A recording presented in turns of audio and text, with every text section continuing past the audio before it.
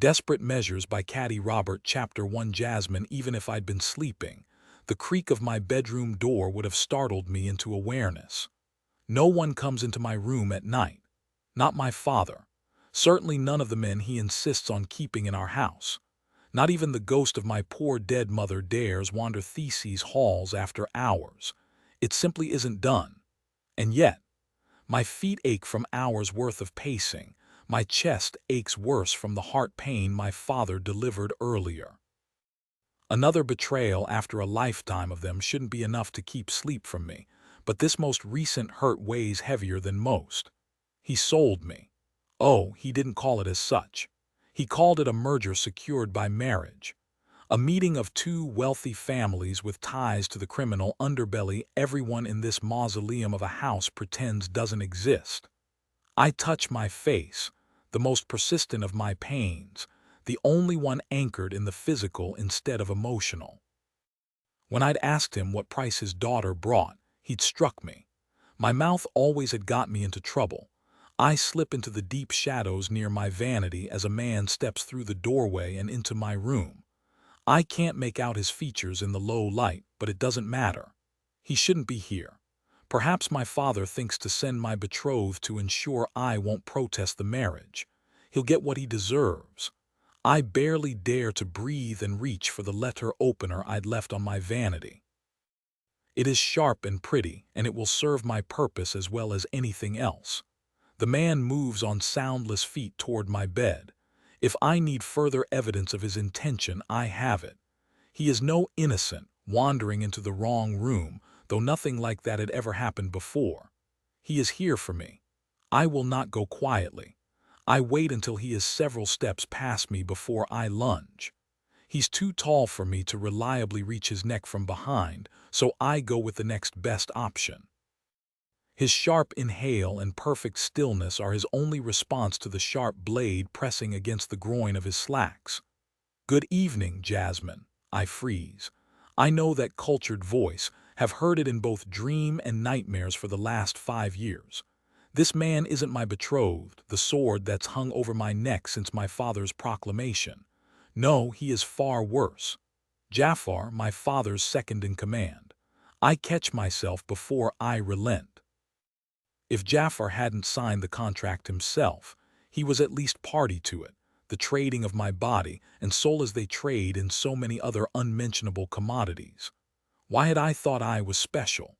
A princess locked in a tower is only kept away from the world for one reason. It has nothing to do with her safety and everything to do with her perceived value. I will not go quietly. I don't know why I say the words aloud, why I make this particular claim when so many others crowd my lips. Don't make me do this. I don't choose this. Help me, save me. I am a daughter and not a son, so my father will never acknowledge me as heir, and neither will his men. Jafar owes no loyalty to me. A new word bubbles up, the one I've only ever used in his presence once before. Our secret little game that we've played for 5 long years, to what end I haven't let myself consider. Raja, Jafar, just please. My only warning is a slight tension in his body, and then he moves. He catches my wrist in a punishing grip and spins to face me, forcing my hand up and out, the letter opener falling from nerveless fingers.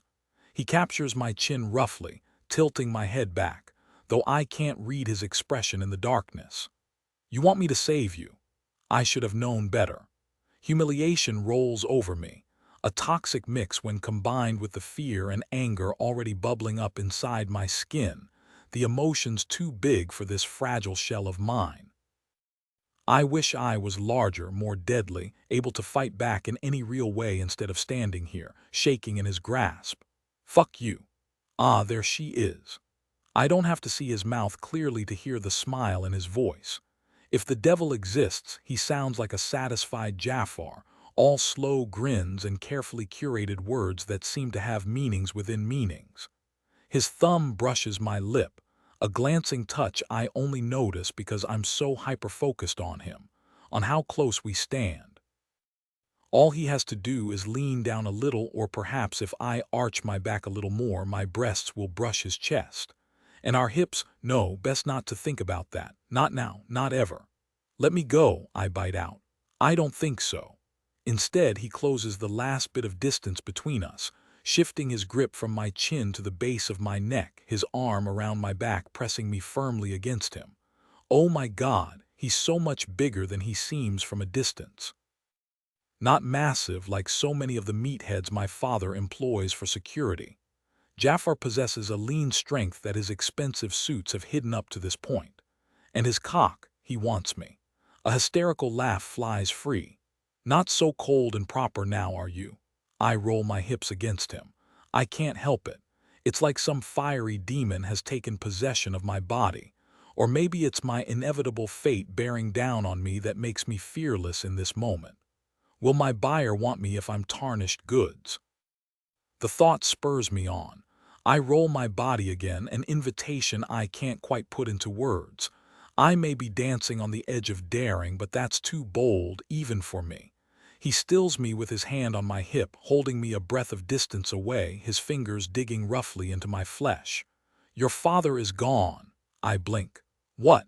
The territory is mine. His grip doesn't tighten exactly, but it becomes almost possessive. You're mine, Jasmine. That isn't an answer, but I am helpless to focus on anything but his last sentence. Over my dead body.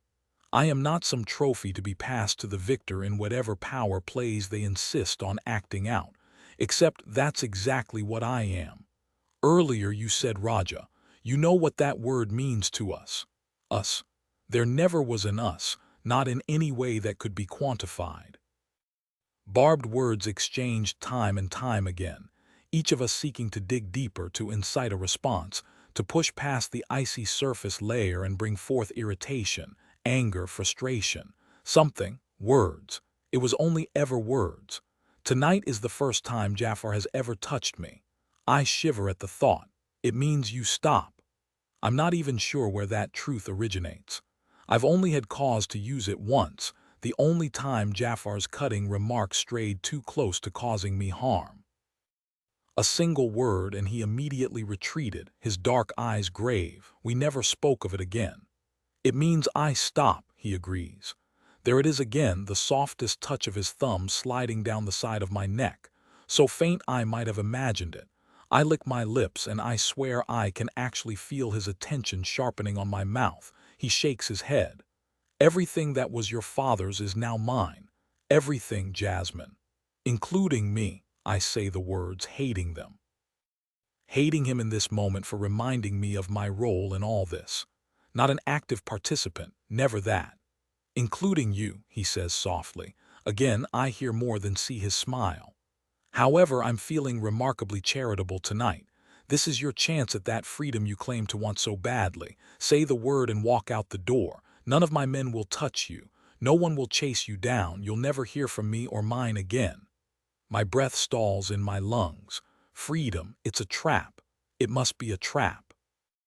I am Jasmine Saraf, and I am as close to royalty as there comes in this city. I have an inheritance waiting for my 30th birthday or my marriage that would make kings weep with envy. My inheritance. The door of the trap springs shut behind me with a click I can almost hear. If I leave, you'll take my money. On the contrary, it's my money now. Thief. I can hardly steal what I won by might. Your father made his choices. They were the wrong ones, and he's lost everything as a result. He leans closer, bringing with him the scent of his spicy aftershave. Choose, Jasmine, as if there is a real choice. I am a 25-year-old woman who's never left my father's extensive grounds. My only real-world experience centers around throwing parties and playing to expectations, allowing people to see my pretty face without concerning themselves with my mind, my ambitions, me. I've never had a job. I have a diploma, but I let my father put off my arguments for attending college. Just like I let him shout down my ambitions and plans to carve out a space for my plans to make our organization stronger. Every single connection I have will turn their back on me if I can no longer wield the money and power the Saraf name means, or used to mean. Jafar's coup will ensure my father's allies turn their backs on me even if I have access to my trust fund. It takes every bit of courage I have to lift my chin, to banish any quiver from my tone. "Give me my money, Jafar. I won't challenge you. I'll leave and you'll never see me again," he laughs. The bastard laughs at me, the sound filling the room and taking up far too much space. "You want to have it all without consequences. That's not how this works, and you know it." Another of those laughs that has me fighting not to curl my toes against the thick carpet beneath my feet. Jafar releases me so quickly, I almost fall without his touch to fight against. "I'll make you a deal, Jasmine." Another trap. That's why my heartbeat kicks into high gear, a stampede of one in my chest. Fear. Understandable and justifiable considering my circumstances. It's certainly not something akin to delight at the opportunity to pick up whatever gauntlet he's about to throw at my feet. Jafar moves away, his features still hidden from me in the darkness. As if I don't have them memorized, from his close-cropped black curling hair to his medium brown skin that darkens over the summer months to his perfectly groomed beard. And those eyes, those dark eyes haunt me. He stops near my bed and I would give a fortune to know his thoughts as he looks down at the tangled sheets where I spend every night. Finally, he turns to face me. "Run, Jasmine. If you make it to the front door, I'll release you, trust fund intact." Run, I plant my feet. "And if I don't?" Another of those sinful chuckles. "Then you're mine, body and soul." A thrill cascades through me, intense enough to steal my breath. His no, I give myself a shake. No, no, no, I've fought a losing battle from the time I first realized my place in my father's business, fought to be considered an actual person instead of an asset. Since I realized that my body and looks are more important than anything my brain can accomplish. If my father truly is gone, that means I have a chance to set a new course. But only if I make the right move tonight. I part my lips, the word that would set me free tingling against my tongue. "Raja, that's what I should want, isn't it? To be gone from this place and this man and all the strings attached to what he's offering me. Just another kind of ownership. You're mine, body and soul, no misunderstanding his meaning. If he catches me, I shouldn't want him to catch me. With a shaking breath, I put away my desires. They betray me the same way this man betrayed my father. Deserving or not, it is a betrayal. I pull my robe more firmly around me, a laughably worthless action considering how short and silky it is. The slick fabric reveals more than it conceals, and if I wonder if the shadows blind Jafar the same way they do to me, his nearly soundless inhale at my movement tells me he can see me enough to want me. But then, he's always watched me with a hot gaze beneath those hooded eyes. And me? I enjoyed the attention. The thrill of it, of how forbidden it was to be desired by this man. More the fool I was. He's just as bad as my father. Worse in some ways, because while my father had many faults, breaking his word was never one of them. For better or worse, when he said he'd do a thing, he followed through on it. Jafar promised my father his loyalty. Look where that's left us. I take a step back and then another. A third brings me flush with the door. I will walk out that door with my money and my freedom. "Then run, Jasmine. I'm feeling generous, so I'll even give you to the count of 10. Generous? Never. More like he wants to draw this out, to give me a moment where I can actually taste victory before he snatches it away. This is all a game to him. Everything seems to be a game to Jafar. I don't hesitate this time. I throw open the door and flee down the hall, my bare feet slapping the cold tile in time with my racing heart. The front door never felt so far away. 3 staircases, half a dozen halls, more rooms than I care to count. All of it stands between me and my freedom. If you really wanted freedom, you should have used your safe word. I ignore the sensible voice whispering through me. Freedom without resources is no freedom at all. This is the only way. I reach the stairs as my bedroom door opens behind me. Even though I know better, I look over my shoulder as Jafar steps into the hall and adjusts the cuffs of his suit jacket. God, he's magnificent. Evil and manipulative, and far too attractive for my peace of mind. Our gazes collide over the distance and the slow curve of his lips into a satisfied grin, nearly sends me falling down the stairs. He starts toward me. I flee for my life. Oceanoff. Calm Chapter 2 Jasmine. I sprint faster than I've ever run before. Down staircase after staircase, flying around the corners with enough momentum that my long hair kisses the wall at every turn. I know before I hit the ground level that I won't be fast enough. That I've made it this far is only because Jafar enjoys the chase. I know that, but I can't stop myself from trying to win against the odds stacked against me. Freedom, true freedom, waits. Entrapment bites at my heels. I know he expects me to take the main route to the front door, a wide hallway that cuts nearly the length of my father's house. It's meant to showcase his wealth, the walls lined with priceless works of art and each open doorway giving glimpses of rooms filled with more of the same. This is where my father brings people when he wants to impress them, intimidate them, influence them. Or at least he used to. I can't think about that now. I swing around the corner and race through the second door down the hall. If I can lose Jafar in the maze of rooms populating the floor plan, I might have an actual chance. The thought barely forms in my mind when a weight hits my back hard enough to take me to the floor. I shriek and throw my hands out, but Jafar is already rolling us, taking the brunt of the impact. The temptation to go limp, to give in, to not make this a fight rises. Fuck that. I elbow him with everything I've got, and his quiet oomph is music to my ears.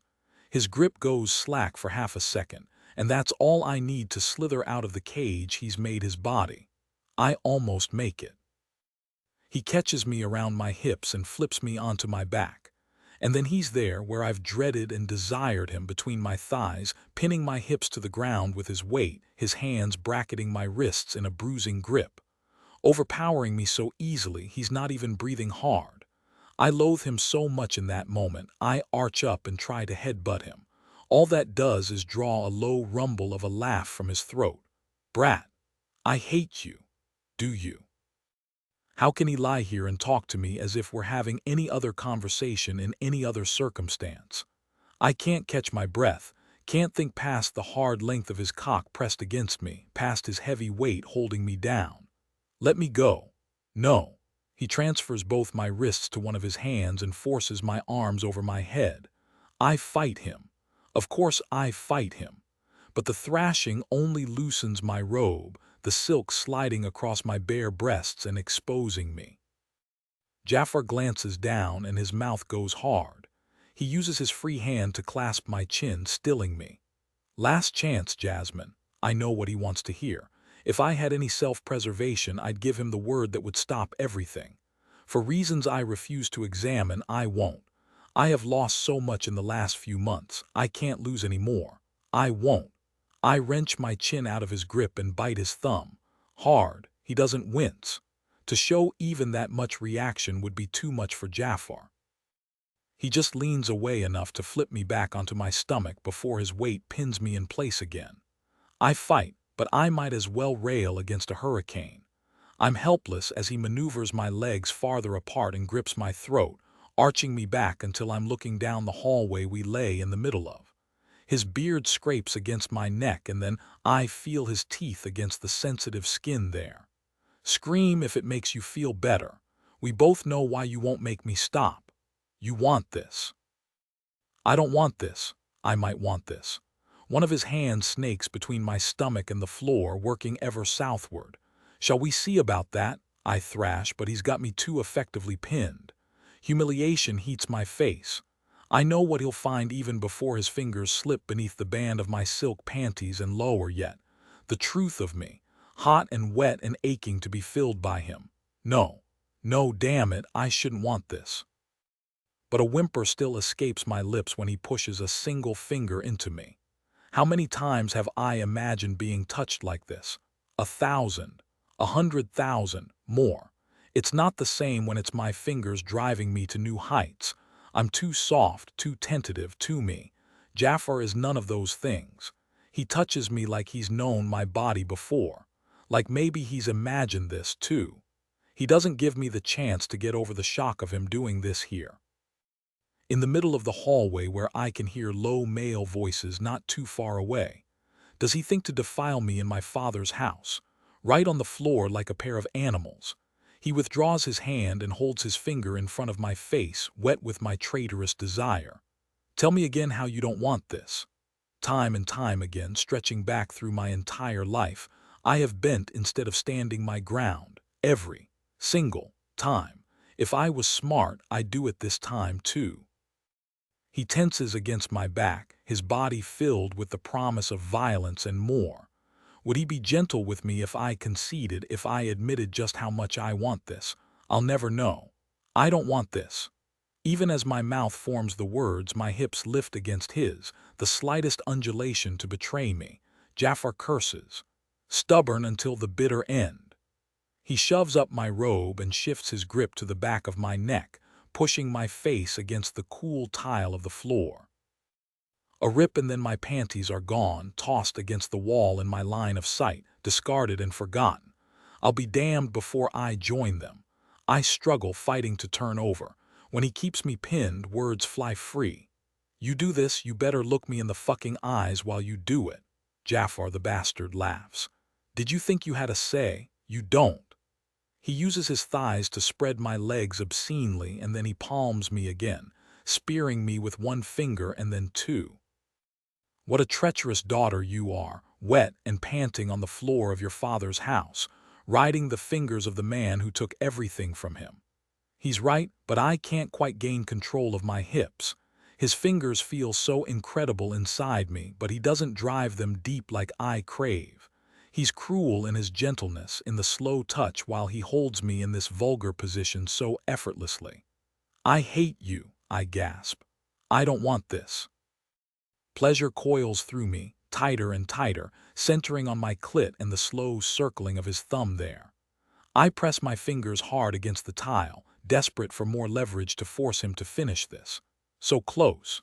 His hand drops away and then his voice is in my ear, low and rougher than I've ever heard it. Repeated enough and it might even be true. He lost his cultured facade somewhere along the way, and I'd give anything to be able to see the look on his face right now.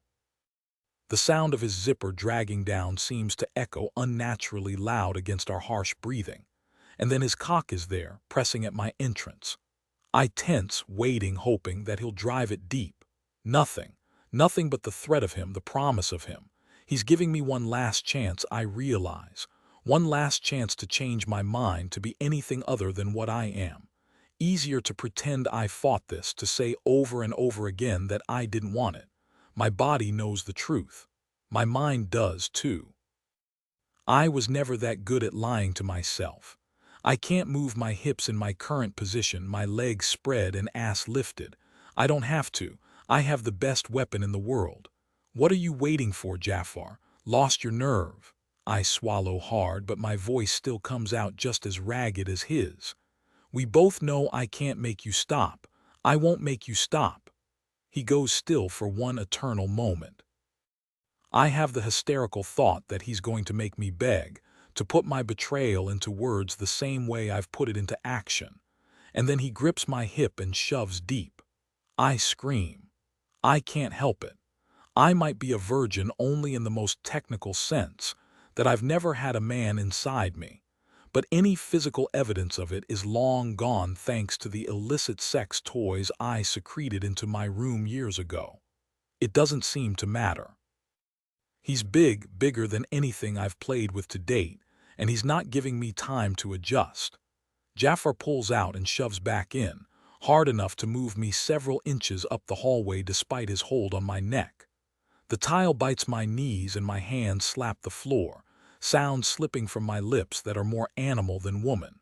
It hurts. Everything hurts. But I can't stop arching back against him as much as I'm able, the pain twining with pleasure that I have no way to describe. The earlier denied orgasm rolls over me and my breathless cries morph into a single word. His name, a benediction and a curse, over and over and over again. Jafar, Jafar, Jafar, he keeps thrusting, his low sounds just as animal-like as mine. At last moment he pulls out of me and something hot and thick lands across my ass and upper thighs. My body morphs into something less solid than muscle and bone. I drop to the ground. I can do nothing but lay there and relearn how to breathe with my lower half exposed, his cum cooling on my bare skin. He just that bastard just, say it, Jasmine. I blink rapidly, mind gone hazy and indistinct with the shocking combination of pleasure and pain he delivered, the dose of humiliation and possession that he cultivated like fine wine. I lick my lips and it takes me 2 tries to form the words. Say what? Say thank you, Jafar, over my dead body. The hell I will. Disobedient to the very end. His chuckle has my body clenching despite my rage. We'll work on it. He moves off me, and a few moments later he catches me under my arms and pulls me to my feet and turns me to face him. My knees buckle, the traitors. I'm forced to grab his shoulders to stay upright. It's right around then that we get our first good look at each other. There's no evidence of what we just did on his face. It might be there in the extra growl in his voice, but he appears as composed and distant as ever. It makes me want to strike him. My world just came crashing down around me, and even without access to a mirror, I know that I look a mess. Jafar skims off my robe, ignoring my weak attempt to cover my breasts. He uses the wadded-up fabric to clean the evidence of himself from my ass and thighs, and somehow that's the most humiliating part of this whole experience. I can do it. No, just that. Nothing more. He tosses the ruined fabric to join my panties on the floor, and only then does he look at my face, at the bruise darkening my skin, courtesy of my father's hand. Storm clouds gather in his dark eyes. He touches my chin, tilting my face to the side. Did he do this? You're going to have to be more specific. When he just waits, I relent. I'm too tired for this ridiculous argument, too confused and exhilarated and depressed all at once. My father doesn't like it when I talk back. You always talk back. He's never hit you before. Hasn't he? His mouth goes tight, and I have the presence of mind to wonder if my father is still among the living. He may not stay that way for long with the fury emanating from Jafar. Funny that he wasn't angry until this point. He unbuttons his shirt in neat, precise movements and shrugs out of it. I skitter back a step. My room is upstairs. I'll get my own clothes. You know better, damn it, but I do. This is as much about a power play as it is about anything as mundane as lust. Jafar might want me, but it's not simply because he's a man who wants a woman. I am a symbol, an indicator that his victory over my father is complete on every level. Power, money, home, daughter, likely in that order. Jafar pulls his shirt on me and buttons it up as if he dresses me in his clothing regularly. I'm tall enough that it barely covers my ass, but apparently that isn't the point. The conqueror must parade his stolen goods in front of his men. Why not just throw a collar on my neck and lead me around naked to really seal my degradation? His lips curve. Maybe another time. He brushes my hair back, and then his finger is there, tracing the shape of the bruises coloring my cheekbone, marking it, memorizing it. Yes, if my father is alive, he'll come to regret that strike. I have no doubts about that. You're in my world now, Jasmine. Was that supposed to comfort me? He's a snake in the garden, tempting me into delicious sin, and then abandoning me in every way that counted once the deed is done. Jafar doesn't seem to need a response. He simply tosses me over his shoulder like some old World War prize. I want to scream and curse and flail, but it's only his upper arm across the bottom of my ass that holds his shirt in place. If I fight him, I won't get free, and everyone will see every part of me, just more humiliation. You'll pay for this. Unlikely. He starts down the hallway with an easy stride, as if my weight on his shoulder is completely inconsequential, as if I'm nothing more than another token of his superiority. I'm thankful that my long hair hides my face as we leave the hallway and enter the main foyer. It's a ridiculously overdrawn room with 2 curving staircases leading up to the 2nd floor, and more than enough space for 50 people to stand comfortably. It sounds as if it's filled to capacity. A murmur goes through the people gathered. It's speculative and filled with no small amount of gleeful malice.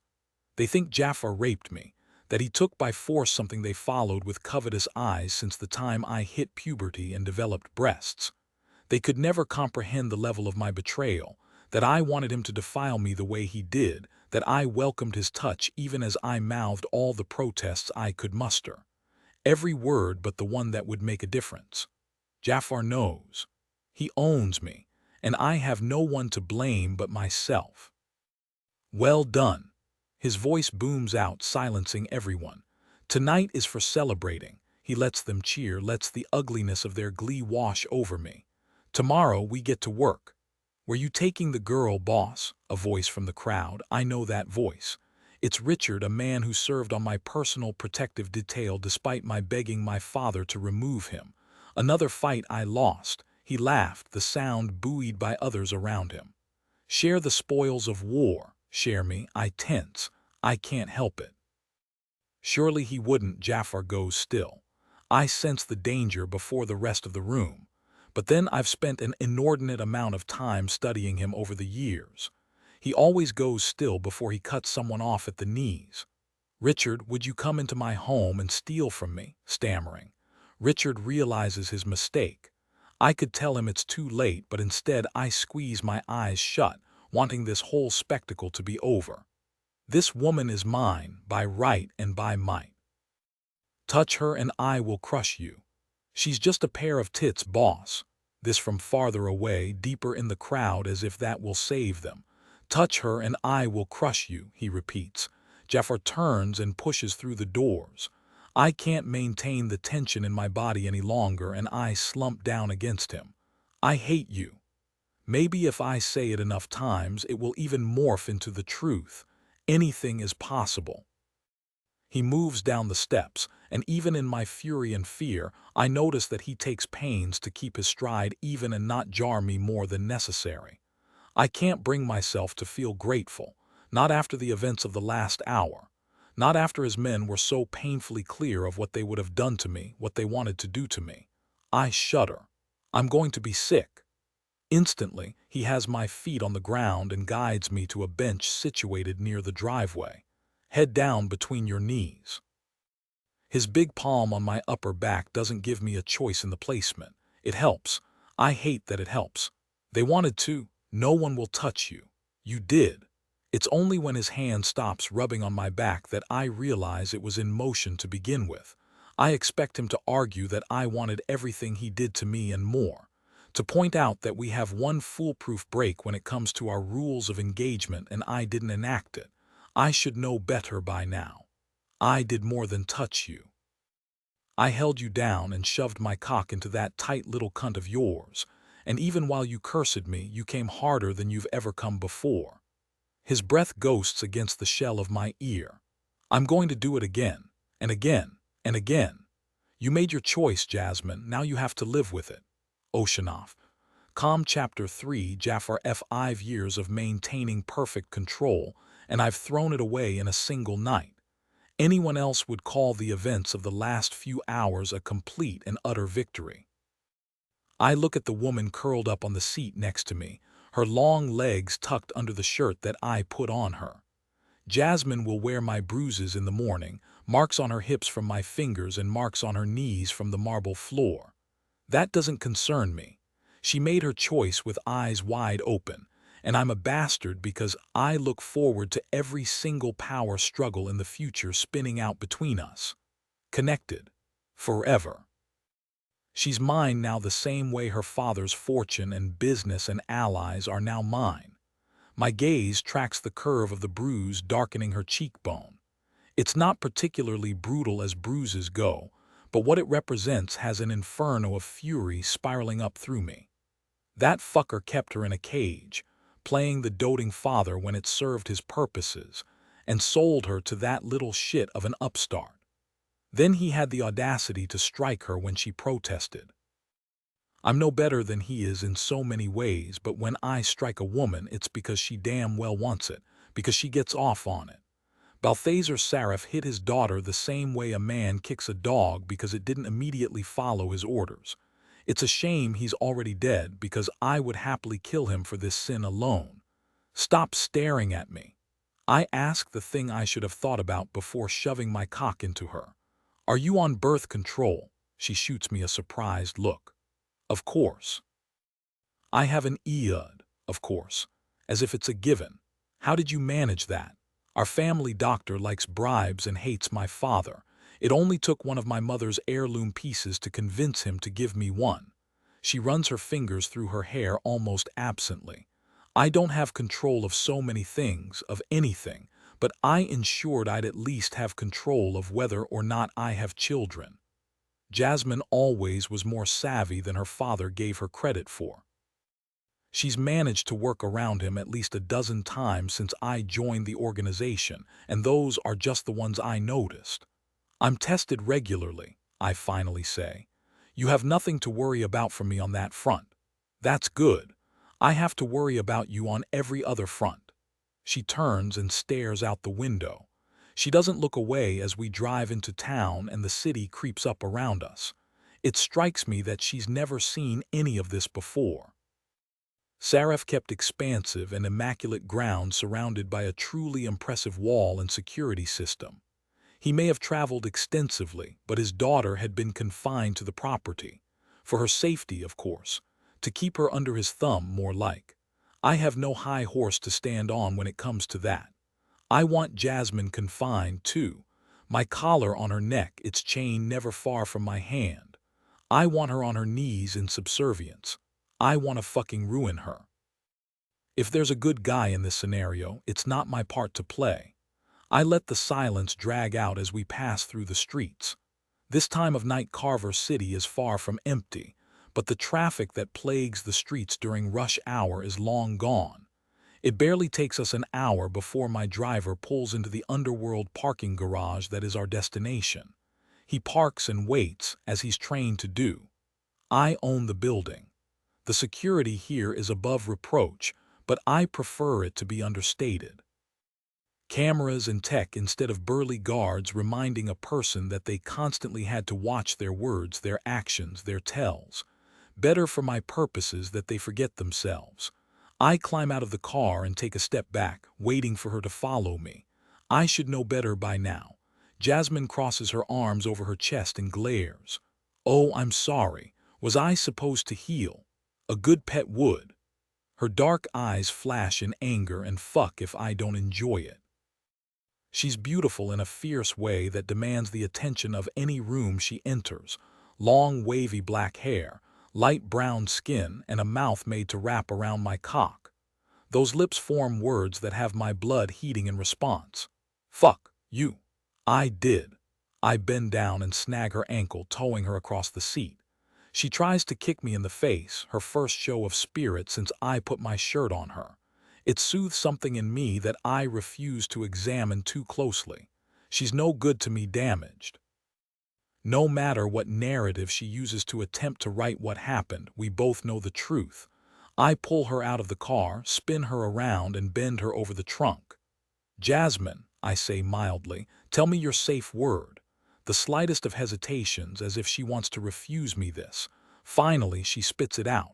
Raja. I lean over her, letting the weight of my body pin her in place. You wanted me to save you from the deal your father made. I did. This is my price. I could take her here like this, and she'll curse me to hell and back, but she'll thrust back on my cock and scream my name as she comes. It's not the time for that. I'm dancing on the edge of reason with her already, and any more tonight is a mistake.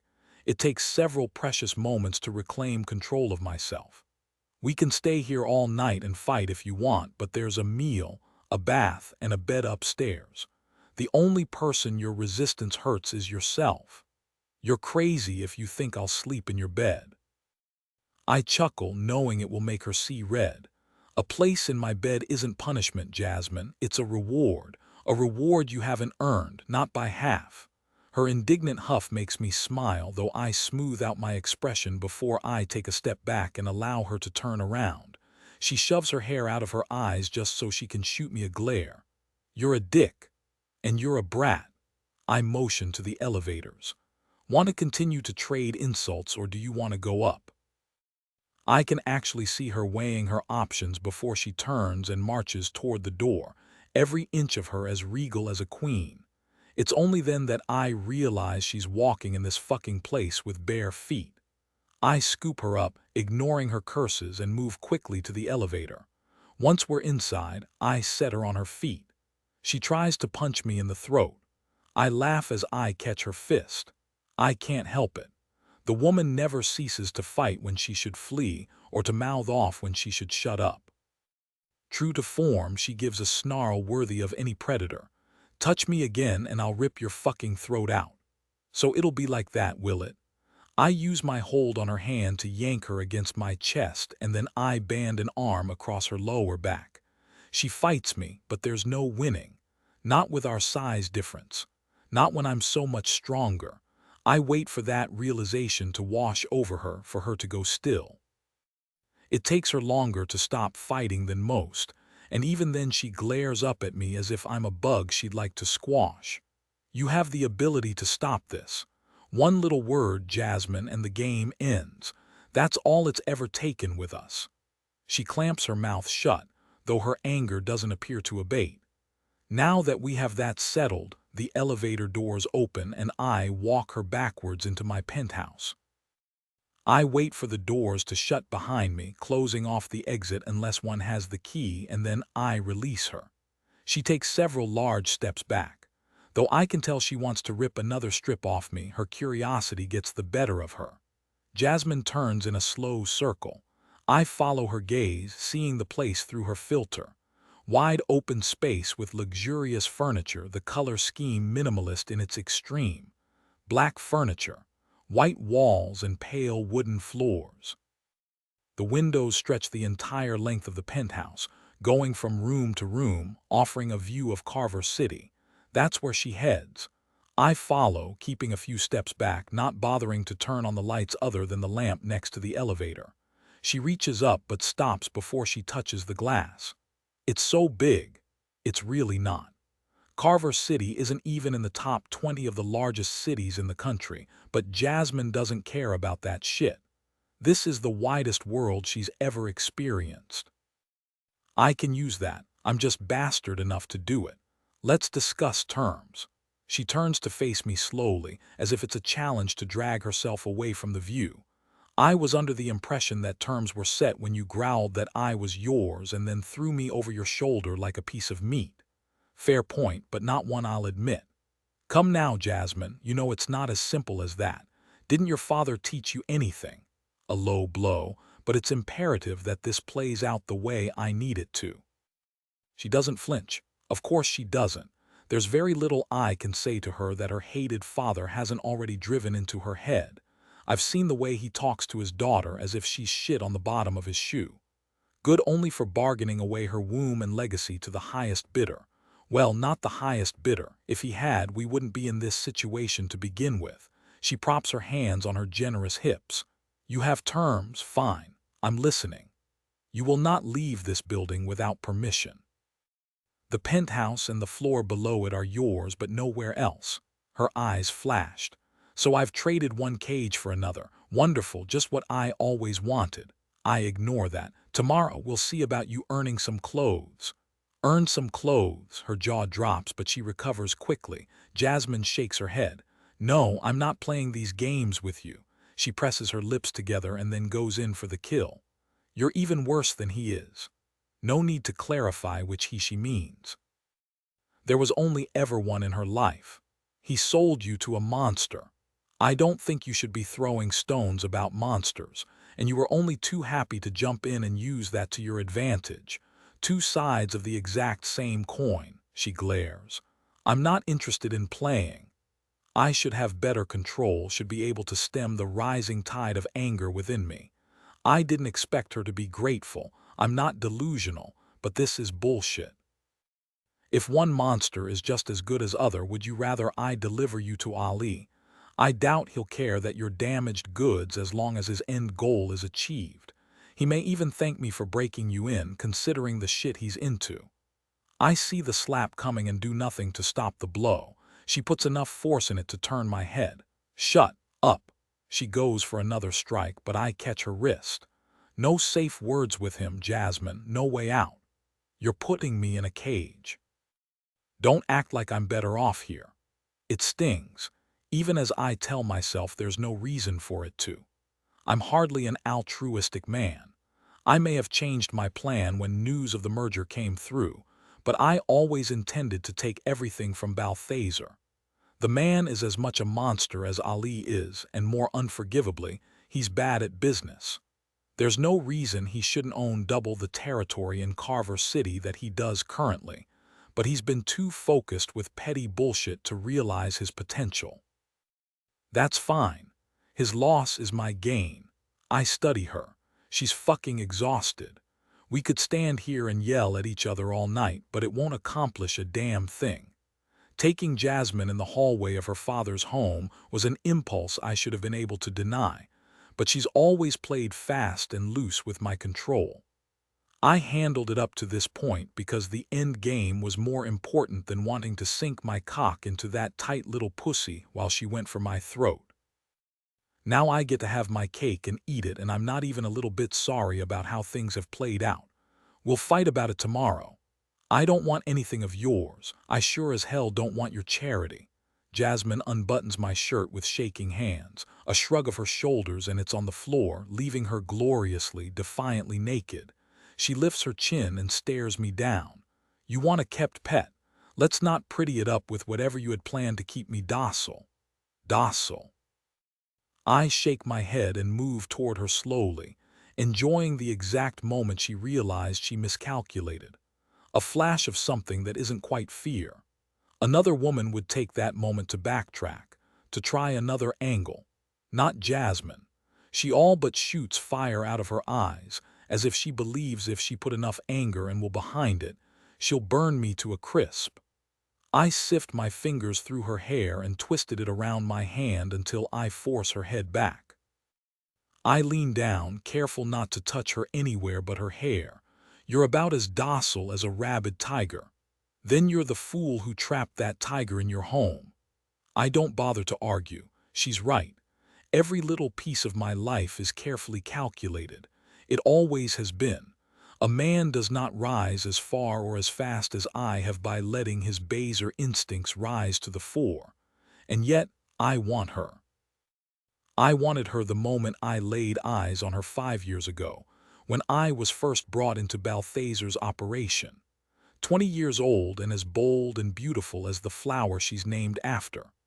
I knew better than to touch her then, no matter how much I enjoyed our verbal sparring sessions, no matter how often I read the invitation in her eyes. She's shaking, and I'm not fool enough to think it's from desire.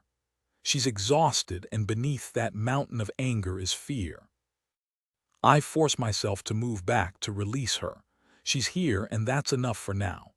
Jasmine's shaky exhale just confirms it was the right choice to make. I head toward the hallway, this way. I really, really hate you right now. I ignore that and walk deeper into the penthouse. Several seconds later, the sound of her footsteps padding after me make me smile. Even when she's fighting me tooth and nail, there's a core of submissiveness there that draws me, a moth to flame. Being burned to death isn't on the agenda. I'm in control, and the sooner she learns that, the smoother this will go. The spare bedroom is rarely used. I'm not in the habit of allowing people into my home, let alone inviting them to stay for any length of time. When I fuck, I do it at the club. It saves me the trouble of anyone getting the wrong idea. It's as neutral as the rest of my home. Clean lines, stark colors. The order of it soothes me. I hold open the door and stand aside, watching her expression as she takes the space in. A small line appears between her strong brows. What do you have against color, Jafar? It's messy. She arches an eyebrow, apparently forgetting that she's naked in my home. Messy, Jasmine repeats. You think color is messy? She shakes her hand and moves forward to investigate. From tigress to curious kitten, all she needed was something to explore. I file away that information for later and content myself with watching her move through the room. She runs her hand over the comforter, testing its softness, and walks to poke her head into the walk-in closet. The bathroom is what gets her. I knew it would. Balthazar might have been an asshole of a father, but he indulged his daughter's material desires without limit. Whenever she wasn't in her usual haunts, she could be found down by the fountain in the middle of his hedge maze. The whole thing is rather overdone for my tastes, over a square mile of curving paths and little courtyards, but it fit Jasmine's fancy. Or maybe she simply needed to pretend she wasn't walled in and the maze was her way of doing it. I'll ask her eventually. Not today, though. I wait for her to walk back into the room to speak. I have business to take care of. She waves that away as if it's not worth knowing. You always do. Now's the time to establish what this relationship will be. When I get back, I want you naked and kneeling at the front door. She stops short. Excuse me. You heard me, naked and kneeling, that's an order. When are you going to be back? I almost smile but muscle the response down deep. I'll be back before dawn. Before dawn, she echoes, understanding washing over her expression. You want me to wait for you for an unknown amount of time, naked and kneeling. I permit myself a tight smile. Yes, Jasmine, that's exactly what I expect. I turn around and head for the elevators. The thrill of the push and pull with her, the fighting and resisting. It makes me so fucking hard, I can barely see straight. If I had my way, I wouldn't leave her alone to stew over everything that's happened tonight, but business has to come before pleasure. Even if pleasure with Jasmine is business. I step into the elevator and ride it down to the parking garage. Jeremiah, my second in command, meets me there. He looks a little worse for wear, his suit rumpled and his normally perfect dark hair askew. I note the blood spatter on his shirt. It's done, Jeremiah nods. We ran into a few complications, but nothing the boys and I couldn't handle. Good. He glances behind me at the elevator. You got your princess, among other things. I head for the car and he falls into step next to me. We're ready for the next part of the process. He makes a face. Ali slipped the net we cast for him. I pause. Find him. I wasn't exaggerating when I called Ali a monster. He and I might have started in similar places, fighting our way up from nothing.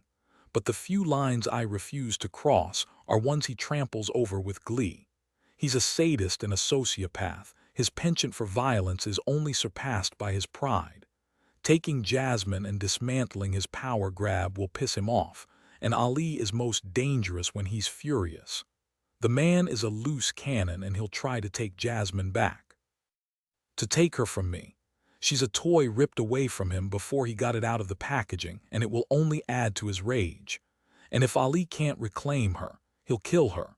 Find him, Jeremiah. Find him right fucking now. Oceanoff.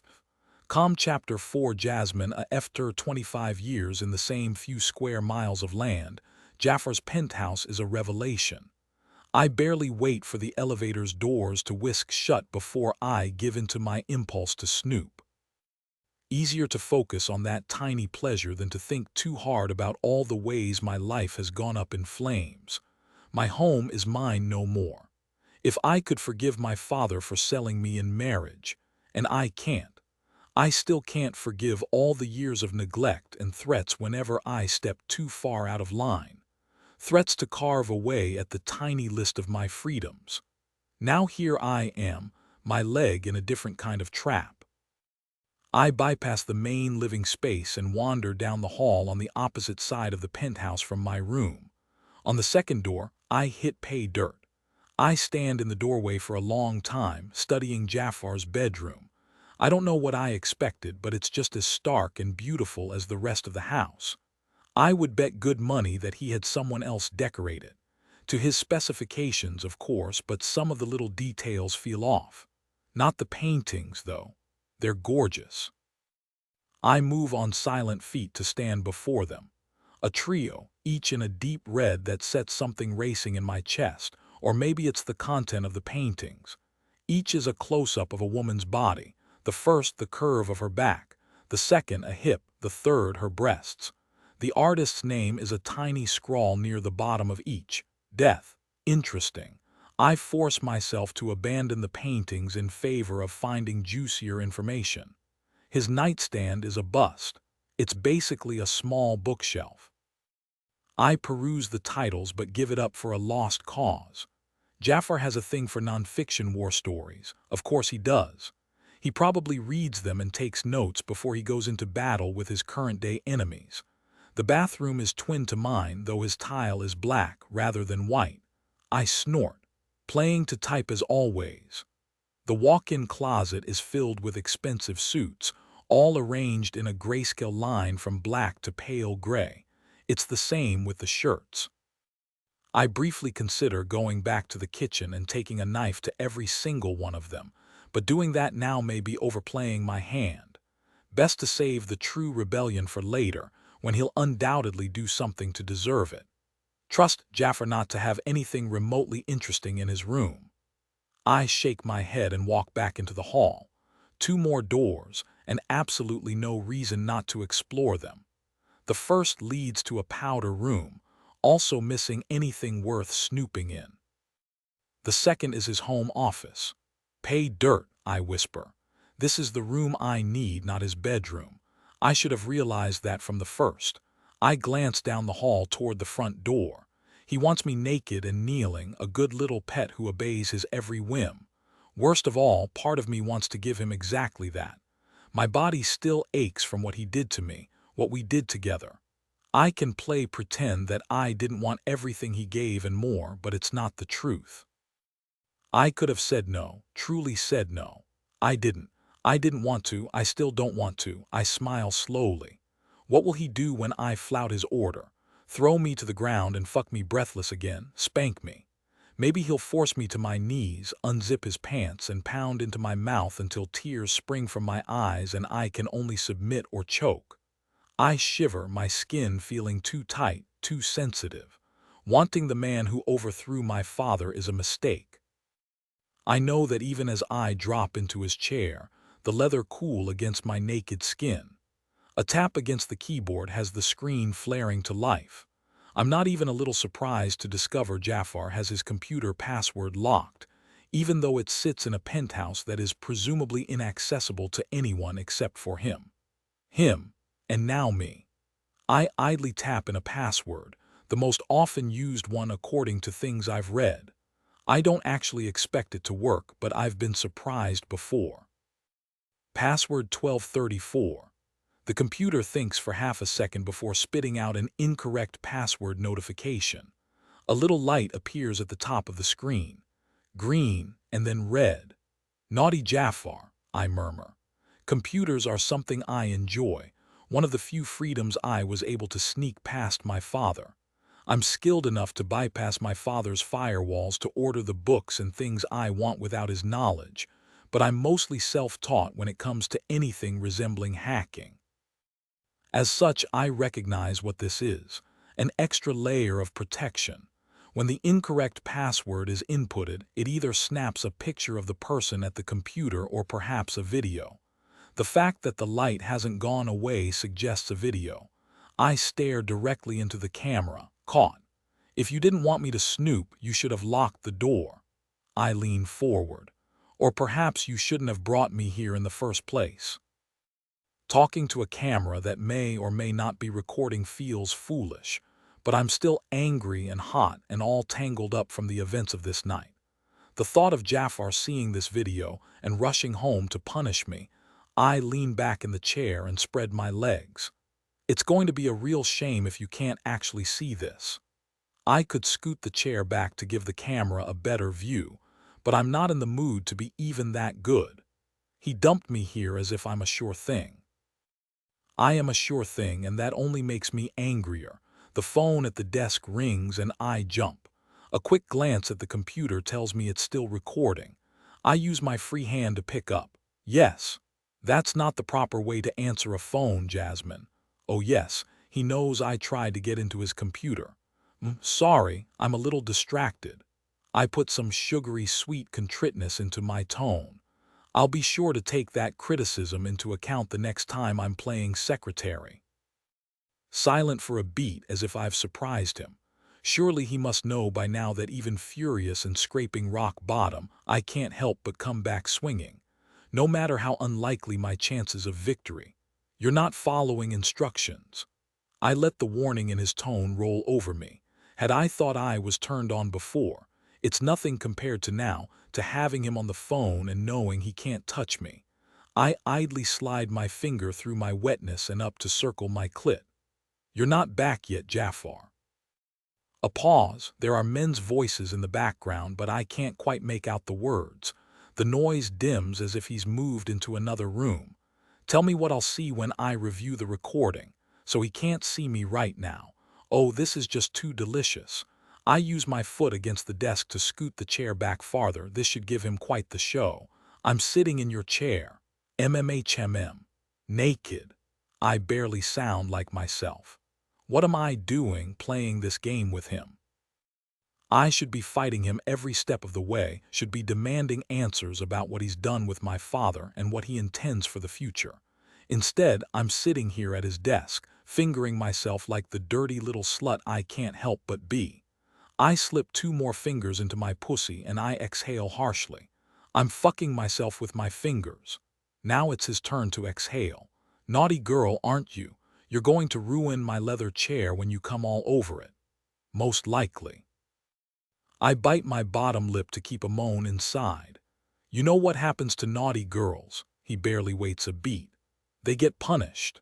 My orgasm spirals closer. How many times have I laid in bed and touched myself just like this, imagining it's his blunt fingers shoving into me, spreading my pussy in preparation for his cock? Too many to count. Having him on the phone, his voice growling in my ear, it makes everything 10,000 times hotter. I let my head fall back against the seat, barely able to keep the phone to my ear. I'm going to finger myself in here every time you leave me with idiotic orders like that last one. I slide my fingers up to pinch my clit and can't keep a gasp inside. Maybe I'll do it on your bed next. Jasmine. His voice snaps like a whip. Stop. My hand lifts without my having any intention of obeying. I grit my teeth. No. I force myself to ignore the command to stroke my clit once, twice, a third time until I'm coming with a moan I can't keep inside. It feels even better because he told me not to and I did it anyway. I never have been good at following orders. Oops, I whisper. Silence for several beats. When he speaks again, his voice is downright icy. Remember, brat, naked and kneeling. Fuck off. I hang up, fear and need all twisted up in my head and heart and pussy. The light on the computer screen blips off, which is just as well, and exhaustion rolls over me. Too many things happened in the last few hours, too many changes. It saps my strength and leaves me confused. I shouldn't want Jafar. I know that. Of course I know that. He's the snake tempting me out of Eden, except he barely has to crook his finger and I trip over my own feet in my eagerness to prove what a treacherous daughter I am. My father doesn't deserve my loyalty, but other people won't see it that way. Not after I've spent 25 years playing the dutiful daughter. And for what? So he can bargain me away to that bastard Ali. Oh, Ali looks good, as long as no one examines beneath the surface. Handsome and possessing a smile that has charmed countless women out of their panties.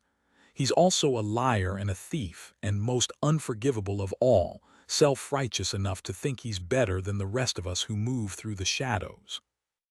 To him, I'm a possession, a mark of his meteoric rise in this world.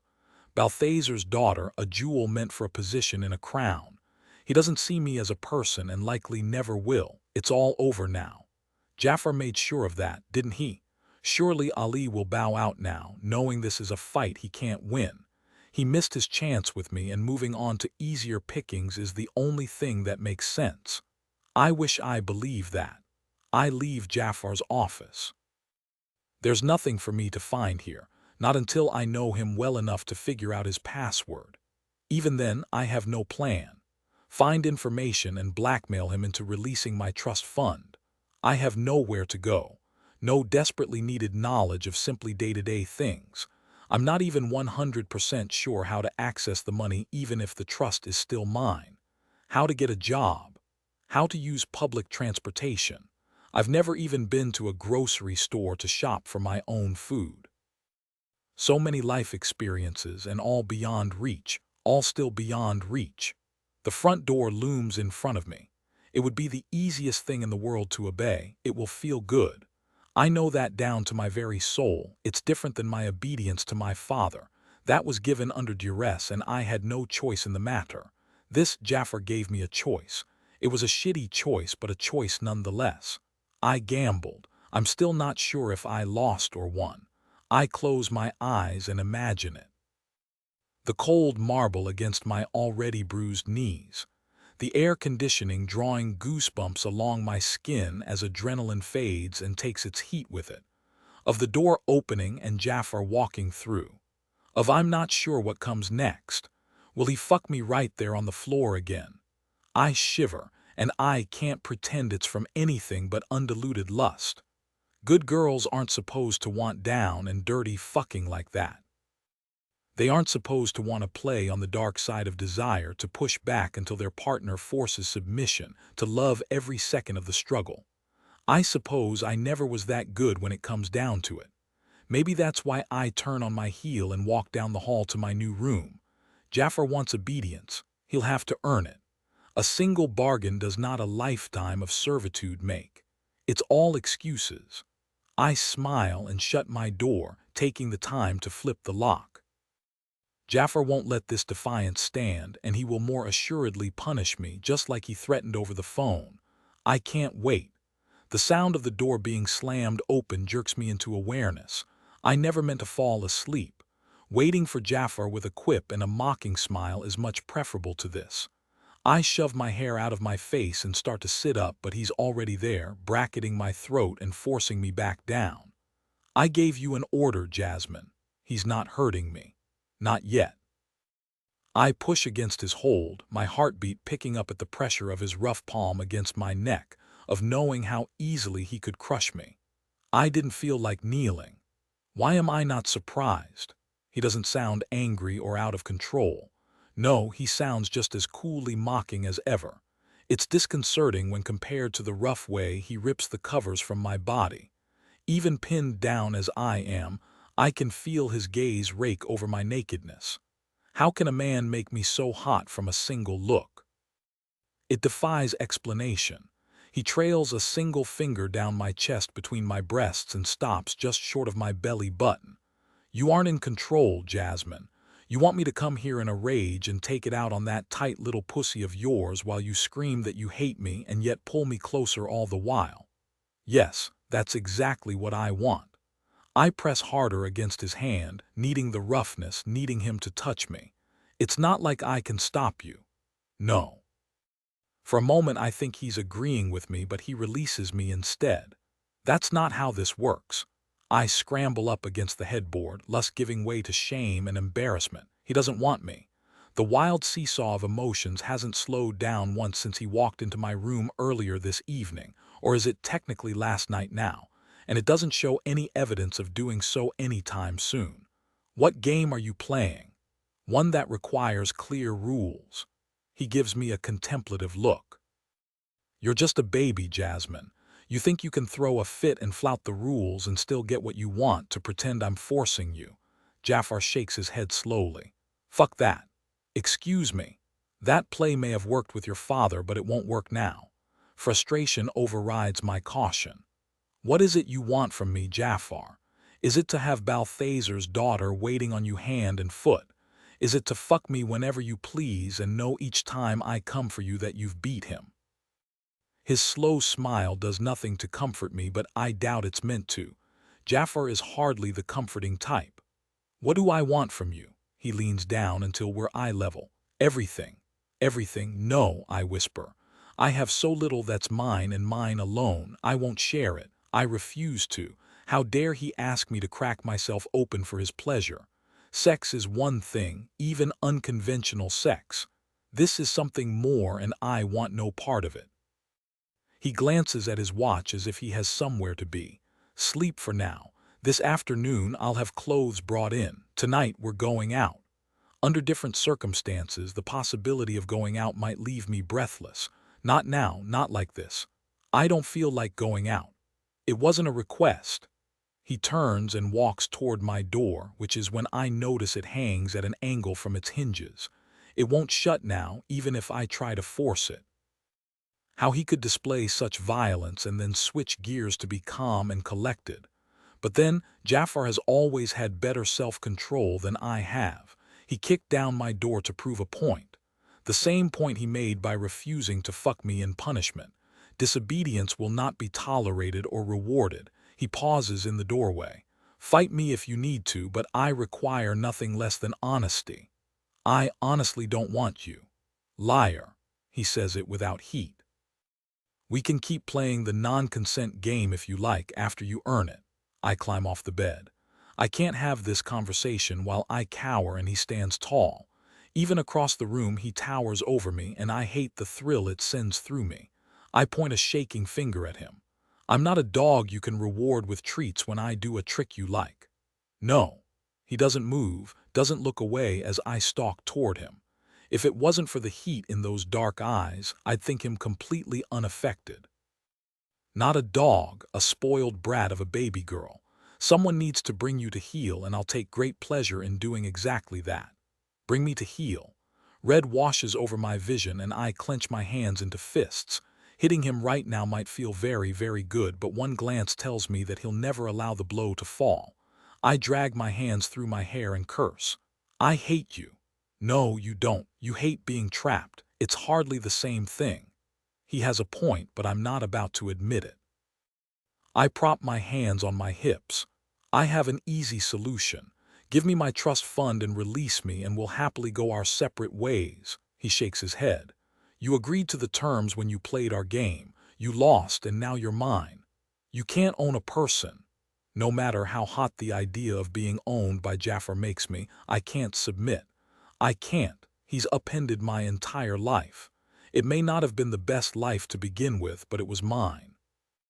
Eventually, I would have found a chance to fight my way out and leave all of it behind me, to be free. Something must show on my face because he slips his hand along the nape of my neck and tows me forward until we're nearly chest to chest. Poor Jasmine, he murmurs. Your dueling desires will tear you apart if you don't find a balance. Let me go. He studies my expression. Is that really what you want? Of course it is. Freedom is the only God I worship. Yes. Prove it. Understanding washes over me. He's reminding me of my safe word, of the full stop that comes when he pushes too hard and I need an exit hatch. I stare up at him, at war with myself.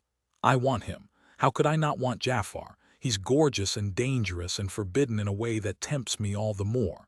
He's also put me in a cage the exact same way my father did. The only difference is the size and the rules that go with it. In that moment, I truly do hate him. Just a little. Raja. The word is barely more than a whisper, but he instantly drops his hand and steps away, putting space between us that I'm still not sure I want. It's too late, though. I've made my choice. Good night, Jasmine. He walks through the door without looking back. Power and disappointment are strange bedfellows, but they are the twin emotions coursing through me. I knew he would stop, of course. But I can't figure out the tangle of emotions twisting through me, and suddenly I'm too tired to even try. I stumble back to the bed and burrow under the covers. Tomorrow, everything will be clearer. Tomorrow, I won't regret the choice I just made, most likely. Oceanoff. Chapter 5. Jasmine. Jafar's gone when I wake. This time, there's no denying the disappointment. I'm a fool and a half for wanting him, for wanting to spend time with him, but I can't control my emotions. If that was possible, I'd be tempted to banish them completely. I wander into the kitchen in search of coffee and find a pot waiting for me. The fridge contains my favorite creamer, newly purchased by the expiration date. I hadn't realized he noticed such small details. I don't think I've ever even seen Jafar in the morning before. Not that it's morning now. I've slept past noon. Next to the coffee maker is a sticky note with a schedule written on it in short, bold strokes. 2 p.m. Stylist 8 p.m. Be ready, just that. Nothing more. Then again, I suppose I don't need to know more. As much as I want to bar the door against the stylist out of spite, the truth is that I need clothing. It's the only armor I've ever owned, and being without has me on edge. I check the clock. I have enough time to shower and get ready to meet this stylist. Putting even that much effort exhausts me, but I can't afford to waver now. Not when I don't know what the future will bring. I need every weapon at my disposal. An hour and a half later, I'm wrapped in a short robe nearly identical to the one Jafar ruined the night before, my hair done and my makeup impeccable. It doesn't escape my notice that Jafar had the bathroom stocked with my brands, all shiny and new. He planned this. I knew, of course. Jafar isn't one to leave anything to chance. But knowing that he ordered this room outfitted for me, I can't tell if I like it or loathe it. It seems to be an overarching theme when it comes to me and Jafar. The stylist shows up early. She's a short, curvy woman with a pixie cut of blonde hair and an attitude that conveys an instant chip in her shoulder. Her high-waisted trousers and fitted white blouse look classy and sexy at the same time, and she raises a single pierced eyebrow when she sees me. "Dear God, we have so much work to do." "Excuse me." "No need to excuse anything, princess." She turns back to the elevator and snaps her fingers. Two hulking men wheel out rack after rack of clothing in a rainbow of colors. Another snap of her fingers and they disappear back into the elevator. I can't tell if they're her men or Jafar's, but they obeyed her without blinking. I envy her that power. My father's men only ever obeyed me out of fear of him. I imagine Jafar's men will do the same. Never because of the threat I pose or the power I wield. She arranges the racks in the living room and then points to a spot in the center. "Stand here." Off. I don't move. I may bend to Jafar because I have no choice, but this woman is under the mistaken impression that I'm a cowering flower just waiting to be trampled. Some courtesy would do you good. The blonde rolls her green eyes.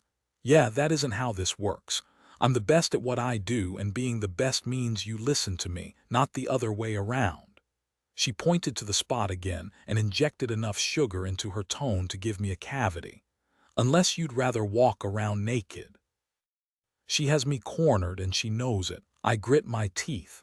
I know better than to bargain from a weak position where I have nothing to gain and everything to lose. This is just a job to her. "If you don't dress me, you don't get paid." "Cute," she smirks. "Contract says I get half up front. You throw a hissy fit, that money's still mine and I have a free afternoon. You don't have the leverage, so you might as well give it up now." I hate that she's right. I stalk to the spot she indicated and shrug out of the robe. The woman whistles. "No wonder Jafar lost his god-forsaken mind over you." She circles me, his gaze calculating. "Jewel tones, yes, look at that shade of brown skin. Perfect, just perfect." As if I'm a piece of art rather than a person. I've botched this. I need allies, not enemies. I take a deep breath and do my best to banish my anger. It's not even directed at her, not really. She's just a convenient target that turned out to be not that convenient. "I'm Jasmine." "I know." She rifles through the first rack. "I'm Tink." "No, we can't be friends. No, I don't have any useful information for you to mine. No, I won't do anything to compromise my contract." Well, so much for that offer of an olive branch. Strangely enough, her abruptness has already started to grow on me. She's like being slapped in the face with an Arctic wind, cold and bitter and somehow refreshing all the same.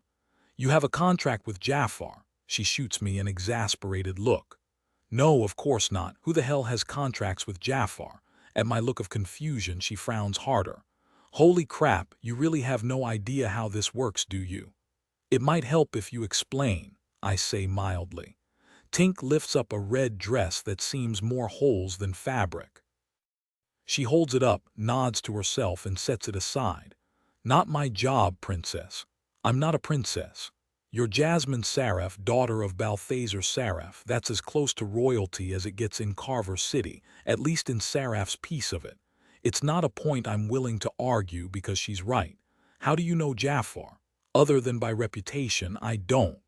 She considers a green dress and puts it back onto the rack. Tink looks at me and sighs. I'm not a comforter. We're not going to bond over our mutually shitty circumstances and become besties in the course of a few hours while I do the job I was hired to do. That's not how this works. Silly to feel a sting over that realization. Sillier still to be so desperate for companionship that I reach out to anyone unconnected with my father who crosses my path. I sigh. I won't put you in the difficult position of making small talk then. A ghost of a smile pulls at Tink's full lips. She really is a cute little thing and full of the attitude of someone 10 times her size. You can small talk all you want. I just want to make it clear that I want no part of some harebrained escape scheme you're no doubt coming up with as we speak. Curiosity sparks in me, a welcome relief to the confusion and anger. Do your clients often come up with harebrained escape schemes? My clients? No. They're women and men in some cases, almost always. She shrugs. The world is a strange place sometimes. Apparently. Oh yes, I'm curious now. I accept the red dress she hands me and pull it on. As Tink moves around me again, this time with pins and a concentrated expression, I can't help but ask my next question. Have you ever been tempted to help? Once, she answers around the pins in her mouth and then uses one to nip in the waist of the dress. It didn't end well, not for me and not for them. She pins the other side and stands back. Oh yeah, I'm good. I look down my body. The red dress clings to me like a second skin, dipping down low between my breasts and even lower in the back. It's slid up both sides nearly to the hip. It's indecent. Exactly. She frowns and adjusts the front of it businesslike despite the fact she has her hands all over my breasts. You'll need tape for this. She frowns hard. Then again, if you're going to the underworld, tape is a shitty-ass idea. Someone will end up ripping it off and then you'll have sore nips. I blink. I think you'll need to run that past me again. Tink starts to laugh, but the sound dies almost immediately. Her green eyes go wide. The underworld, Carver City's worst-kept secret, the sex dungeon to end all sex dungeons. The place where most of the business in this God's forsaken city goes down. I've never heard of such a thing. I know what sex dungeons are, I do read, but only in the most fictional sense. I had no idea that one existed in my city. Though, can it really be considered my city if I've never set foot in it? Jafar's penthouse might stand in what appears to be downtown, but it hardly counts as visiting. My father's home definitely doesn't count. Off with the dress. She gives an impatient motion with her fingers. Everything about Tink radiates impatience, but I suspect it's nothing personal. I should have recognized that from the beginning. I carefully extract myself from the dress and pull on the next one she shoves into my hands. It's black and feels wicked against my skin. The V on this one isn't quite as deep, but it's short enough that I can't stop myself from tugging at the hem. Stop that, she smacks my hands. You look uncomfortable, and uncomfortable is not sexy. Confidence is sexy. I'm aware of that, I bite out. Flashing my pussy at everyone I come into contact isn't my idea of a good time. You're missing out. She tugs the dress a little and nods to herself. This one won't need adjusting. Good, you've got a rocking bod, princess. That almost sounded like a compliment. Thanks. Nothing wrong with some of the stick-thin models I style, but nice to have a woman with actual flesh on her body for a change of pace. I'm still not sure if she's complimenting me. I'm not sure it matters. I'll never be model thin. It's not something I ever aspired to. I've kept myself fit enough that my father wasn't making constant dark comments about my weight, but I like my curves. They aren't as generous as Tink's, but they exist. Why do I care what this woman thinks of me and my body? I push the thought away, already knowing I won't find the answer appealing. Tell me about the underworld. Not much to tell. It's your typical classy joint, except people go there to fuck in kinky ways. Some of them are employed by the dungeon. Some of them are patrons. Is Jafar a patron? I shake my head. What am I saying? He must be if we're going there. Not an answer, but it turns out I don't need one. At her motion, I exchange the black dress for a deep jade green one, and on it goes. Tink dodges most of my questions, but halfway through our time together, she actually stops insulting me. Progress, but I have the sinking feeling that I won't be seeing much of her in the future. How often does one need a stylist? More accurately, how often does an owned woman need a stylist? We finally settle on 6 dresses. They're all beautiful in their own way, and every single one of them would give my father a stroke if he saw them. The thought brings me a spiteful kind of pleasure, and I can't bring myself to feel guilty for it. It's only as she's packing up that I realize what I'm missing. We forgot underwear, and night clothes, and jeans. Something to wear in public. I didn't forget shit. For the first time since she walked through the door, she won't quite meet my gaze. I brought what was ordered. A kept pet has no need of underclothes or nightgowns or, apparently, street clothes. I pull my robe more firmly around my body and sink onto the couch. I really am a caged bird, aren't I? At least in my father's house, I could walk the grounds, could feel the open sky overhead, could pretend that the walls weren't really holding me captive. I have no such option in Jafar's penthouse. Tink hesitates and then moves closer. She looks up at me. Look, you seem like you're not completely the worst. Thank you. You're welcome. She says it without the least bit of sarcasm. If you really want out of this thing with Jafar, you can make a deal with Hades. I can't say I recommend it, so you'd have to be hella desperate to go that route, but it's an option. I swear, half the time this woman sounds like she's speaking nonsense. Make a deal with Hades. He rules the underworld. And yes, rules is the right word. He's a wily bastard, so don't let him catch you flat-footed. Something there in her expression makes me think that she was caught flat-footed, that she made a deal with this Hades. How badly do I want to be out from Jafar's control? Even if Hades was able to give me my freedom, I'll still be in the same predicament I would have if I took Jafar's deal. Freedom, but with no path forward. No money, no home, no skills. Thank you. Don't thank me. I shouldn't have said anything. She shakes her head and finishing lining up her racks by the elevator. Remember, princess, confidence. Something I had in spades in my father's home, at least when it came to dealing with other people. Never him. A confident daughter is one who needs to be reminded of her place. I hate that his voice rattles around in my head despite my best efforts. He might have clothed and fed me, might have ensured I wanted for nothing, but he kept me from everything that mattered. Human companionship, friends, love. It might have been enough if he allowed me a real role in the business, but I was kept even from that. I'm his only child and I should have been his heir. I would have been if I was a son. As a result of how tightly he kept me locked down, I'm as awkward as a child trying to learn to walk. I should be better than this. I can be better than this. Tink. Would you, confident Jasmine, I'm going to need your services again, in a couple days. We'll have lunch and talk about the designs I'm thinking of. She tilts her head to the side and studies me. I'm expensive, you can't afford me. Let me worry about that, she shrugs. Then it's a deal. I'll be back at noon on Monday or Tuesday. She pulls a card out of her purse and passes it to me. It only has her first name and a phone number. Call me after you've talked to him. My face flames at the reminder that I have nothing without Jafar's permission, but I fully intend to extract a promise from him to allow this. It's the least he can do after everything I've given up. Everything you wanted to give up.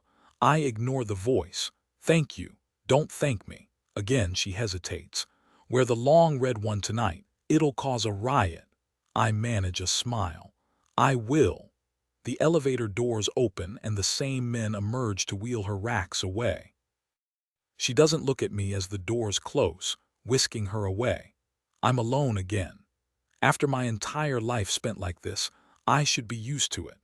I had nannies and then tutors when I was a child, but all that stopped when I hit 18 and gained my diploma.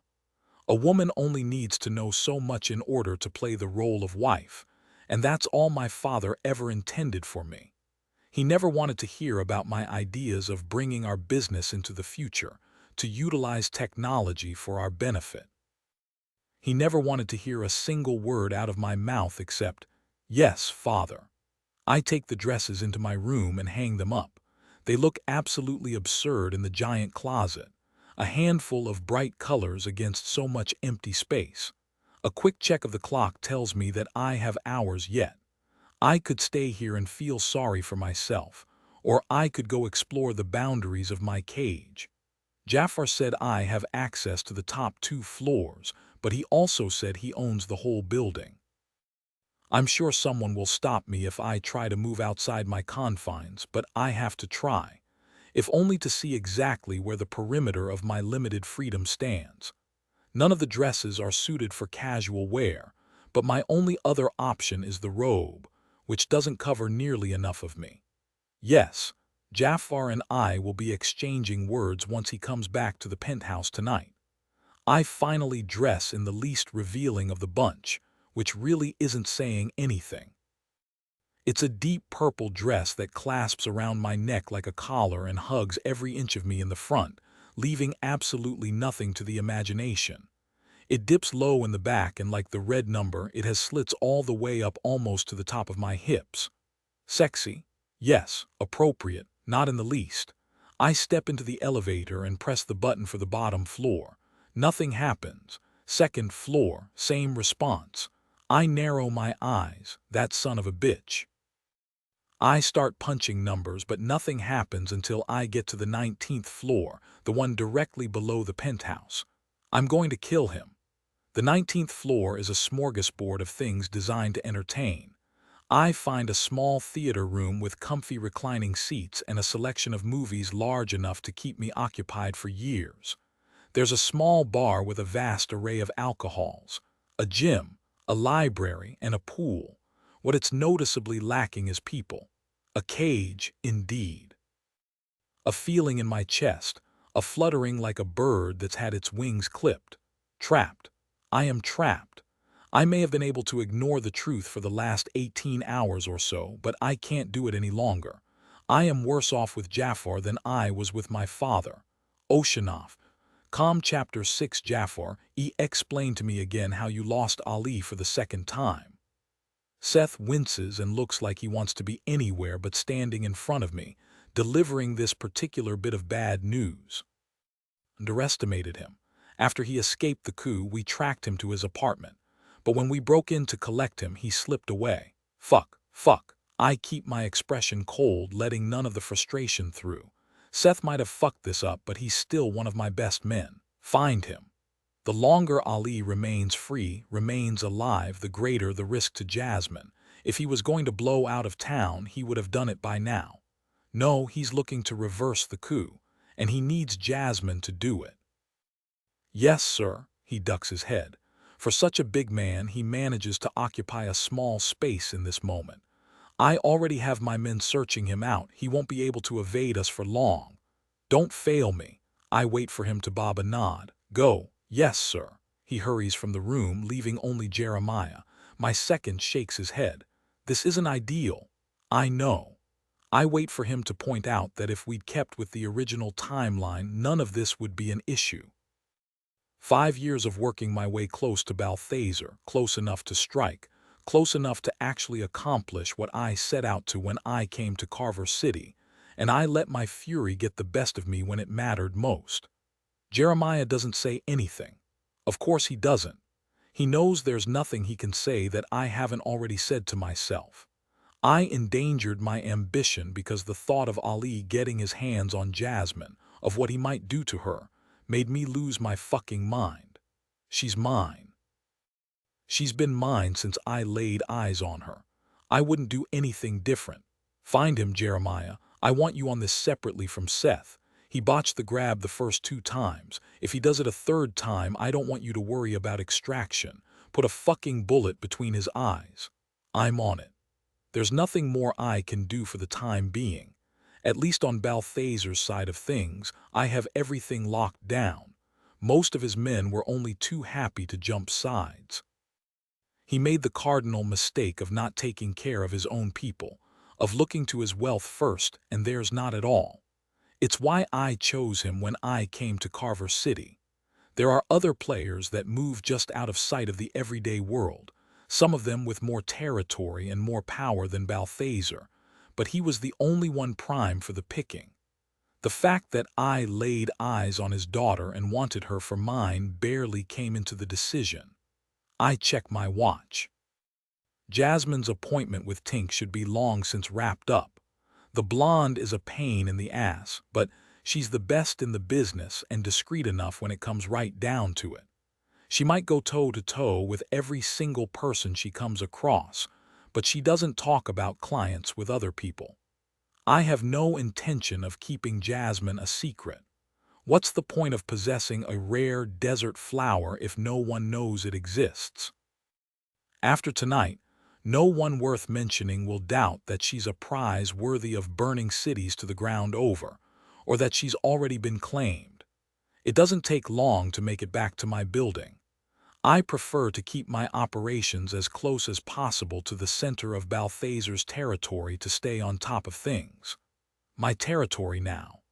It's important to keep one's thumb on the pulse of a place, and the only way to do that is to be neck deep in it. If Balthazar would have done that instead of living off in his mansion, he might have given me more of a challenge, possibly. One of my men, Luke, meets me in the parking garage. She's in the pool. I nod my acknowledgement and head up. By now she should be getting ready for our night, and her continued rebellion, though small, has my entire body going tight in anticipation. Jasmine is nothing if not a challenge, and that won't change anytime soon. The problem is striking the right balance of challenge and obedience. That we haven't accomplished yet. That will take time, time we don't have, not with Ali circling. The man should have been the least of my opponents. He's new enough to be shiny, all brash smiles and bold statements he has no way of backing up. It should have been simple to remove him and clear the path forward. And yet he's the most dangerous enemy I have currently. If Ali won't take the defeat lying down, Jeremiah will deal with it.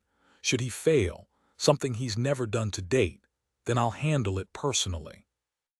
I head into the pool area and stop just inside the door. The pool is meant more for recreation than for exercise, but Jasmine cuts through the water with the determination of an Olympic swimmer. I lean against the wall, enjoying this quiet moment of just watching. Jasmine and I have interacted countless times over the last 5 years, but they were always barbed comments that felt like a particular kind of inside joke. I was never able to just be in her presence. There was always someone watching, always some enemy skirting too close to the truth. In most cases, the enemy was me, but that changes nothing. I want this new normal. She's going to fight me until the day we die, but tonight will shift things into my favor. Jasmine fights because that's all she knows how to do, dig in her heels and make moving her more trouble than it's worth. I need to demonstrate the benefits of bending to my will. I relish the fight, yes, but she has to bend. She finally registers that she's no longer alone and stops, treading water. Jafar. Jasmine. I relish the wariness in her eyes. She's always looked at me like that, as if she sees beneath the carefully cultivated exterior to the man beneath. As if she knows exactly how dangerous I am, but she's not going to let that stop her from going a round or two with me. That look is what drew me to her in the first place. Beautiful women exist all over the world, but one who truly sees me, priceless. I slip my hands into my pockets. It would be a shame if we're late, she shivers, obviously registering the threat beneath the mild words. Do you honestly expect me to walk around naked when I'm not wearing one of those dresses? I happen to prefer you naked, her dark eyes flash. Is that so? I'm sure your men prefer the same. She swims to the shallow end, never breaking eye contact, and walks up the steps toward me. Fuck, but she looks like a siren sent solely to torment me. As she rises out of the water, it cascades down her light brown skin, tracing a path I fully intend to follow with my mouth. In time, her brown nipples are peaked and goosebumps rise over her skin as the water reaches her hips, her thighs, and finally she's standing before me, defiant to the very end. My men know better. Despite my best efforts, my voice deepens, giving away my reaction. Jasmine wrings out her hair and flips it over her shoulder. Maybe at first, but normalcy breeds complacency. Eventually, they'll start looking. They won't be able to help themselves. She reaches up and tugs on my tie, straightening it. Eventually, they'll be tempted to touch. She's baiting me. Even knowing that possessive feelings rise to the fore, it'll be their life in payment for that touch. So dramatic. She tusks and moves away, giving me view of her generous ass. An ass that could send a man to his knees in order to worship it properly. I shake my head, pushing away my desire, attempting to. Jasmine scoops up a white towel and starts drying her hair.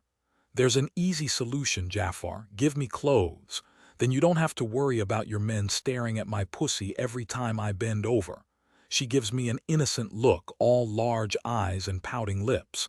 I bend over a lot, it's distracting them. Show me, she blinks. Excuse me.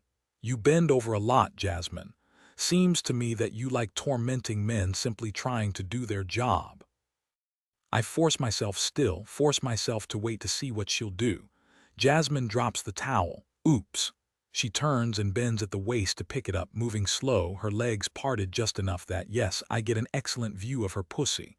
Don't move. She freezes, her hand on the towel. If I had clothes, this wouldn't be a problem. I push off the wall and move toward her slowly. If you think that, you don't know much about men at all. Well, I was a virgin until like 24 hours ago, so. Something like guilt rises in the wake of her words. Virginity might be nothing but a social construct, but her inexperience combined with my fucking her on the floor like we're animals. I press a hand to the small of her back. Are you sore? She draws in a sharp breath like she's about to rip me a new one and then curses softly. I'm fine. Your cock is impressive, but not that impressive. I smile, knowing she can't see the reaction. Spread your legs wider. If you're going to give me a show, do it properly. You're so freaking bossy, Jafar. I should start calling you daddy. My cock goes so hard, I have to pause to keep from freeing it and driving into her right here and now. You should. I palm her pussy, laughing hoarsely to find her drenched. Of course she is.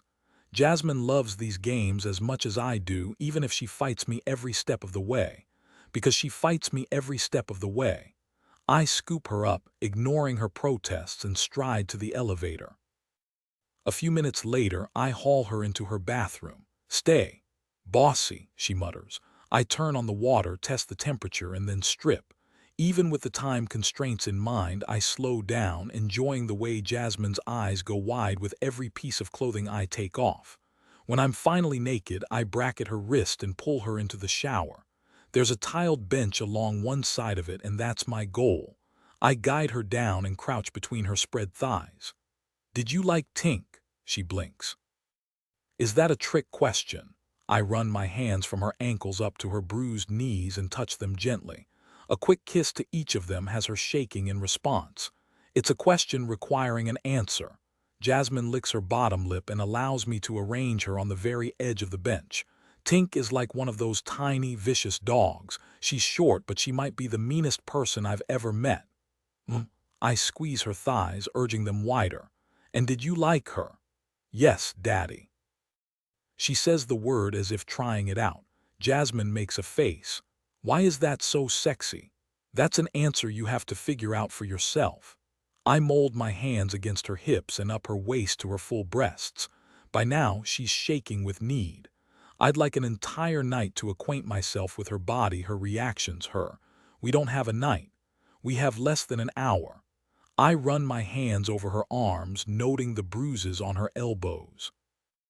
I smooth a hand down the center of her body between her breasts over her stomach, parting my fingers to drag along either side of her pussy. Are you going to be good tonight? She holds herself perfectly still, barely seeming to breathe. I don't know. I kind of enjoy being bad. I'm aware. I part her and idly run my thumb over her clit. Nothing wrong with enjoying the fight, but the importance of obedience cannot be overstated. I finally meet her gaze. You think you can control things by pushing and snapping and drawing the reaction you want. You can't. You want something, ask for it. When I feel like you've earned it, it will be my pleasure to give it to you. She wets her lips again.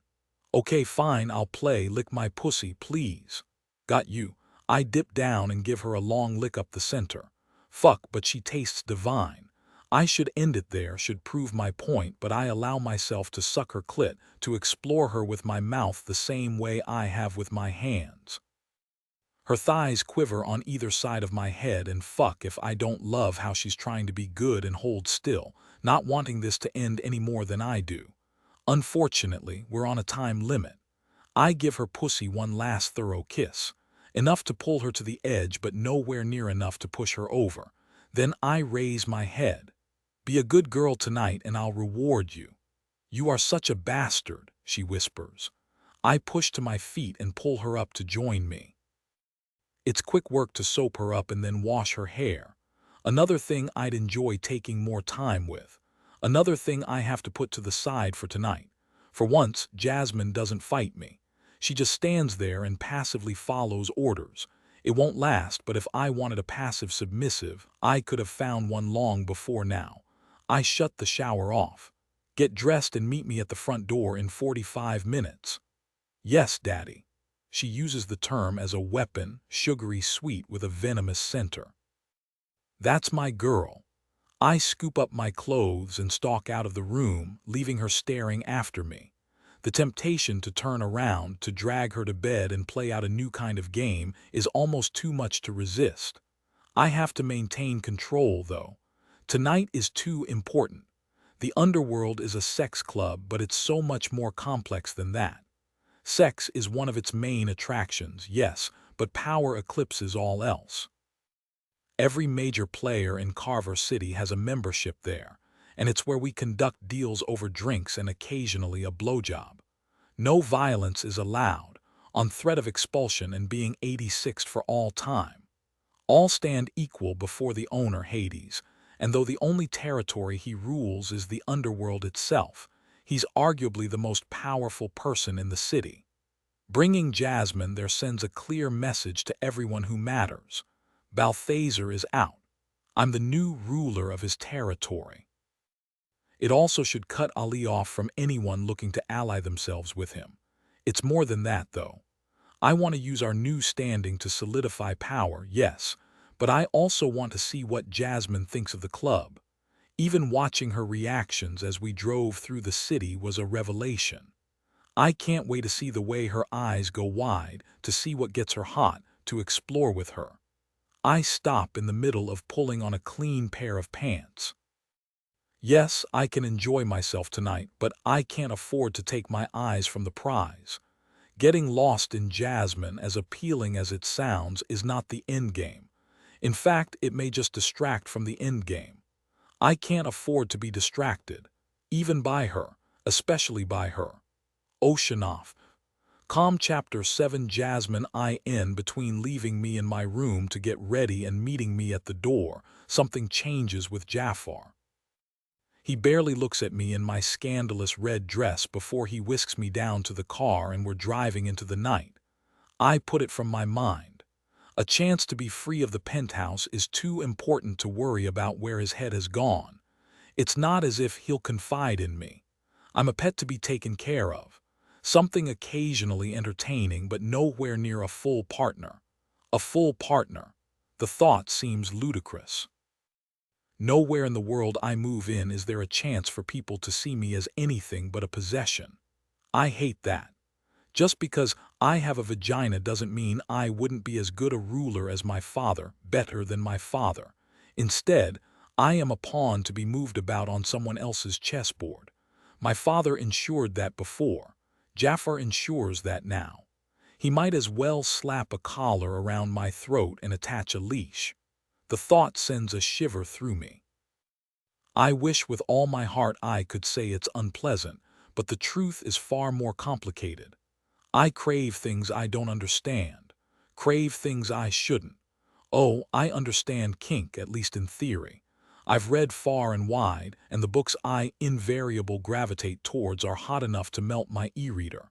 They spin fantasies that had me reaching into my drawer for a vibrator more times than I can count. This is different. This isn't a story with a happily ever after waiting at the end. Real life has no such guarantees. Real life is messy and complicated and dangerous in ways that have nothing to do with my bodily health and everything to do with my soul. What's got you thinking so hard over there that you're not watching the city around us? I jump. I can't help it. Jafar seems to melt out of the darkness on the other side of the town car. He's dressed to kill tonight, his black suit expensive and expertly tailored, his dove gray shirt beneath it pressed within an inch of its life. The clothing should dampen his dangerous aura, but somehow it only brings it into sharp focus. This man is a predator. No one with half a brain who looks at him will believe anything else. He waits for me to answer, and I spend a useless moment waffling between truth and fiction. In the end, I know he'll accept nothing less than the former. What is tonight supposed to accomplish? I'm taking you to a sex club. It's going to accomplish you orgasming half a dozen times. Liar. He arches his brows. That's quite a tone you've taken. Mild. So mild as he issues his non-threats. If I keep pushing him, keep lashing out, will he punish me? Perhaps he'll put me over his knee right here in the back seat, shove my dress up and focus, Jasmine. I clear my throat, fighting for control. Fighting to appear just as calm and collected as he is, despite the fact my heart wants to thunder right out of my chest. You are perfectly capable of bringing me to orgasm half a dozen times in the penthouse. You have an agenda for tonight, and I would like to know what it is since I'm taking part in your plans. He reaches out and idly twines one of my curls around his finger. You saw Tink today. What did she tell you about the underworld? I noticed that he didn't question that she told me something. I wonder how well he knows Tink, and something hot and ugly flares to life beneath my skin. Jealousy. The realization almost makes me laugh out loud, as if I have any claim on this man. No, he holds all the cards, all the claim, all the power. Am I even allowed to protest if he fucks someone else? The thought leaves me cold. I swallow hard, trying to focus on the question he asked me. She didn't say much. It's owned by someone called Hades. He makes deals. Jafar releases my hair and sits back, depriving me of even that minimal contact. Hades is dangerous, Jasmine. You won't look at him and think it, but he's the biggest threat in the underworld. Then why are we going? Aside from the fact that it's the best dungeon in the state and I want to play with my mouthy little brat. A flash of his teeth in the shifting shadows, gone almost as soon as they appeared. Everyone who's worth killing is in that dungeon. There are rules that no one dares fuck with, but it's a good place to go and scope out the enemy. Tonight, it's about cementing my position. Understanding dawns, leaving a sour taste on my tongue. You want everyone to know you staged a coup of my father's territory. I lean back, needing more distance between us. You're going to show me off, a war prize for your efforts. Yes, I haven't forgotten the reality of this arrangement, of how it came to be. I look out the window. Did you kill him? Why do you sound so wretched, Jasmine? He wasn't a good man. Fuck, he makes me look like a saint with some of the shit he did. He moves closer, touching my chin to bring my attention back to him. This close, I can almost see his expression clearly, but it gives nothing away. Nothing except the way his gaze bores into me as if trying to impart some vital information. He hit you. You didn't answer my question. You would forgive me if I had murdered him. It's still not an answer, but I reach deep for the truth. There's a curious blankness when I think about my father, a veil I can't pierce and have no interest in trying. If you didn't, you are leaving an enemy at your back. A pause, the barest of hesitations, like I've surprised him. I smile, though there's no heart in it. Maybe there's no heart in me either. My father is a terrible person. You worked for him long enough to know the truth. He would have sold me. He did sell me despite my protests. I can rail against Jafar until the end of time, but the truth is that I chose our deal, even if I didn't fully realize the parameters of it. My father didn't give me a choice. He would have handed me to Ali and never looked back as long as the contract went through. One less thing for him to worry about. I lean back in the seat. He murdered my mother, did you know that? Yes, of course he did. It was one of the worst kept secrets in that huge house. The official story is that my mother died from a sudden sickness. No one's cared enough to question it. One day she was there, the next she was gone, leaving a hole I'm not sure I'll ever fill. Did you kill him, Jafar? Answer the question. This time he doesn't hesitate. Yes, as you said, he was a threat. If he'd gone quietly, it might have played out a different way. My breath leaves me in a whoosh and I can't quite manage to reclaim it. I press my hand to my chest, my head going light. Oh, he's there instantly, gripping the back of my neck and guiding my head down to my knees. Slowly, Jasmine, inhale, yes, like that. It takes several laborious inhales before I can speak again. I should feel bad, angry, sad, something. I give a slightly hysterical giggle. I don't feel anything at all. My father was a monster. At his very best, he was neglectful and absent. His best, you're right, I'm a horrible, traitorous daughter. I barely hear Jafar sigh and then he pulls me onto his lap. I resist at first, but he's stronger and the truth is I don't want to resist. I giggle again, the inappropriate sound horrifying me almost as much as my complete lack of grief over the situation. A traitorous daughter and her father's murderer. Maybe we really do deserve each other. We do.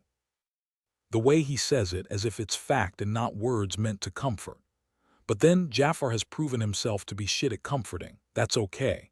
It's hardly in my skill set either. Who would I comfort? I have no friends, no family. The only human contact I've had are my father's men and Jafar. I shiver and he wraps his arms around me tighter. I hate my life. SHH. His lips at my temple, the steady beat of his heart against my back, the strength of him forcing my body into stillness. Tell me what you need. A friend.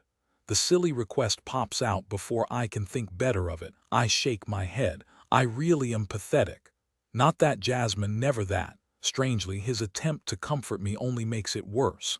I'm not free, Jafar. What am I supposed to do? Ask you to set up playdates. His lips curve against my temple. It can be arranged. Play by the rules and I'll reward you. I shift, belatedly realizing that his cock is hard against my ass. Heat rolls through me and I welcome it with open arms. Easier to focus on sex than the reality that I can't escape, that I'll never escape. I roll my hips. What are your rules? They're simple enough. In fact, there's only one: obey. Obey. His grip on me shifts, one hand falling to where the slit in my dress has bared my hip, the other cupping my breast through the silky fabric. Tonight, you'll be silent and obedient. His fingers find my nipple and pinch, drawing a gasp from my lips. Keep your head down, regardless of what you hear, and obey my commands. What do I get if I do? His chuckle makes my whole body go tight. Jafar slips his hand beneath my dress and palms my pussy. He pushes 2 fingers inside, possessing me completely. I'll take care of this pretty pussy tonight. I can't breathe.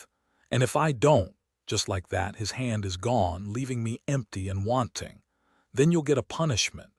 His voice goes dark, any hint of amusement drifting away like smoke. You like to be punished, but I don't reward bad behavior. If you disobey, the punishment won't be one you'll enjoy. Even though I know he's serious, his words still fan the flame of desire heating my blood. How do you know what punishment I will or won't like? You're going to tell me. I blink. What? Choose your reward tonight. That wasn't what I asked. My mind goes in 1,000 different directions, scrambling over itself to provide the best answer. I swallow hard and try again. I want it like it was before. I want you to force me, chase you. His thumb circles my nipple, pin you down and shove the dress up around your hips. He moves his other hand back to my pussy, but instead of fucking me with his fingers, he keeps his touch light. A single finger circling my clit the same way his thumb circles my nipple. Again and again, a tortuously slow circuit. Yes, Daddy, I gasp. Good girl. He sounds completely unaffected by what he's doing to me, and somehow that only makes it hotter. I can feel how much he wants me, but his voice and his touch are both so distant and casual that this whole situation becomes 1,000 times dirtier. As if I'm just a toy for him to play with. I'm panting now. I can't seem to stop. Please, please. He nips my earlobe. Do better. You have more than enough words when you're pissed. Tell me what you want. Your mouth. What's supposed to be a demand comes out like a plea. It's as if a dam breaks and suddenly all I have are words. Lick my pussy, daddy, please make me come. You want your reward before you earn it. I strain my hips, but I can't get him where I need him. I'm so close and yet so far from what I need. I'll be good, I promise. We'll see. He drops me on the seat and shoves me back against the door. Lift your dress and spread your legs. I scramble to obey, lust making it impossible to think about fighting him on this. He wrenches my legs wider yet, and I have to reach overhead to the handle above the door to keep from sliding down the seat. Jafar dips down and I can feel his breath against my clit. Ask me again, baby girl. Baby girl. God, it feels downright wicked to play like this. Wicked and a little wrong, but so incredibly right. I gulp down a breath, trying to hold still. Lick my pussy, daddy. Please make me feel good. He wedges his hands beneath my ass and lifts me to his mouth. The first swipe of his tongue leaves me weightless and giddy with relief. Back in the shower, Jafar was only playing with me, teasing. He's not teasing right now. He spreads me wide and tongues my clit as if he knows exactly the touch I need to get me to the edge. Pleasure rises in a wave. I try to fight, try to resist. I don't want it over yet. I want this moment to last, to draw out this wickedness, to keep feeling dirty in the best way possible. Jafar is tonguing my pussy in the backseat of a town car because I called him daddy and asked really nicely. If this is his idea of a reward, maybe I should have been playing by his rules all along. I can't hold out any longer. I come with a gasping cry. Oh God! He keeps tonguing me for several long moments, gentling his touch until it's the lightest of kisses. Jafar sits back and pulls me to straddle his lap. When I go to grind down against his cock, he stops me. You'll make a mess. His lips quirk. You already have. Sorry, daddy. The title falls easier from my lips, naturally. No, you're not. He swipes a thumb across his bottom lip where I can still see evidence of my orgasm there. He presses his thumb into my mouth and I suck him eagerly. I've tasted myself in the past before. Of course I have. It was never this sexy before. Before I can think better of it, I dip down and lick along his bottom lip, and then his top. Jafar holds perfectly still as I clean myself from his face. The only evidence of how affected he is in the bruising grip he keeps on my hips. When I finally lean back, he gives a rasping chuckle that goes straight to my clit. Fuck, baby girl, you better be good tonight because I'm as eager for that reward as you are. I'll be good, daddy. I promise. I want his cock. I want him to force me down and drive into me. I want so many things. Things I've barely allowed myself to fantasize about. It felt too cruel to do it before, to want something I was never going to be allowed to have. With Jafar, I might just earn it. He pulls a handkerchief out of his pocket and finishes cleaning his face, his beard. It's only then that I realize the car has stopped, has been still for quite some time. Jafar sets me aside and arranges my dress. Remember, eyes down, obey. Okay, I whisper. An orgasm is a release, a little death. Coming hard enough to make my limbs loose and my head spin should take the edge off my desire, should draw me back to earth where I belong. It doesn't.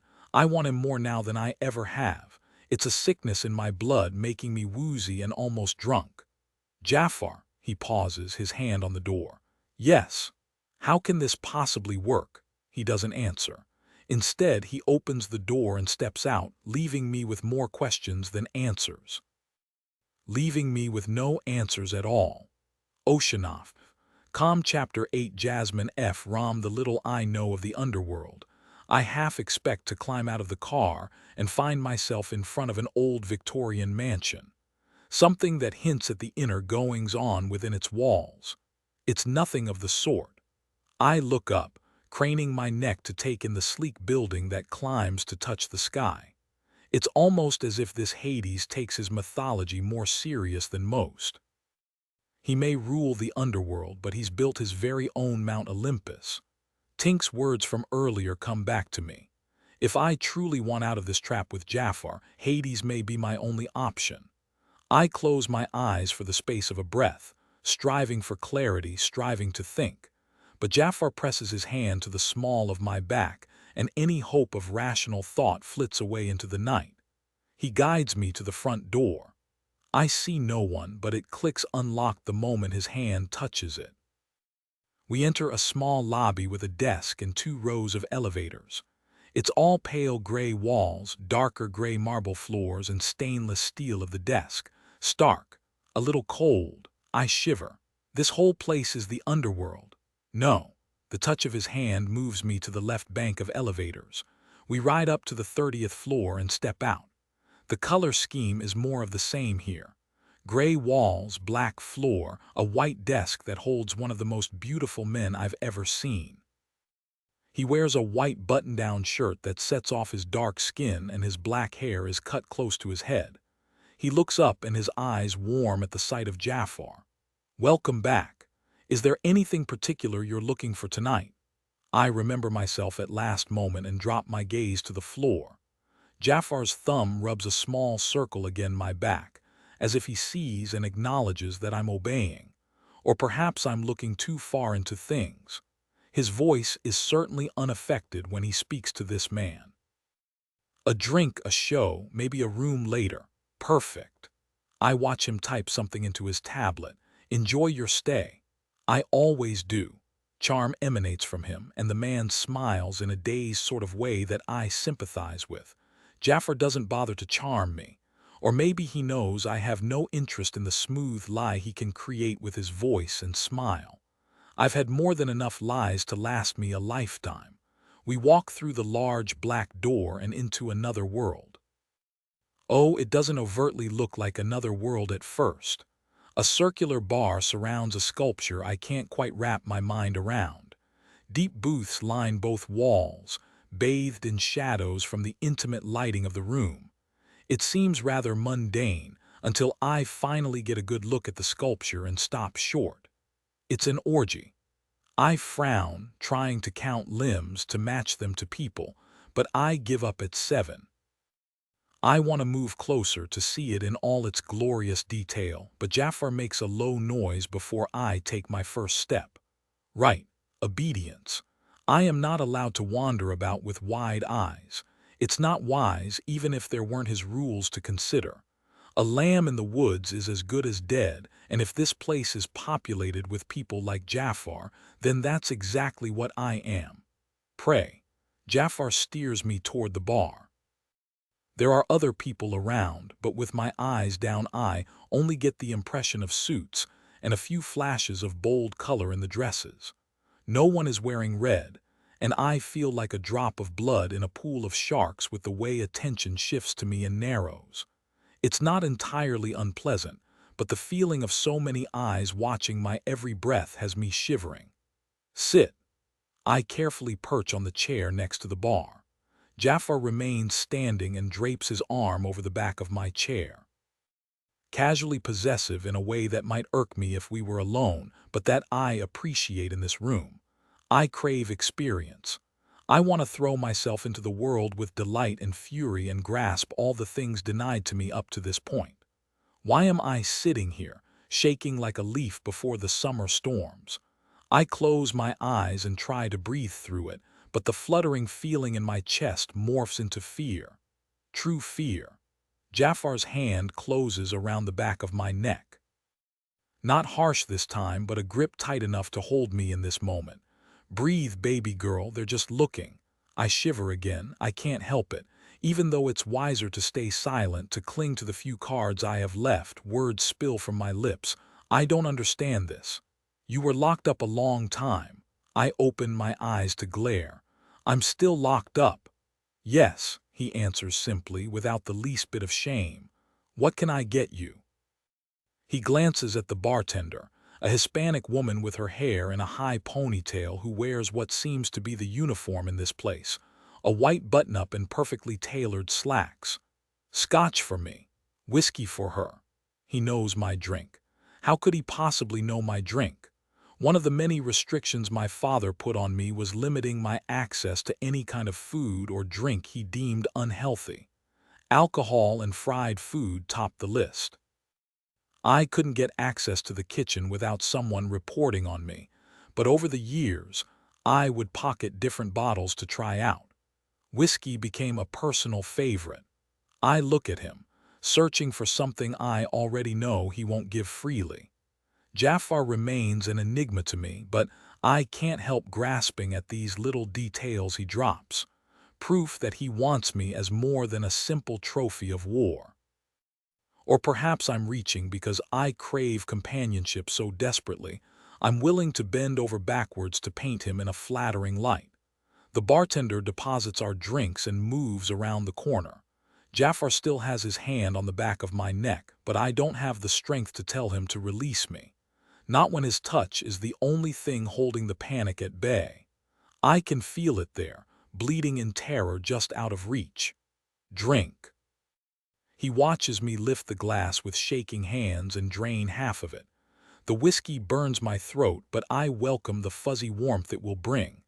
I go for another drink, but he touches the top of the glass, stopping the movement. It's a gentle touch. I could ignore his clear order and drink more. I set the glass back on the bar. I wasn't finished. When's the last time you ate? I blink. I'm not sure. I was nervous about tonight. He nods as if I've revealed more than I meant to. I don't want you shit-housed, Jasmine. That was enough to take the edge off. But he pushes my glass out of reach. You can have more later after you eat something. I narrow my eyes, but it's difficult to be furious with him when the whiskey has already fuzzed the edges. I'm not drunk, nowhere near drunk, but I don't feel in danger of fleeing anymore. Jafar. His hand on my neck keeps me from turning, but he rotates me to face the woman behind us. I get a glimpse of purple and bare feet out of the corner of my eye, but nothing else. When he answers her, he's the coldly polite man I first met 5 years ago. Majira. Hades wants a look at your spoils of war. Amusement filters into her dry tone. Pretty little thing, isn't she? Pretty doesn't begin to cover it. She's exquisite. They're talking about me as if I'm not here, or as if I have no more agency than the chair I'm perched on. I want to snap back, to snarl that I'm a person with my own thoughts on things and not a pretty little thing, except I promise to obey. I take a slow, silent breath. I can do this. May I? Jafar rotates my chair to face the room and uses his hold on me to nudge me to stand. By all means. He gives me a small squeeze and drops his hand, though he remains close enough that I imagine I can feel the heat coming from his body. A small anchor I cling to as I try not to shake. A single soft finger presses against my chin, lifting my face. I look at her. I can't help it. They call me exquisite, but this woman is something else entirely. She wears a purple dress that's almost Grecian, but I suppose that's to be expected with the theme of this place and the man who rules it. She's all sharp features that aren't in the realm of traditionally pretty, but there's something about the way she holds herself that leaves flutters in my stomach. Lower. Blue eyes study my face in pieces. Eyebrows, eyes, nose, lips. She strokes my chin almost absently, and I can't stop my shiver. The woman Meg laughs. You're right, Jafar, she's exquisite. Are you going to share? I can't move, held captive by her touch, her gaze, but I hear Jafar's amusement rise to match hers. It appears my baby girl's not averse to the idea. Baby girl. Meg smiles, the expression just as sharp as the woman herself. I look forward to playing with you when your daddy gives permission. Playing with you. I can't stop shivering. I shouldn't want that to be shared, should I? I have no idea. My fantasies are only in theory at this point, except for the ones Jafar and I have played out together. Have I touched myself to the thought of more than one pair of hands on my body? Yes. Oh yes, but the thought of doing it now, tonight, that's enough. Meg drops her hand and steps back. If anything, the interest in her eyes has increased from this little exchange. Don't keep him waiting long. She turns. I can't help watching her walk away, can't quite seem to pull my gaze away. She has that effect on people. I twist to look at Jafar, my emotions ranging from desire to disbelief. You'll share me, he shrugs a single shoulder. It's open for negotiation. You told her that you'd share me. Come here. He waits for me to obey, to step between his thighs, to set his hands on my hips. You want her. The truth, baby girl. I almost look back in the direction Meg walked before I catch myself. She's beautiful. She's beautiful when she sucks cock, too. A small smile pulls at the edges of his lips, and with a whip in her hands, Meg has many facets. He speaks with a kind of knowledge that suggests they have some sort of history. He's had sex with her, has had his cock in her mouth. Jealousy spikes, joining the lust and confusion, making me woozy.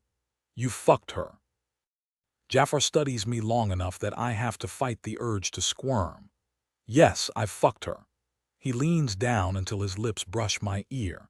And now she wants to fuck you. Meg has a thing for ropes and denied orgasms. If I give her permission, she'd tie you up and lick that pretty pussy until you're begging her to let you come. And she won't do it. She'll take you to the edge over and over again until your pleasure is just as sharp as any pain. His fingers skate down my hips to the top of the slits on either side of my dress until he wraps a hand around each of my thighs. I'll watch, and when you're at the breaking point, she'll untie you and you'll crawl to me. If you ask very, very nicely, I'll fuck you while Meg licks that sensitive little clit of yours. A reward for being a good girl. He dips his hands down farther, his thumbs dangerously close to my pussy. You're wet, baby girl. Do you know why? Is there a correct answer to his question? I have no idea. No. Because you want what I just described. You think you shouldn't, but you do. He returns his hands to my hips, and I can't stop the protesting sound that flutters in my throat. Jafar raises a single eyebrow. Not tonight. I'm not in the mood to share you yet, but when I am. Another of those shrugs that mean everything and nothing. Maybe I'll let Meg have her fun, or maybe I'll order you to suck Hook's dick while I fuck you. The options are endless, baby girl. Fucking endless. He pushes slowly to his feet. Trust me to take care of you. It's as simple as that. As simple as that. I might laugh if I could find the breath to inhale.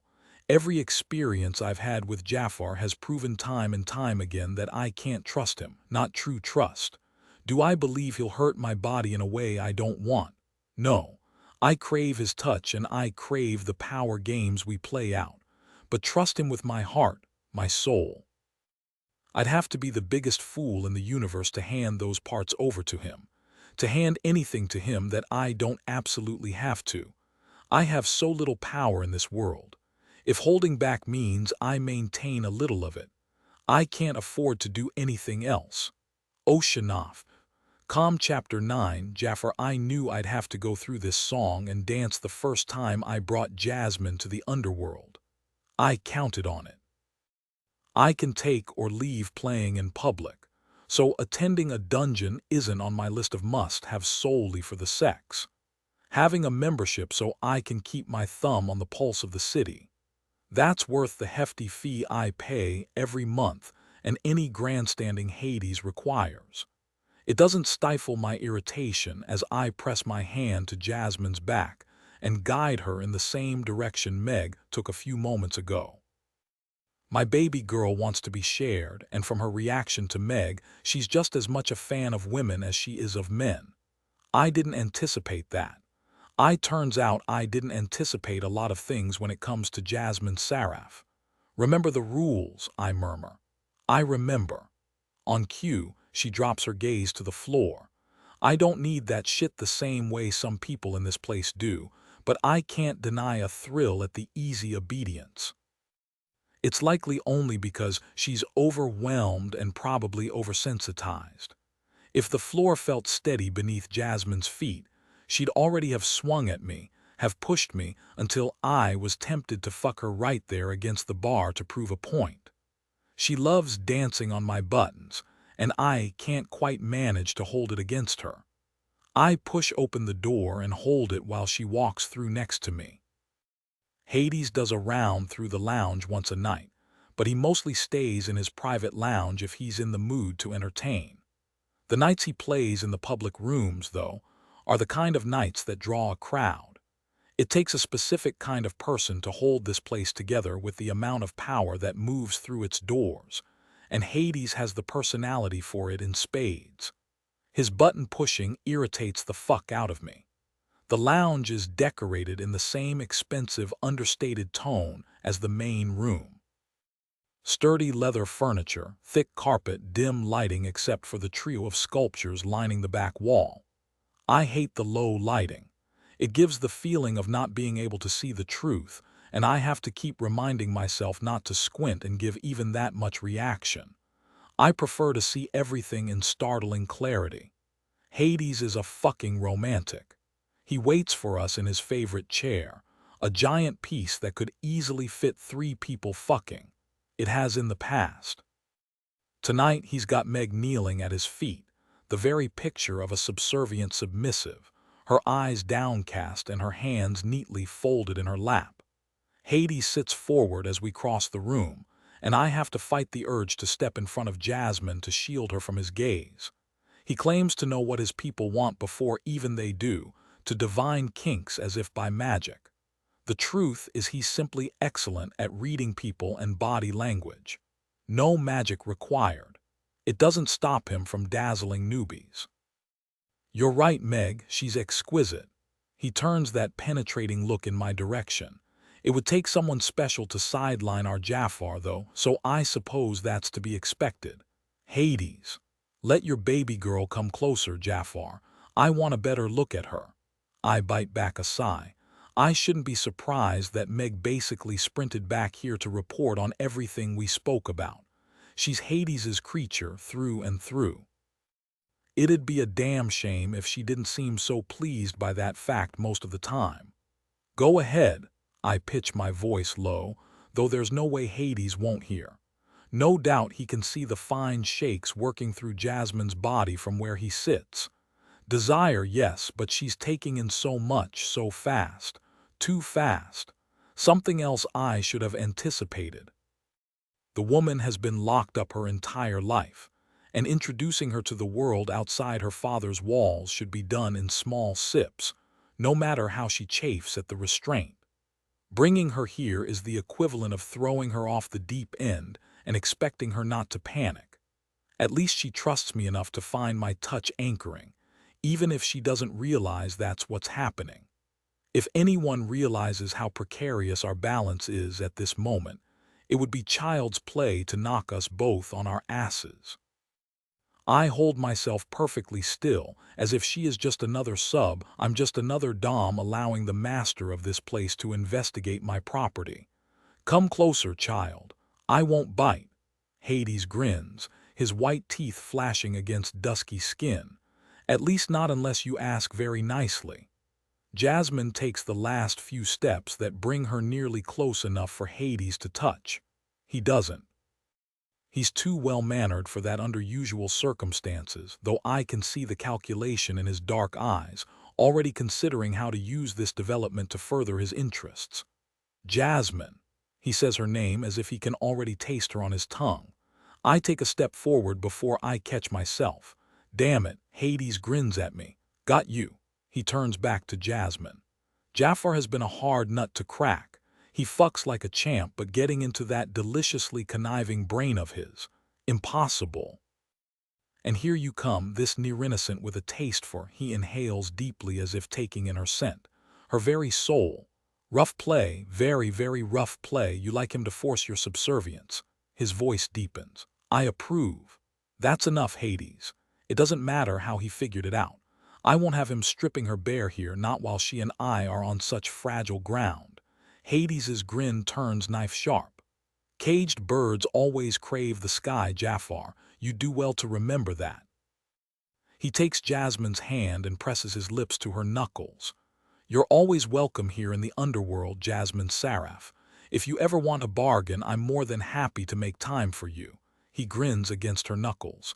And if you want to play with our Meg, I'd be delighted to arrange that as well. Hades. Yes, yes, I'm overstepping. Can't let your prisoner know that there's a trap door within reach, can we?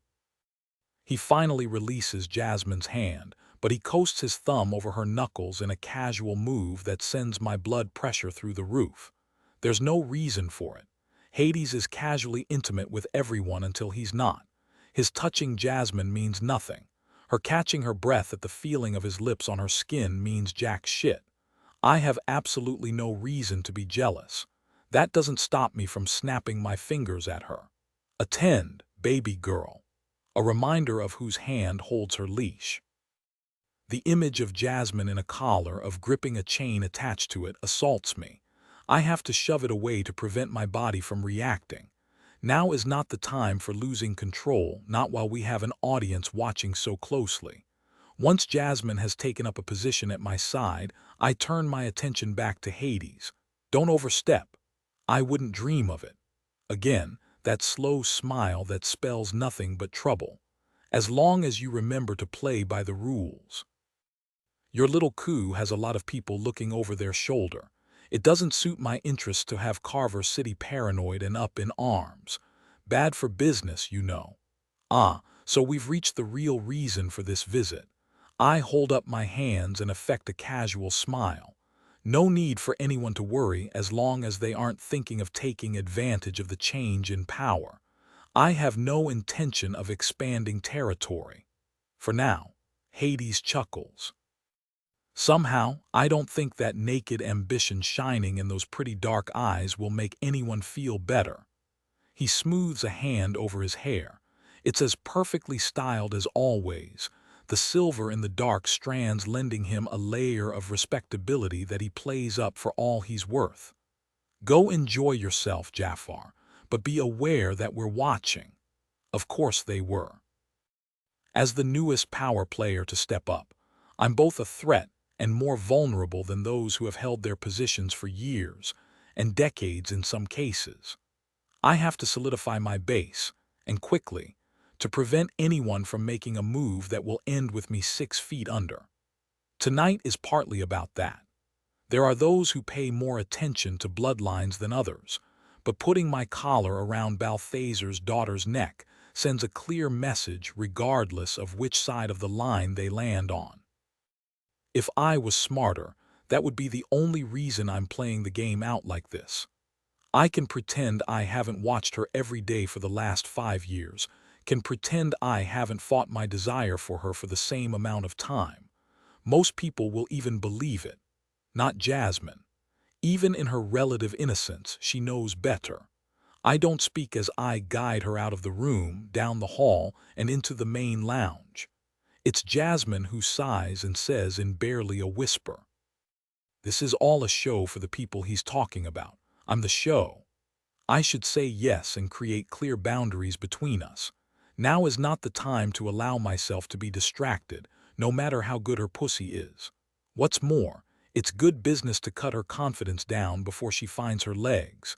Jasmine was never allowed to stretch her wings enough to find her power when she lived in her father's home. I'd be a fool 10 times over to allow it in mine. And yet, I am that fool because I can't fucking do it.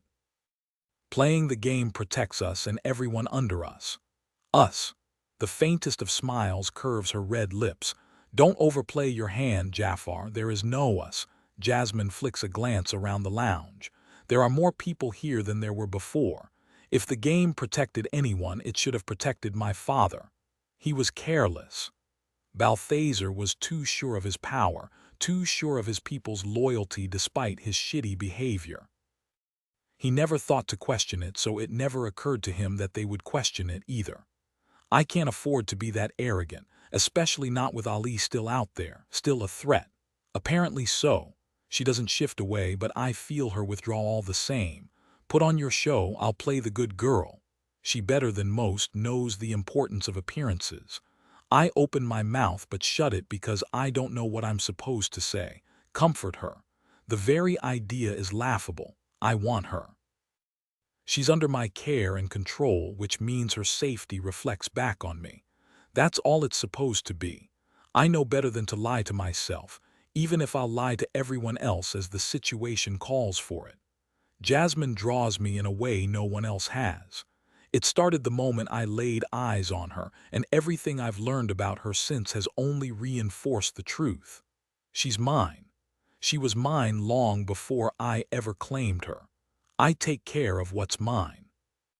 It's the only quality I possess that might keep me from the flames when I die. though it's a long shot by anyone's standards. I could break Jasmine. Even though she surprises me in different ways, I know her well enough to make it happen. It's just the matter of applying the appropriate stressors. I won't do it. I don't want her broken. I want her strong and fierce and to see what she's capable of without unwanted bonds chaining her to the ground. That makes her dangerous in a way I'm not prepared to deal with. Jafar, the way she says my name makes me think this isn't the first time. I give myself a shake. Let me give you a tour. Her skeptical look almost makes me smile. Almost. I feel eyes on us as I press my hand to her back and guide her through the lounge to the door guarded by a dark-skinned woman with her long black braids pulled back from her face. She gives me a once-over. Look what the dog dragged in. Electo. I have no idea what her real name is. Hades has 3 women who answer directly to him, his Furies, and they go by the names of their mythological counterparts. Hades takes his Greek shit seriously. Meg is my favorite because she likes to get down in the dirt with the rest of us.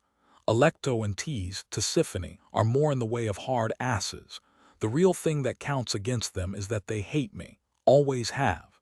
She turns that dark gaze on Jasmine and raises her brow. She's not your usual type. I silently curse as Jasmine tenses. Hades already gave his approval. Stop swinging your metaphorical dick around and let us through. You're just mad my metaphorical dick is bigger than yours. She rolls her eyes. Have fun. Don't break the rules or I start breaking kneecaps. I can't say for certain that her threat is empty. I've been a member here 5 years, and I've never seen anyone step out of line in a way that required Electo to step in. The worst have been a couple lovers' spats and one memorable fight between 2 doms who didn't want to share a particular partner. The lovers were strongly encouraged to fight in one of the private rooms Hades keeps, and the idiot doms had their memberships revoked. You don't have to worry about us. MMHMM. I nudge Jasmine through the door and exhale slowly. She glances at me. She makes you nervous. Anyone with the tiniest bit of common sense is nervous around Electo. A small smile pulls at the edges of Jasmine's full lips. I think I like her. Why am I not surprised? She stops short and her gaze ping-pongs around the room we've entered. The lounge we just left is designed for a place to socialize as desired. This is the public playroom. It's early yet, so there are only 2 scenes going on. See something you like. Her attention narrows on the pair on the spanking bench.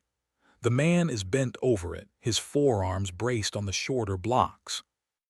The woman at his back wields a paddle with ease and familiarity, each smack of contact slightly overlapping the one before it, leaving his ass and upper thighs red.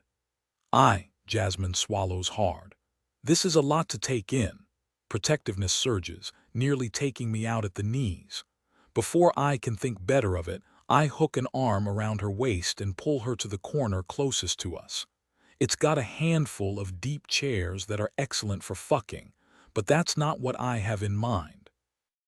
Not at the moment anyways. I drop into the chair with her in my lap. Jasmine immediately tries to stand, but I band my arm across her waist.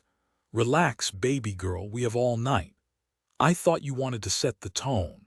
I do, but not at her expense. Damn it, I don't know what's happening to me. I always wanted Jasmine's consent.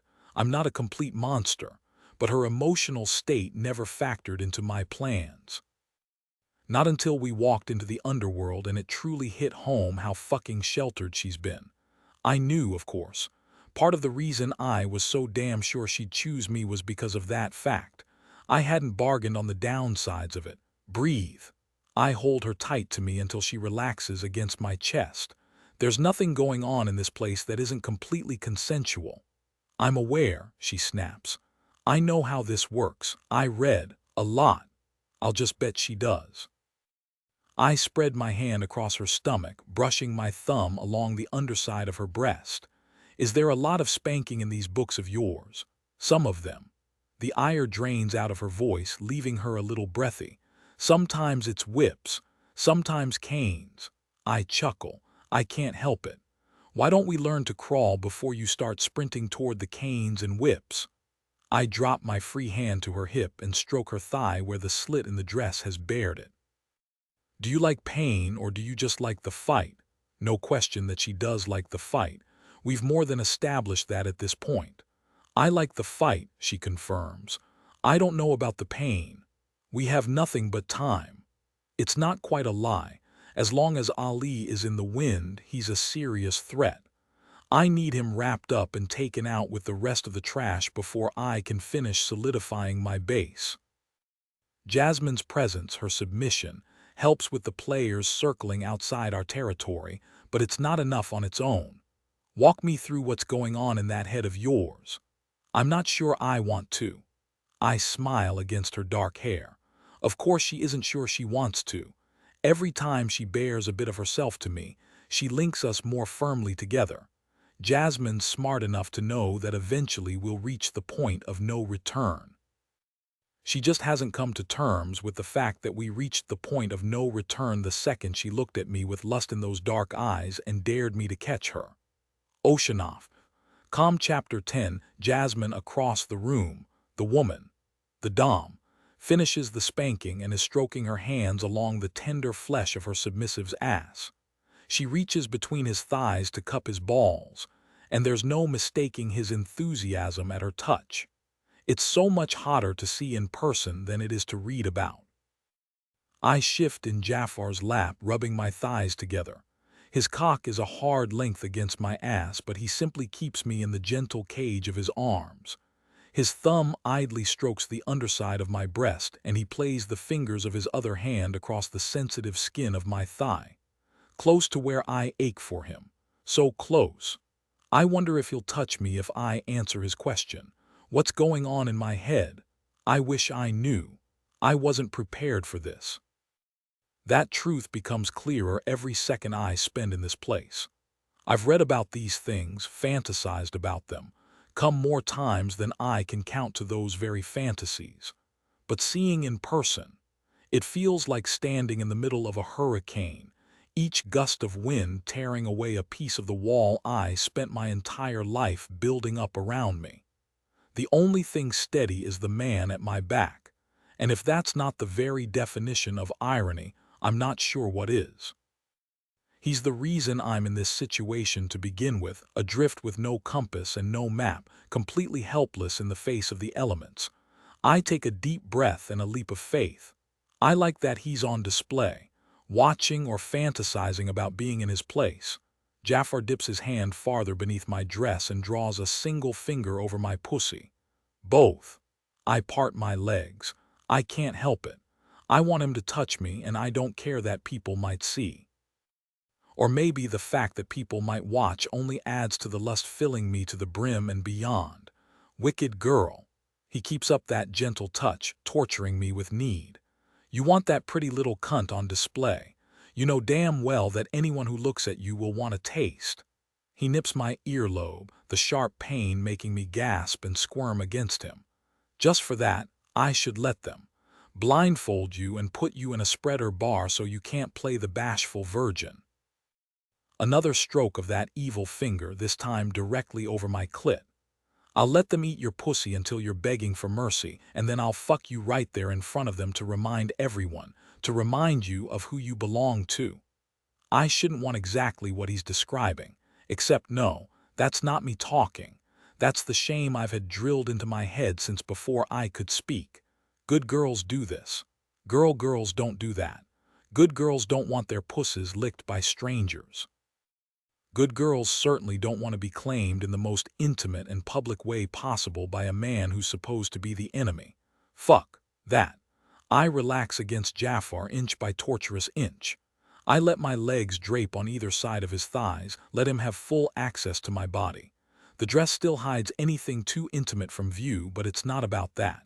It's about accepting what I want without shouldn't involved. Is that supposed to be a punishment or a reward? His deep laugh startles me. Have I ever actually heard him laugh before? Jafar drags his mouth over my bare shoulder. That answers my question. Another night, baby girl, and we'll see how you can earn that experience. I shiver. So many experiences I want, so many I don't have enough information to know I want. A group of people walk through the door and a man peels away from them to head in our direction. Jafar murmurs in my ear, "Remember the rules." Eyes down. Silence. As if I can find words with him pushing 2 fingers into me. I tense, waiting for him to withdraw his hand as the man takes the chair across from us. Jafar doesn't. He just keeps fucking me slowly with his fingers. My dress covers me, yes, but the slinky fabric hides nothing of the movement of Jafar's hand. There is absolutely no question to what he's doing to me. I don't know what I expect, but the man glances down, grins, and slouches back in his chair as if he has conversations with couples in the midst of finger fucking every day. Who knows? Perhaps he does. Jafar. Hook. I try to concentrate on what they're saying, but Jafar pushes a 3rd finger into me and then starts slowly circling my clit with his thumb. I let my head fall back against his shoulder and focus on keeping my moans from escaping. If he doesn't stop, I'm going to come right here in front of this stranger, and that knowledge only makes my pleasure spike hotter. I writhe, but Jafar shifts his free hand to band across my stomach, holding me still as he pushes me closer and closer to the edge. If not for his hard cock against my ass, I wouldn't have any indication that he's affected by what he's doing to me. His dry tone as he speaks with Hook certainly doesn't give anything away. He increases the pressure, and that's all I need. My orgasm bows my back and I grip his wrist as I ride his hand, unable to stop myself from grinding down against his fingers, soaking up every bit of pleasure he gives me. Hook booms out a laugh. "Christ, Jafar, why are you wasting time talking with me when you have her willing to ride you like that? Business first, Hook, always." I open my eyes to find Hook watching me, watching us. His expression is a little mean, but it reeks of jealousy rather than anything as simple as enmity. He pushes to his feet and his fitted pants don't hide the fact that he enjoyed the show. He catches my look and grins. "You get bored with this asshole, you're more than welcome to come play with me." Meg is more compelling than any single person has right to be. Hades scares me a little because I'm sure his charm covers up unplumbed danger, but he's just as compelling in his own way. Hook is attractive enough. He's built lean in a way that makes me think of a sword. One wrong move, and an enemy won't even feel the cut until they're bleeding out on the floor. Just business, and in that way he's likely no different from Jafar. The difference is that Jafar cares about me enough not to want to break me open for his pleasure. To Hook, I'm simply a curiosity, and I have no doubt he'd be careless with me. Again, nothing personal, but he wouldn't stick around long enough to ensure I wasn't bleeding out on the floor from a wound, imagined or otherwise. Jafar slips his hand free of my dress and presses his fingers to my lips. I instinctively suck them deep, one at a time, tasting myself on his touch. He chuckles when Hook groans and palms the front of his pants. "She's taken, Hook. Find your own." Too many choices to tie myself down with one. He grins and then tips a mocking bow to us. "See you around, Jafar. I trust you won't go back on your word with me the same way you did with Balthazar." There's nothing in Jafar's voice to indicate the way he tensed beneath me. "Don't cross me and my word is as good as yours." That's what I'm afraid of. Another of those booming laughs and he ambles away. Jafar kisses my temple. "What did you think of our friend Hook?" Is that a trick question? How was I supposed to concentrate on anything at all with him touching me like that? I think back, trying to come up with something. He's afraid you're going to attempt to expand your territory and he's worried he can't hold his. What makes you say that? As always, his tone gives nothing away. He could be asking about the weather for all the interest he shows. I know better by now. If he was confident, he wouldn't feel the need to seek you out. He'd make preparations to hold his territory. He'd be a fool not to, but he'd keep all word of those preparations to himself so he'd have a chance at surprising you. Well done. He sets me on my feet and straightens my dress. "Are you ready for your reward?" I'm still reeling from the balloon of warmth in my chest that his praise brought into existence. I barely manage to keep from pressing my hand to the spot between my breasts, sure that if I do, I'll feel the physical evidence of the change in temperature there. I lick my lips. Yes, yes, I'm ready for my reward. He doesn't stand immediately. He just watches me with a strange look on his face, as if he can't decide whether to be proud of me or to do something to put me in my place. I find myself holding my breath, waiting to see which side of the line he falls on. This whole thing, everything, my life now. The room behind me filled with people in various stages of pain and pleasure. The man sitting before me. I thought I was prepared. I spent years reading everything I could get my hands on. The romance novels, yes, but also tomes of nonfiction on everything from current politics to gardening to law and contracts. I always planned to escape. The timing never felt right. No, that's not correct. It had nothing to do with timing and everything to do with my courage failing me before I could take that first step. Tonight reinforces that lack of courage. I can fake it with the best of them, but the truth is that I'm terrified. If I walked into this place without Jafar's hand on my back, I would have turned and fled. The sheer number of people is sensory overload enough. It's not until he stands and pulls me against his chest that I realize I'm shaking. Weak. So incredibly weak when all I want is to be strong. I close my eyes and let my forehead rest against his shoulder for a beat, too. On the third, I raise my head and try to push away. Not yet.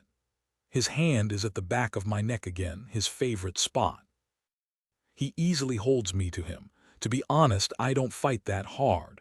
I want the sex, the life outside my father's walls, the freedom I can't quite seem to wrap my mind around. Why am I struggling? Learn to crawl before you start sprinting. He said something to that nature before, but I barely paid attention to it. I'm paying attention now. I fight against the despair threatening to steal my breath. I am strong. I am. It doesn't matter that I don't feel strong in this moment, that if he wasn't here to hold me up, I might fall to my knees and never get up. I close my eyes, ashamed of the way they burn. I don't know how to do that. I don't know how to do any of it, and that knowledge stings just as much as the tears I refuse to allow to fall. I'll show you. He takes my hand and tugs me toward the back of the room. I dig in my heels out of instinct, but as often as Jafar and I are at each other's throats, he hasn't done anything tonight except keep me on my feet. Yes, I know being here serves his ultimate purpose, and that he's showing me off like a prize for a conquering king, but it doesn't change the fact that he's been startlingly careful with me. I can trust him this far, can't I? I keep my gaze pinned to the middle of his back as he navigates the room. It's full of significantly more people than when we first arrived. I get flashes of men and women of every age, shape, and color engaged in various sexual and painful displays. Some of them seem to just be here for the conversation, though impossible to miss the way most have someone kneeling at their side. Eyes downcast. Silent. Jafar's not the only one who extends those rules, apparently. He stops in front of yet another door, though this one doesn't have anyone guarding it. As soon as we step through, quiet descends and I breathe out a sigh of relief, some of the tension bleeding out of my body. I can do this, whatever this is. Doors line the hallway and it takes me several steps before I realize what's strange about the walls. They're mirrors. No. He pulls me toward a section of the hallway bathed in light and I finally understand. The wall isn't a mirror. It's a window. There are two women in the room. One is an icy blonde so beautiful that it almost hurts to look at her. The other is dark-haired, but I can't see her face because it's buried between the blonde's spread legs. Oh, I take in the cuffs holding the brunette's arms captive behind her back. Her bare back is red and I realize why as the blonde brings a flogger down across her skin. The blonde lifts her gaze and meets mine, the sheer strength behind it driving me back a step. Oh, I press my hand to my lips. Do they? Yes, they like being watched, and yes, they like knowing they're being watched. He doesn't give me more opportunity to watch before pulling me several doors down. I catch sight of a discreet green light above the handle, and then Jafar opens the door and tugs me into the room. Lights flip on the second we step inside. I'm not sure what I expected, but it's a relatively normal-looking bedroom. Jafar clears his throat, and I drag my attention to him. He points to a series of switches next to the door. You control the transparency of the wall here.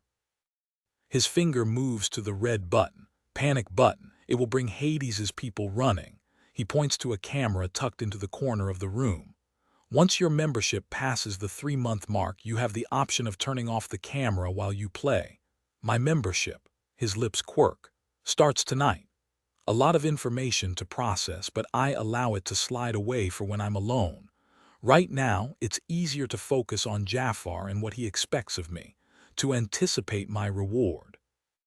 He leans against the wall and crosses his arms over his chest. Your reward, your choice, baby girl. How do you want to play this? I open my mouth to tell him that he's ruining the fantasy, but it's not the truth. He's giving me a choice, a clear choice. He has been since the beginning, even if it suited my purposes to pretend otherwise. Part of me still wants to push him, to make him choose so I don't have to. The rest of me knows Jafar won't let me get away with that. I lick my lips, gathering the shreds of my courage. Make me daddy. His dark eyes flare hot enough to scald me to the core, but he doesn't move. Remind me of your safe word. Remind myself, he means. Raja, I whisper.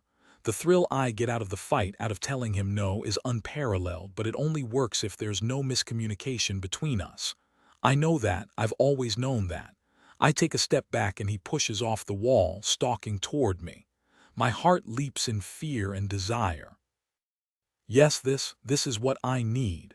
Him chasing me down and fucking me back to safe ground. I step out of my heels and pick up my skirt so I won't trip on it. There isn't much space to maneuver in this room. I have to get the bed between us. I bolt right as he grabs for me. He catches my skirt and yanks me back a step, but I'm not going down so quickly. I jerk away, ripping the fragile fabric. The sound only makes me hotter, wetter. He sees it. Of course he sees it. His grin is nearly feral. I'm going to rip that dress right off your body. You're going to try. I scramble back to the edge of the bed, only then realizing what a poor plan this was, or a brilliant one. He's on me before I reach the corner of the mattress. Instead of tackling me, Jafar hooks an arm around my waist and tosses me onto the bed. I land and flop onto my back, aiming a kick at his head. He laughs. The bastard laughs. I kick out again, and this time I make contact right in the center of his chest. Too late, I realize he allows it. Oceanoff. Calm Chapter 11. Jasmine. Jafar grabs me behind my knees and drags me to the edge of the bed. I fight, need spiking every time he overpowers me. He flips me onto my stomach and jerks me half off the bed so my toes barely touch the ground. He kicks my feet wide and steps between my thighs before I can close them. I curse and wriggle, but he's got me pinned by the back of the neck before I can move an inch. Sloppy, baby girl, you gave me more of a fight last time. Fuck you. He rips my dress up the back, bearing me from the waist down, and delivers a stinging slap to first one cheek and then the other.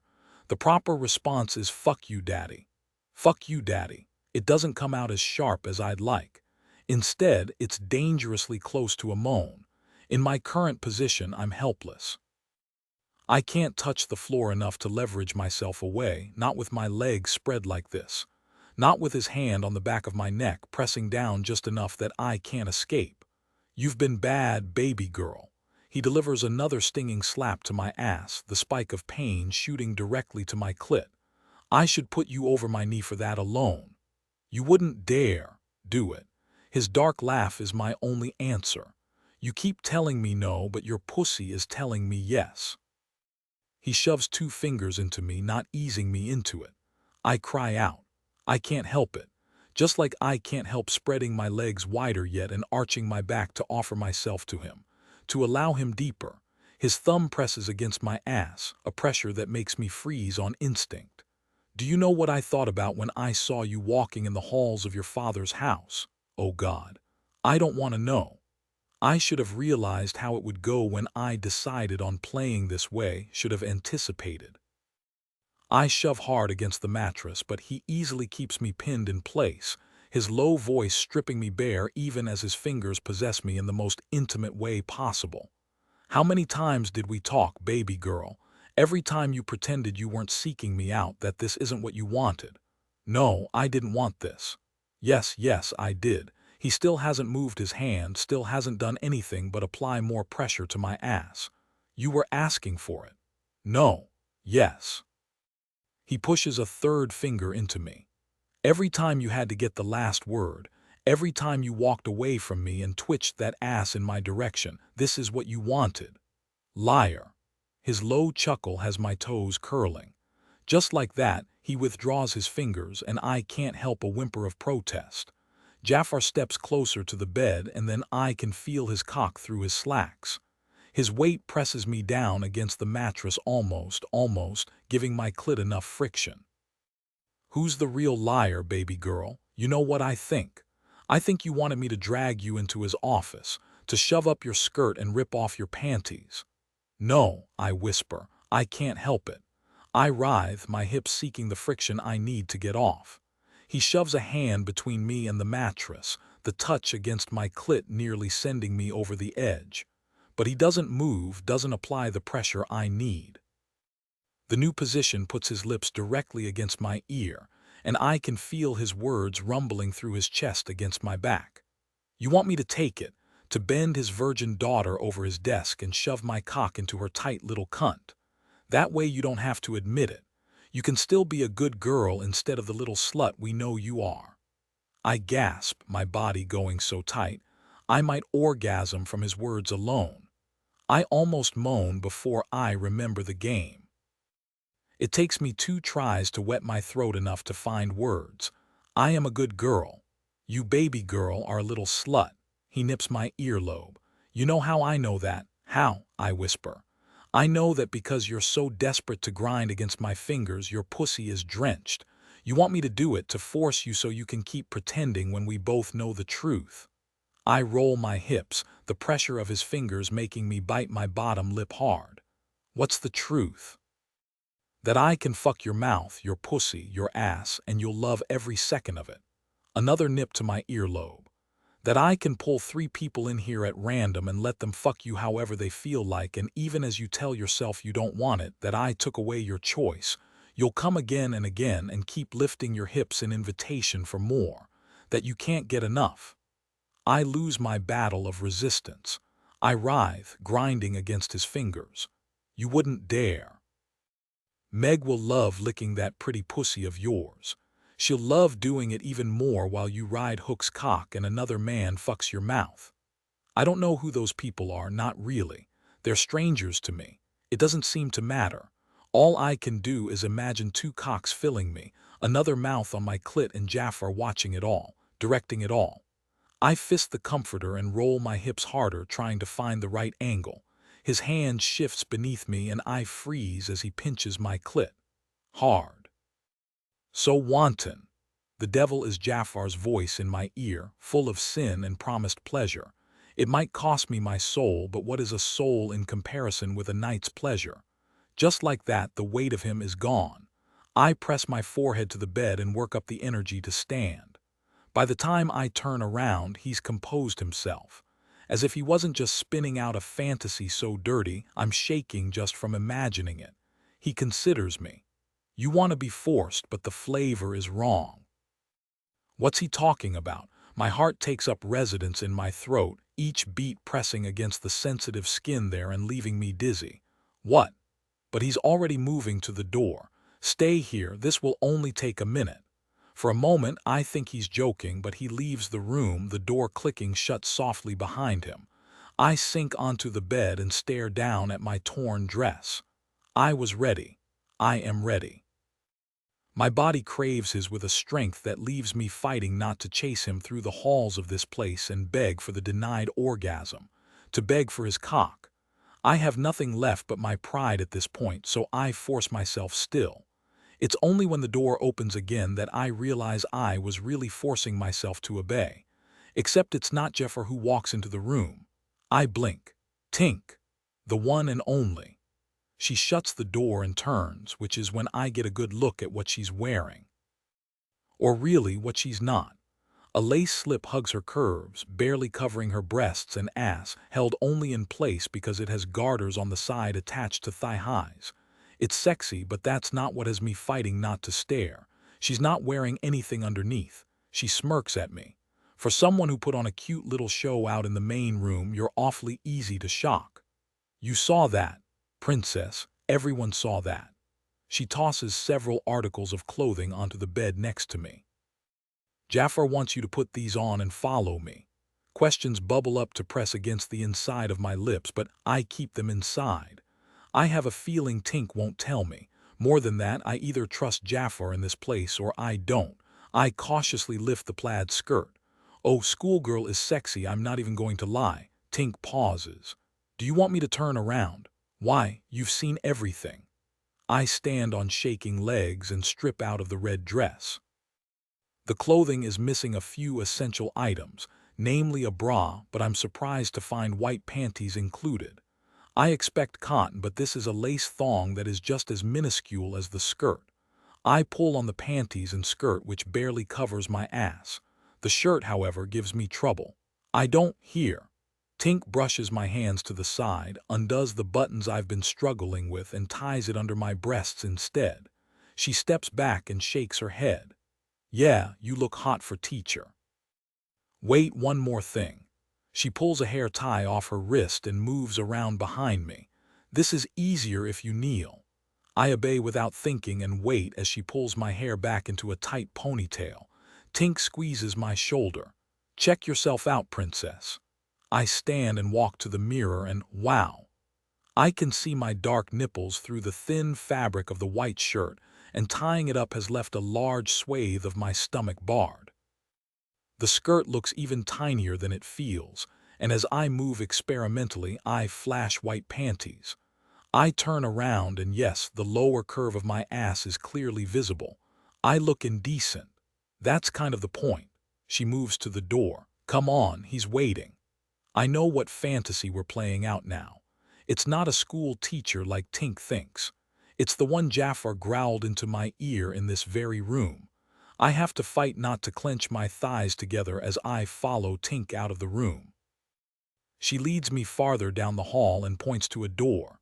This one, she grins. Have fun, princess. I carefully open the door and step into the room.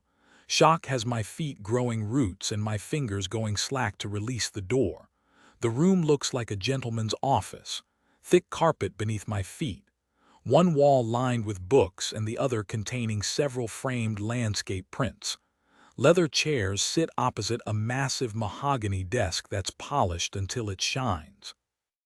A single lamp in the corner offers little in the way of illumination. It's not an exact match to my father's office, but it's close enough to evoke the feeling I always got when I was called there. Shame, anger, fear. I clench my hands and press back against the cool wood of the door. It's just a room, but Jafar choosing this one, oh yes, he definitely did it on purpose. Movement has me lifting my head. He's there in the shadows of the room, leaning against the wall behind the desk. How many times did Jafar stand exactly there when my father doled out his punishments for my misbehavior? More times than I can count. As if sensing my thoughts, he says, "You've been bad, baby girl."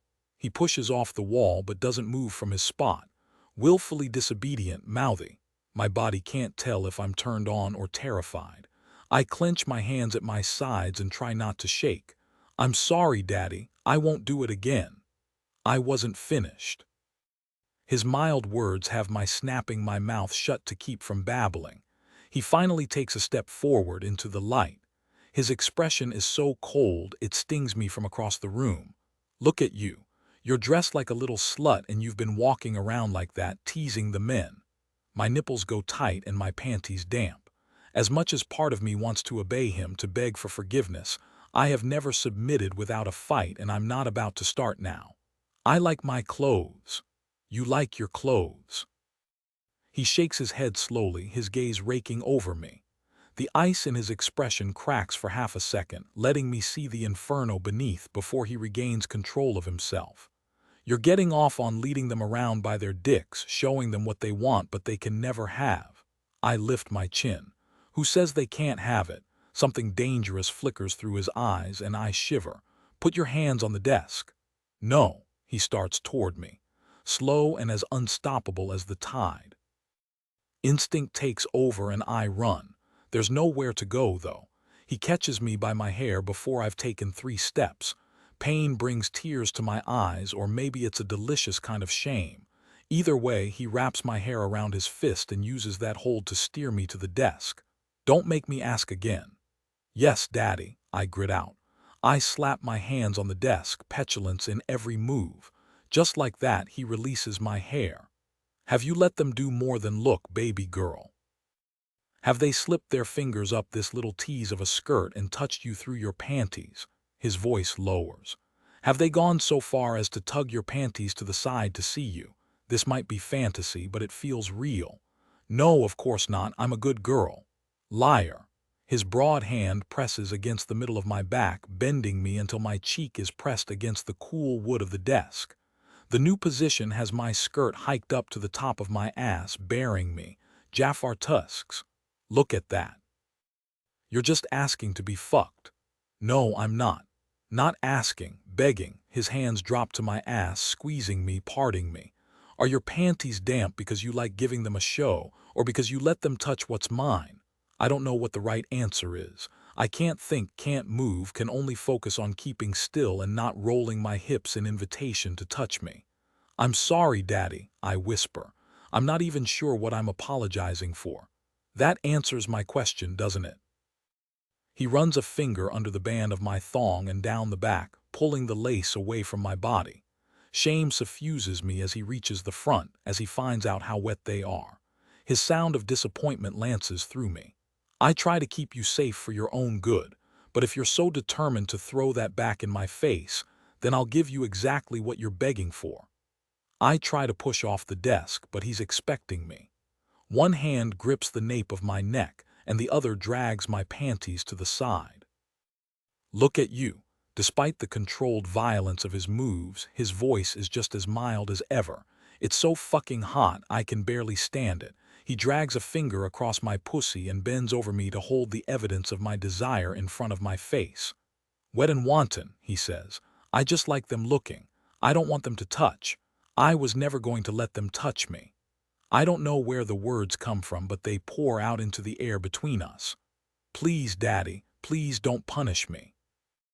You think you can walk around in that little skirt, your pussy drenched and begging for it, and not pay the consequences? Baby girl, you know better. He releases me, and I shove up, my instincts demanding I run. Jafar is ready for me, of course. He allows me to turn, and then he's there, bodily lifting me onto the desk and stepping between my thighs even as I try to fight him. Ah. He catches my chin in a punishing grip. His gaze drops to my mouth, and for one breathless moment I'm sure he'll kiss me. Instead, he shifts his hand to my ponytail, using it to force me to look down my body. You're a liar on top of being a little slut. He drags a single finger down the edge of my shirt. It shifts to the side to bare my nipple. No bra, panties that show your pussy as much as they hide them. He sounds almost sad, disappointed. I treat you like a princess, and this is how you repay me. I'm sorry, Daddy. I promise I'll be good. But I can't stop myself from arching my back to expose my breast further. He slaps my nipple, the sharp pain sending me writhing. Jafar shakes his head. You want to be fucked like a little slut, baby girl, so be it. He holds me immobile and yanks my shirt to the side. The knot holds, the tightness of the fabric offering up my breasts to his gaze. His tusks again and forces me back a few inches to drag up my skirt and hook his fingers around my panties. I try to fight him, but he's too strong. He drags them down my legs 1 inch at a time and then tosses them away. Spread your thighs. I clench them together. No. Yes. If anything, his tone gets gentler, a direct counterpoint to the pain of his grip on my hair. He cups one breast and circles my nipple with his thumb. Spread your thighs and let daddy give you a kiss. A shiver works its way through my whole body. I want to keep struggling, but I want his mouth on me even more. Still, I hesitate. I want to be good. No, you don't. His voice still has a sliver of disappointment in it, but he stopped hiding the dark desire written across his face. Like I'm being bad and he's allowing it, but it's turning him on despite himself. I know it's just play, but power still sizzles through me, driving my desire higher. I lean back on my hands and spread my thighs. Slowly, tentatively. I want what he's offering, but the shame I feel isn't totally feigned. This man is supposed to be my enemy, but I'm starting to fear I'll do anything he asks as long as he keeps drawing forth my darkest desires and putting them into action. He releases my hair and steps back, taking me in. Jafar's gaze drags over my pussy, heavy and hot. Wider. I obey faster this time, and he chuckles darkly. This is what you wanted, isn't it? To force my hand. He goes to his knees in front of me and jerks my hips to the very edge of the desk. You're practically dripping. It would be a shame for any of you to go to waste. He drags his tongue up my center, and I can't stop myself from crying out. Jafar leans back and slaps my clit.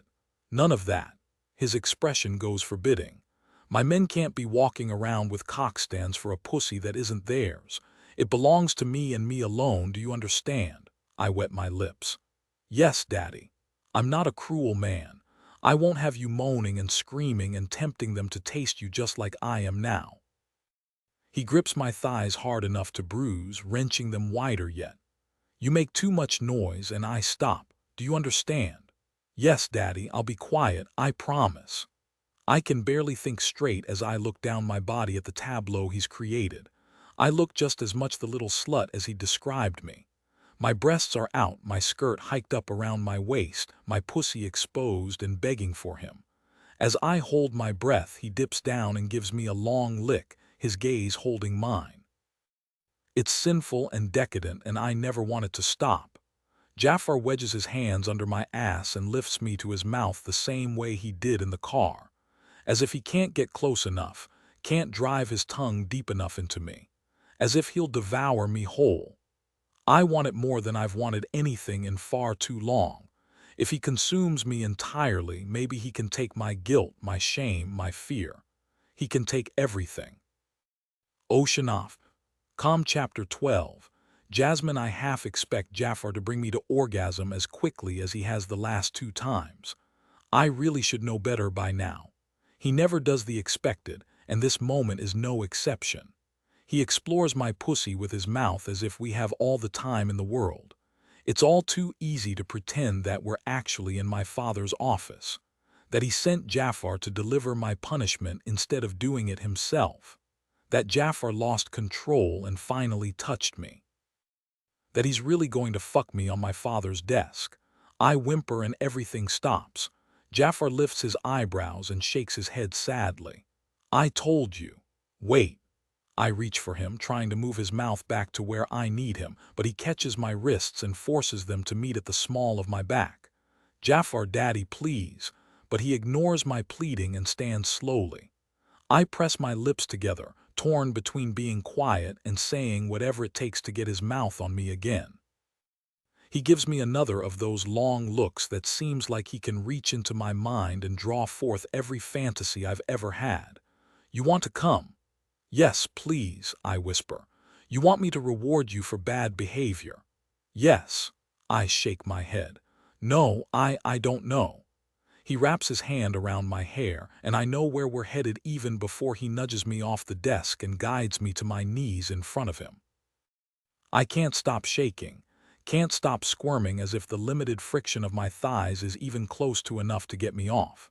It's not, but it feels naughty to luxuriate in denied pleasure.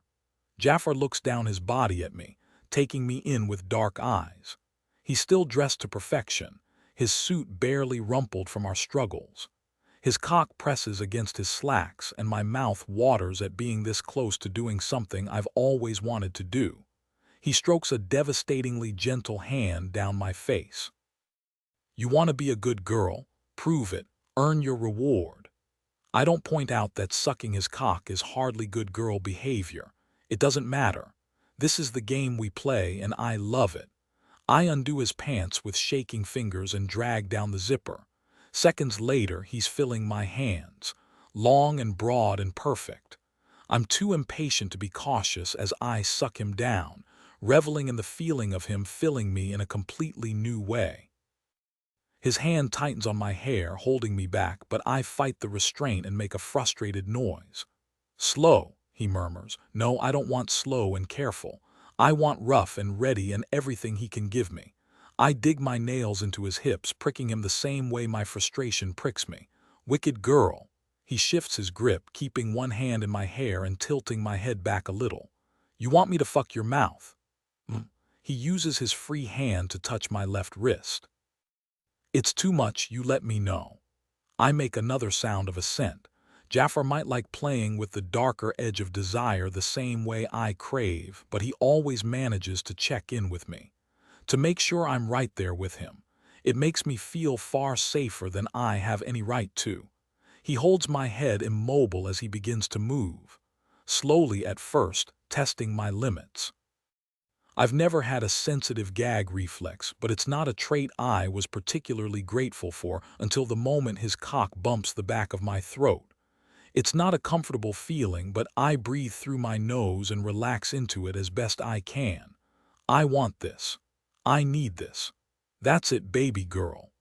His soft praise lights me up from within, and I can't find the strength to hate the feeling. Instead, I luxuriate in it as he begins to move in earnest, thrusting between my lips, forcing me to relax into it or choke. My eyes water and he wipes my tears away with a gentle thumb, so at odds with the rough hold on my hair. "Next time we do this, you're going to swallow me down. Every single fucking drop."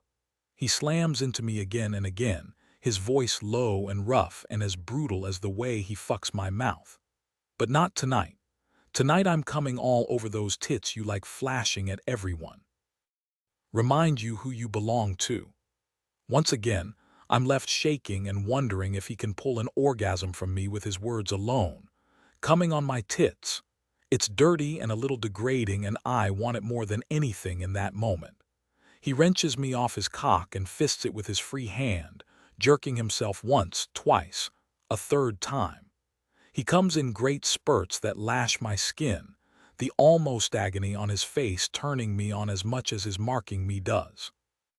His shuddering exhale is the only warning I get before he releases me and steps back.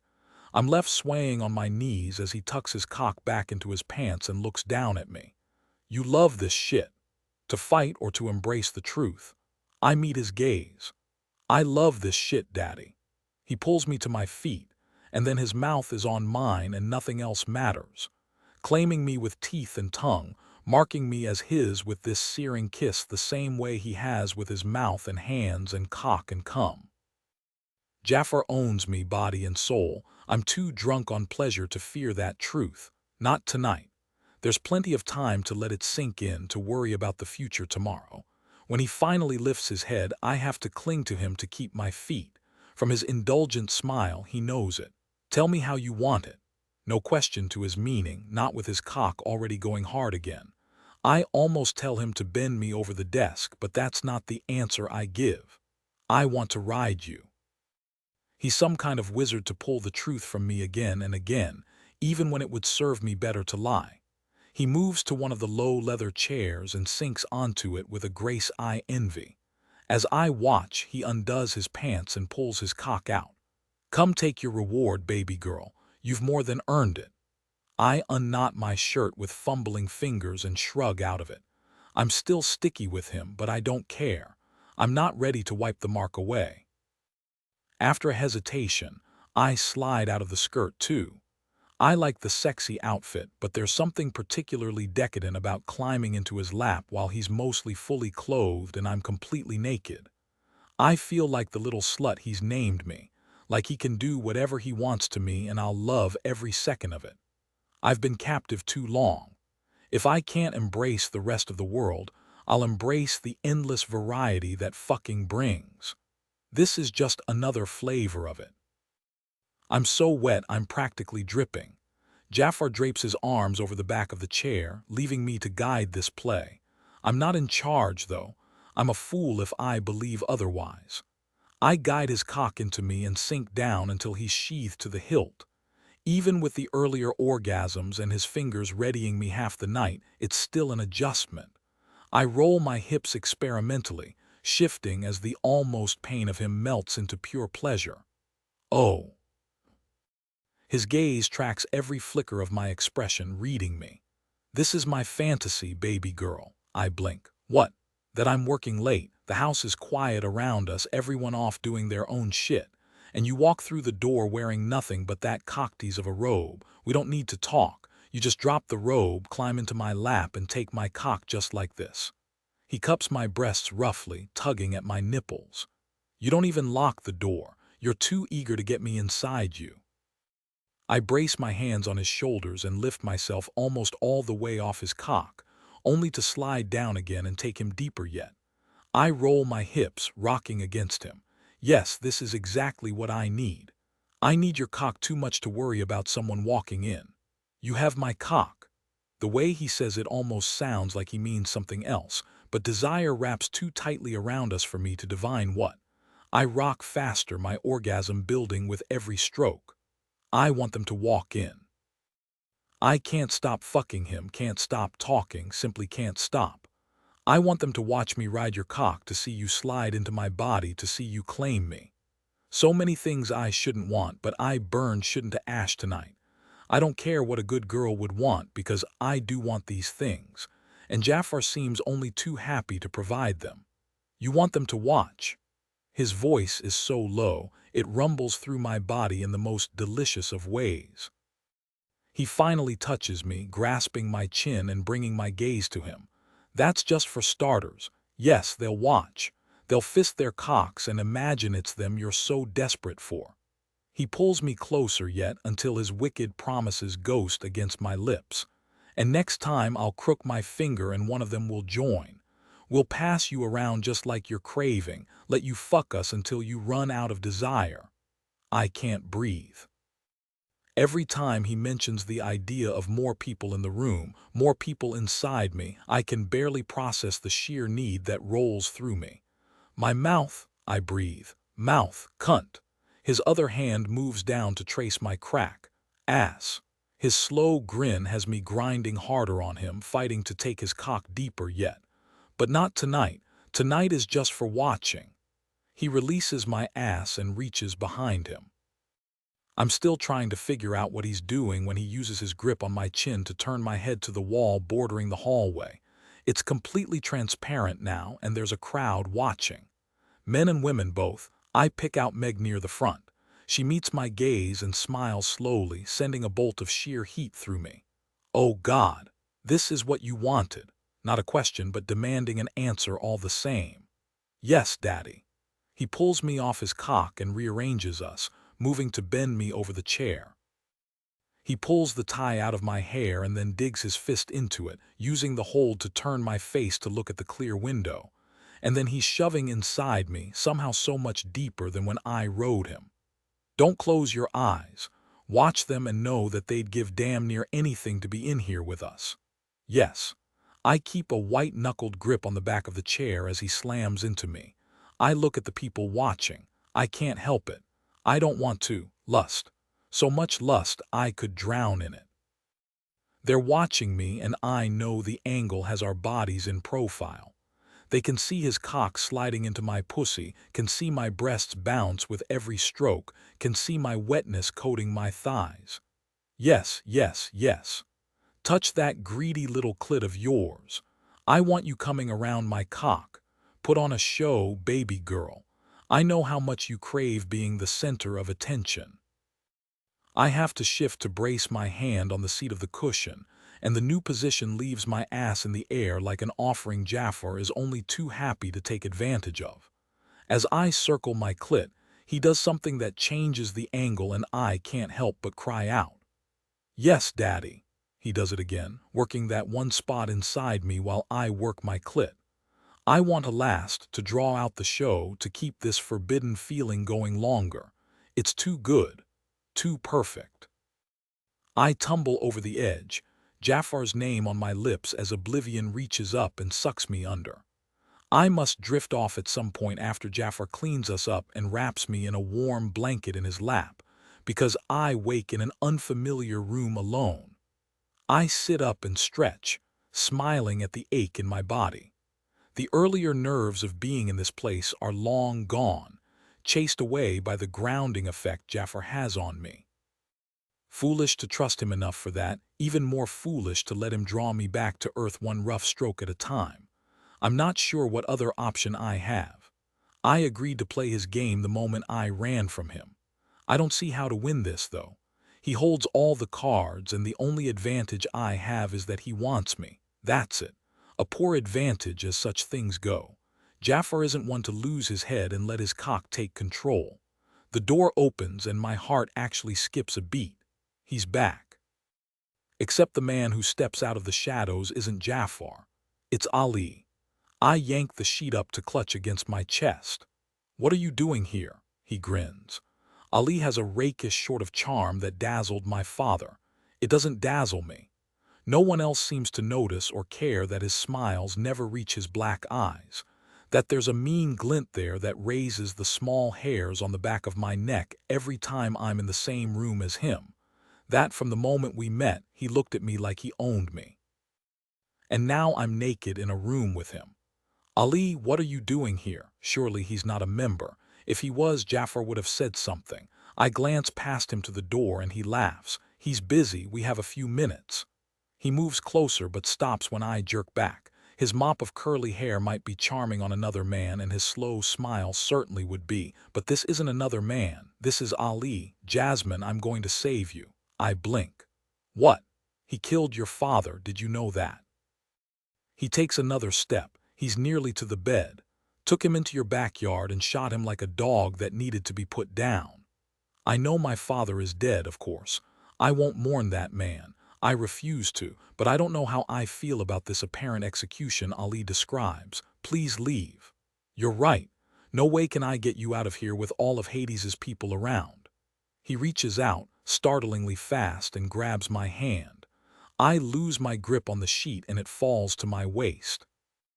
Ali stares at my breasts for a long moment and I stare back, refusing to fight him despite the fear leaving me cold. I'm afraid of what he might do if I try to pull my hand back. Playing that way with Jafar is one thing. It might not look like it to an observer, but I know the truth. Ali isn't Jafar. This isn't play. I want to shower off the filthy way he makes me feel with a single look. Fear clogs my throat, slowing my thoughts. A scream builds in my throat, a sound full of terror and rage. It leaves me hoarse from the fight not to set it free. He'll be back soon. I mean it as a threat. Jafar will kill Ali, even if he didn't intend to before now. If he walks in on this scene, I have no doubt how he'll react. He won't misread the situation. Ali takes it another way. "You're right." He drops my hand. "Be ready, Jazz, I'm going to get you out."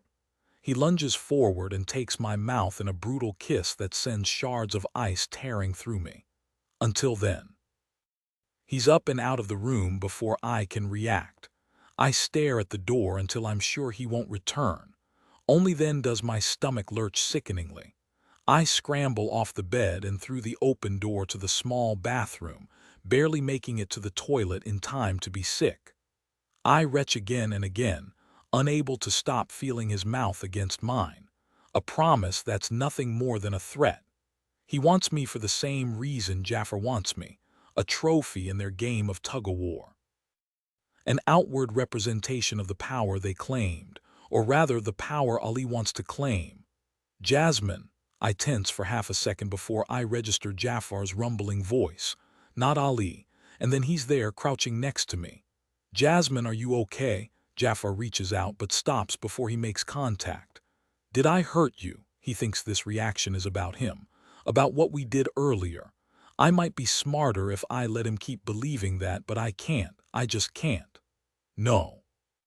Strangely enough, my stomach settles the second his big hand makes contact with my back.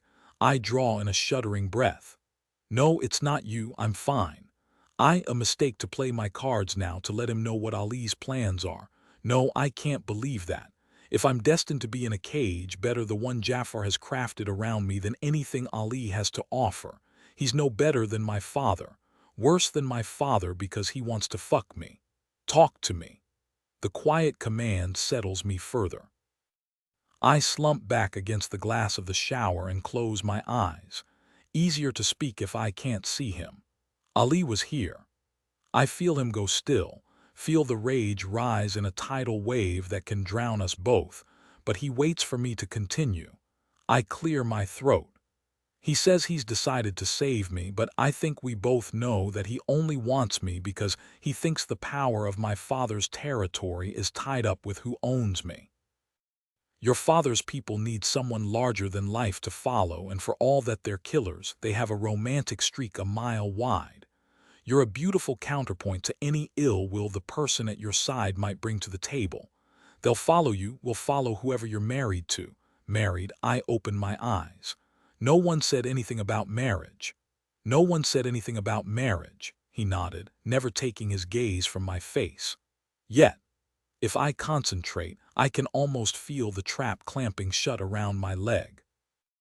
It's not enough to keep me locked up in his penthouse, or to bring me here like some prized cow to show off before it's slaughtered.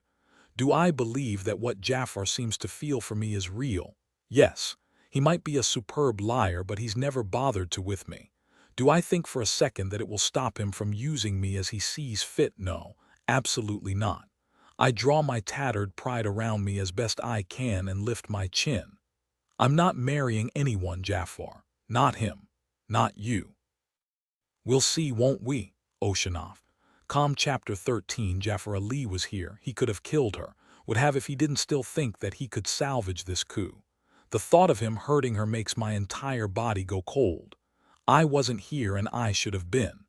I wasn't fucking here. He might not have injured her, but Ali did something to upset Jasmine enough that she's sick. Or she was. Right now, she's looking at me like she wants to rip my throat out for mentioning marriage. A stupid move on my part, a misstep I wouldn't have made if I was thinking clearly. But I saw her clinging to the toilet, and all I could think of was that I'd broken what little trust we have between us. There's no coming back from that shit. I know that better than anyone. Jasmine and I already have a mountain of challenges in front of us without letting my cock get in the way of reason. My cock always seems to get in the way of reason when it comes to this woman. I want to stand to race out of the room and track down Hades to punch in his smug face for having shitty enough security to allow Ali into this building. It shouldn't be possible. I can't even sneak into the underworld. I tried when I first arrived in Carver City, but the procedures in place are too thorough, which means Ali didn't sneak in. Hades allowed him entrance. Yes, the old bastard and I would have a conversation, and soon. But not right now. Not with Jasmine sitting there, still shaking, her eyes too wide. I hold out my hand. Come here. As much as I want to pick her up and just fucking take care of her, it will do more harm than good right now. I'm not marrying you, I bite back a sigh. A slip of the tongue, baby girl. It's not on the table. Not yet, but it will be. She's not wrong. A marriage might not be enough to fully cement things, but it won't hurt. It also has the benefit of creating a narrative people can root for. No one wants to be ruled by a monster who went back on his word and killed the man he owed allegiance to. But a man in love, desperate to save his woman from an arranged marriage, that's a whole hell of a lot more romantic. That's something people can get behind and celebrate. Come here. I put a little sting into my words, and sure enough, that gets her moving. She places her hand in mine and allows me to pull her to her feet. I lift her onto the bathroom counter and run my hands over her body. Did he hurt you? There are bruises there, but they're caused by my hands, and she came apart around my cock while I gave them to her. Did he touch you? Not the way you mean. She shivers, and I open the narrow cabinet Hades keeps stocked in all the overnight rooms. It's filled with anything a person needs if they're unexpectedly staying, and I pull out a toothbrush, toothpaste, and a fluffy robe. After wrapping the latter around her and tucking it in tight to her skin, I tear through the toothbrush packaging and dole out the toothpaste. She plucks it from my hand. I can brush my own teeth. I'm aware. It doesn't change the fact that I want to take care of her, a foreign feeling. Yeah, I've had plenty of sex in the past, and unlike some of the assholes out there, I actually care if my partner is having a good time. That means fucking, but it also means aftercare. This feels different. Everything with Jasmine feels different. I'm not prepared for the protectiveness that surges through me as she finishes brushing her teeth and slides off the counter. I want to wrap her up and snarl at anyone who gets close. I want to rip Ali's fucking head off. Did he hurt you, baby girl? She hesitates like she's thinking about lying to me. Finally, Jasmine runs an absent hand over her waves of dark hair. He scared me. She lifts her gaze to mine. He said you put my father down like a mad dog in our backyard. The bastard had seen that. I had to make an example of Balthazar. More I wanted to. If the piece of shit had listened to me, had taken my guidance, none of this wouldn't have been necessary. At least not for a few more years once I had my relationship with Jasmine solidified. Instead, Balthazar got greedy, and now here we are dealing with the fallout. It wasn't quite so dramatic. Jasmine sighs. This whole thing was broken from the start. She steps into me, allowing me to wrap my arms around her and rests her forehead against my chest. You're not a good man, Jafar. I know. With everyone else, I can put on the charming face and pretend to be other than what I am. Not with her, never with her. She's always seen right to the heart of me. It's what damned both of us. Because I see her too. I make myself release her, make myself take a step back. If you need to leave. She blinks those big, brown eyes at me, a line appearing between her strong brows. You gave me that option already. I know the caveats. I'll release your trust. I curse myself for being 1,000 times a fool for offering. Her trust is the one thing that ensures her defiance will only go so far. Having her need me is a tether binding us together. I'm bastard enough to keep her. I know that. I knew that when I forced her hand with that bullshit deal the night I took her the first time. You can leave the city if you want. Jasmine gives me an unhappy smile. We both know I'm not equipped to deal with the world, not now, not yet. This club was enough to have me locking up in sensory overload. Do you really think I'm capable of going out on my own? She shook her head. I believed I could when all I had was theory. Now I know better. You're underestimating yourself. Why the fuck am I trying to convince her to leave? What the hell is wrong with me? She moves past me and into the bedroom. Even if I actually landed on my feet, Ali will track me down and bring me back. He's all but promised it. As you said, people want a figurehead and I make a damn good one. That's not all of it. What are you talking about? Ali wants you because you were promised to him. I should shut the fuck up right now, but she needs to understand. But now that you're mine, he wants you even more. If he thinks he can't get to you, he'll do something unforgivable. She gives me a long look. You mean he'll kill me? He'll try. I won't let him touch you. Jasmine considers me for one last moment and then opens the closet and considers the offerings. Just like the bathroom, Hades keeps the closet stocked with a wide range of sizes. She pulls out a silky pair of cream pants and a matching top. They're obviously pajamas, but they'll more than suit on the ride home. Once dressed, she turns to me. I have no option but you, and we both know it, not as things stand now. It should make me happy that she's capitulating. It means less fighting so I can focus my energy on other things. It means I can keep Jasmine safe. It means I can keep her. But as I stand there and watch her put herself to rights, the wrongness of this situation nags at me. I want Jasmine. No shit, I want Jasmine. Until I had her, that was the only thing that mattered.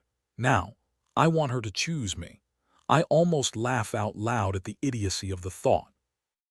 Jasmine might like the way she comes on my cock, but if all things were in balance, she'd walk away and never look back.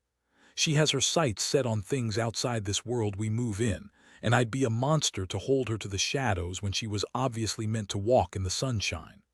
I am a monster. I shrug out of my jacket and wrap it around her. It's not that cold outside, but I like the sight of her in my clothes. A statement, yes, but for once, I don't give a fuck who might see. It settles something in my chest. I have one thing to take care of and then we're leaving. Her gaze sharpens. You want to talk to Hades? No point in lying to her. It doesn't even occur to me to try. Ali shouldn't have been able to get past the security. I need to know if he's that good or if Hades has his own reasons for letting the man in, and I need to know it soon. Jasmine's safety hangs in the balance. She meets my gaze. I'd like to come with you. It's on the tip of my tongue to deny her. Ali got into the room, so I'm hardly going to leave her here, but I know for a fact that Meg and the other two women in Hades's inner circle wind down in the early mornings in the lounge. I don't trust anyone, but Hades and his people care about reputation above all else. Even if he'd playing two sides against the middle, he won't hand over someone under his protection. He'll just pretend not to know anything about it after Ali snatches her. Jasmine touches my arm. I'll remember the rules. Eyes down, silent, it should please me. She's taken to submission so goddamn naturally, but I can barely breathe past the jagged feeling in my throat. No, the word seems to surprise her as much as it surprises me. I take her hand and place it in the crook of my arm. No, this concerns you as much as it concerns me. More. Jafar. She finally looks up at me. Even with her expression intentionally smoothed out, there are marks of weariness around her eyes and the faintest tremble in where her fingers touch my arm. Ali was in the room with her, close enough to do or say something that left her physically sick. I can't think about that too hard or I'm going to lose my shit. I should have been there. I want to bundle her up, to do something to make her feel safe, to put her feet back on solid ground. It's not in my skill set. I destroy things. I don't protect them. I clear my throat. I'm sorry I wasn't here. She frowns at me as if she's never seen me before. If he came through that door while you were in bed with me, he could have killed you. As much as I wish I could say otherwise, when she and I are fucking, I'm so wrapped up in her. An elephant could stampede through the room and I'd be none the wiser. It doesn't matter. It does matter. She's mine to conquer, yes, but more importantly, she's mine to protect. He won't get to you again. For a second, I think she might fight me just for the sake of fighting. I can't blame her for the urge. A cornered animal will swipe out at friend and foe alike. I'm still not sure which I am for this woman. Both. Neither. I want to burn this new fucking uncertainty inside me to ash and let it blow away in the wind. It won't happen as long as I'm touching her, and leaving her alone in this moment isn't an option. She needs me. She might cut out her own tongue before she admits it, but it's the damn truth. Ready? She nods slowly. I wish you hadn't torn my dress. It feels like visiting a king in my underwear. Baby girl, you are essentially in your underwear. I lean down and murmur in her ear. And you loved it when I ripped your clothes off. It had you wet and begging for my cock before I had even touched your pussy. She shivers. I like what I like. As simple as that. Fuck. But if ever there was a woman who could send me to my knees, it's this one. I'm going to spend a fortune in clothes on you. I chuckle. The sound feels strange in my throat.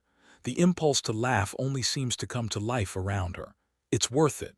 I know, she says primly, once again the little queen. It makes me want to fuck that control right out of her. Again. Not now. Not while there are enemies circling and I have no idea how deep the rot goes. Let's go. I don't usually stay overnight in the underworld if I can help it, but I have these hallways memorized. A plan is only as good as its exit strategy, though I've trusted Hades up to this point to follow his own rules. Ali having access to the club isn't a direct violation of that, but his coming into an occupied room without an invitation, touching my baby girl without invitation, I'll fucking kill him. Unsurprisingly, it's Meg who meets us at the small elevator that leads up to Hades's office from this floor. She looks just as fresh this morning as she did last night, though she's changed clothes and hairstyles somewhere along the way. Now she's in a pair of slacks and a button-down shirt that's barely buttoned, leaving a large swathe of skin exposed from her neck to her stomach. She smiles at us, though there's a coldness in her blue eyes that she usually masks. You're headed in the wrong direction for the exit. We need to speak with Hades, please. I could demand to see him, throw my weight around, but it'll only result in him pulling a power play just to prove he can. Dealing with Hades is a constant dance of dominance and power, and I only come out on top about half the time. Today needs to be one of those times. She gives us a long look. He's expecting you. I bet he is. I keep my hand covering Jasmine's as we follow Meg onto the elevator and head up a floor. She doesn't speak, which is just as well. Meg might be Hades's right hand, might run this place just as much as he does, but at the end of the day, he is the one who leads, which means he's the one I need to deal with. We step off the elevators and she motions for us to follow her to a set of large, dark doors. They stretch from the floor nearly to the ceiling, and the shiny wood is stained black and carved with a tableau of images that are drawn straight from myth. It sets the tone of any meeting conducted in this room, but I could give a fuck. I'm not here to beg on my knees for a favor. I never have. Favors from Hades have a way of coming around to bite a person in the ass. I've seen it too many times to discount the danger he represents. Meg pushes open the doors and they swing easily beneath her fingertips. We precede her into the office. It's done in shades of gray, which would amuse me under other circumstances because I'd bet my left arm that there are 50 of them contained in this room. The far wall is lined with shelves that are filled with knickknacks and weird cluttery shit. I can feel Jasmine's curiosity over the space, but I only have eyes for the man behind the large gray desk. Hades looks exactly the same as he did last night, though the suit is a little different. He smiles as we walk forward, the smile widening when Meg comes to stand at his right shoulder. "What can I do for you two lovebirds?" "Need a favor." Jasmine tenses, but I don't look at her. "No favors today." "Pity, we're under quota." I'm not entirely sure that he's joking, but I ignore it. "You let Ali Tahan have a membership here." Hades raises his brows. With his black-framed glasses, it gives him the look of a cultured professor waiting for a student to get to the point. "I allow a lot of people to have memberships here. That's the purpose of the underworld, neutral territory." His lips quirk, even as his dark eyes stay cold. "Surely you didn't think your vendetta was the exception to the rule." I've never seen Ali here, so I made some assumptions I couldn't afford to make. That doesn't change the fact that what happened earlier shouldn't have. He entered our room without permission and accosted Jasmine. The amusement on Hades's face vanishes. Bold accusation. I give him the look that statement deserves. "You have cameras all over this place. Look for yourself." Hades glances at Meg. "Be a darling and see what Ali was up to while he was here last night." He watches her leave through the door on the other side of the room, his gaze dropping to her ass. I almost roll my eyes but manage to muscle down the reaction. Hades and Meg fuck other people, but the only loyalty they seem to hold is to each other. When it comes to the shit that matters, they are a unified front. I've never actually seen them play together in public, but if they aren't fucking behind closed doors, I'll be shocked. "Sit, sit. You don't have to stand there all formally." He waves a languid hand to the chairs situated on either side of us. I take the left one and pull Jasmine down into my lap. She tenses for half a second and then relaxes into me. I wish I could say that I'm doing this to send a clear message to Hades, but the truth is that I know she's still shaken and I don't want her to feel untethered. And fuck, yes, I want to mark her as mine in front of the king of this place. She doesn't wear my collar, but that's a mere formality at this point. Hades lifts his brows again, but before he can say something sure to piss me off, Meg walks back into the room. A short nod from her and he turns back to us, all seriousness. "My apologies. We have rules and Ali didn't follow them. It won't happen again. His membership will be rescinded. And no doubt Hades would take payment for the infraction." "Thank you." I urge Jasmine to her feet and stand. See you around, Hades. No doubt you will. I don't hustle Jasmine out of the underworld, but I set a pace that doesn't invite lingering. Even with Hades's assurances that it won't happen again, I want to get her home. Safe. Ocean off. Calm. Chapter 14. Jasmine. Jafar doesn't stop touching me the entire ride back to his penthouse. It's not sexual in nature, which I can't decide if I find a relief or a disappointment. Sex would drive away my concern over the interaction with Ali, over the threat he offers that no one saw fit to tell me about until an hour ago, but it won't fix things. I'm rapidly coming to the conclusion that nothing will fix my current situation. He offered to give me my trust. I might laugh if the gesture didn't make me want to cry. Whether Jafar did it to be cruel or because he honestly thought I'd be able to take it really doesn't matter. Growing up, I had dreams. Dreams of traveling, of moving through the world and experiencing all the things denied me while I remained under my father's thumb, of carving out a space that was mine and mine alone. All it took was one night out to lock me up and send panic fluttering in my throat.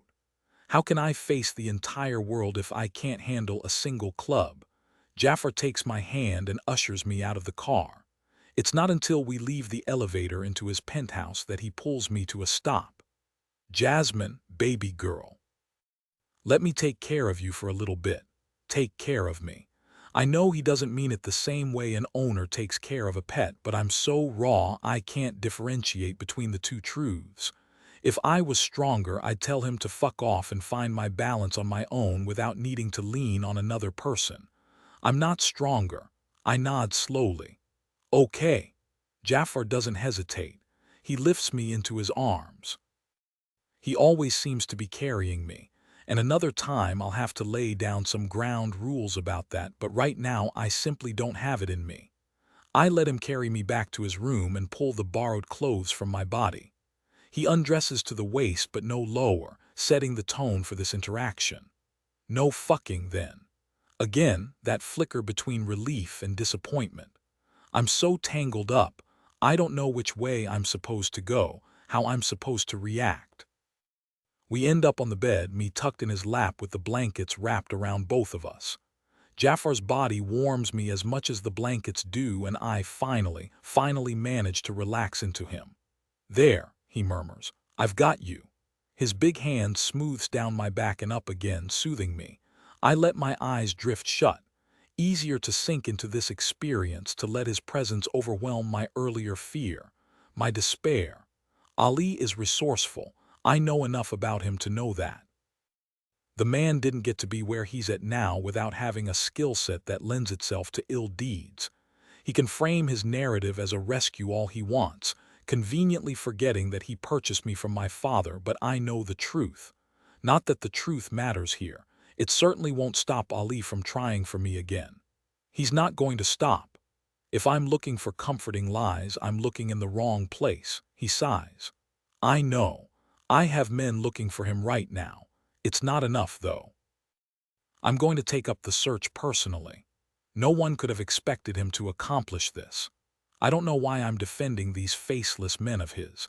If they'd done their job, Ali would be, what would he be? Dead. Can I really condone murder? I think back to the way he looked at me this morning, to the way he always seemed to look at me. Yes, I can condone murder. Better him dead than me forced to live within his control. I don't know why it's different with Jafar.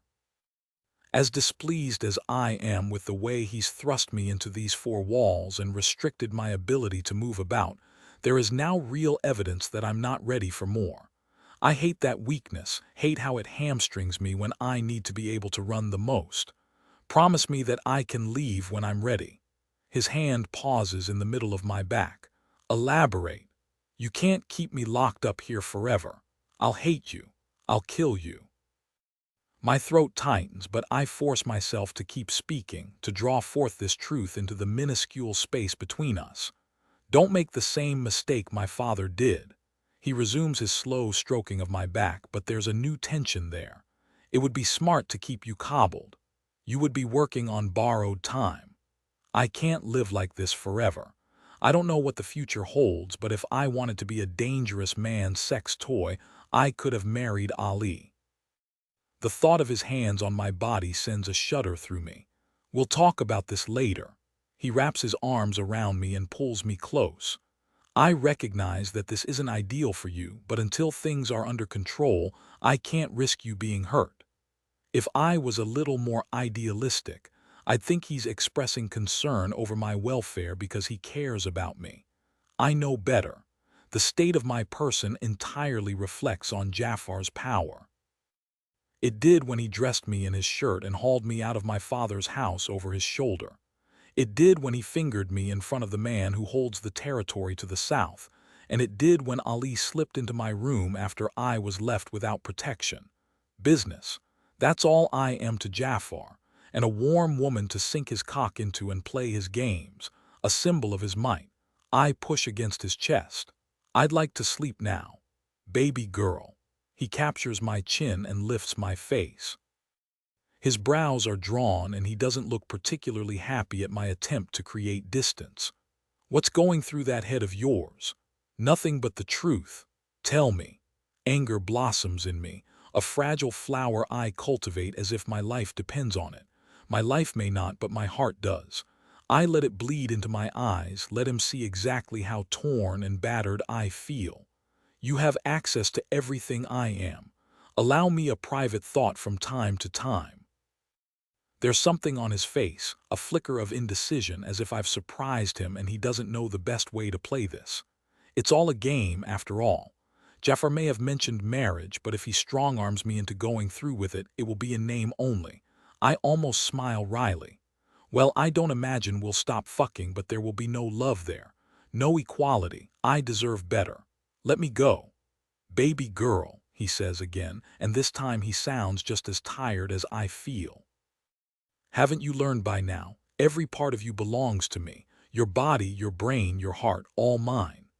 This time when I push away from him, he allows it. The fact that he allows it, that I can't do even this on my own, it's too much. I fight my way off the giant bed and stand on shaking legs. I don't belong to you. Yes, you do. I turn around and walk away. I have to. If I don't establish some kind of distance, the smallest kind of distance, right now, then I'm lost forever.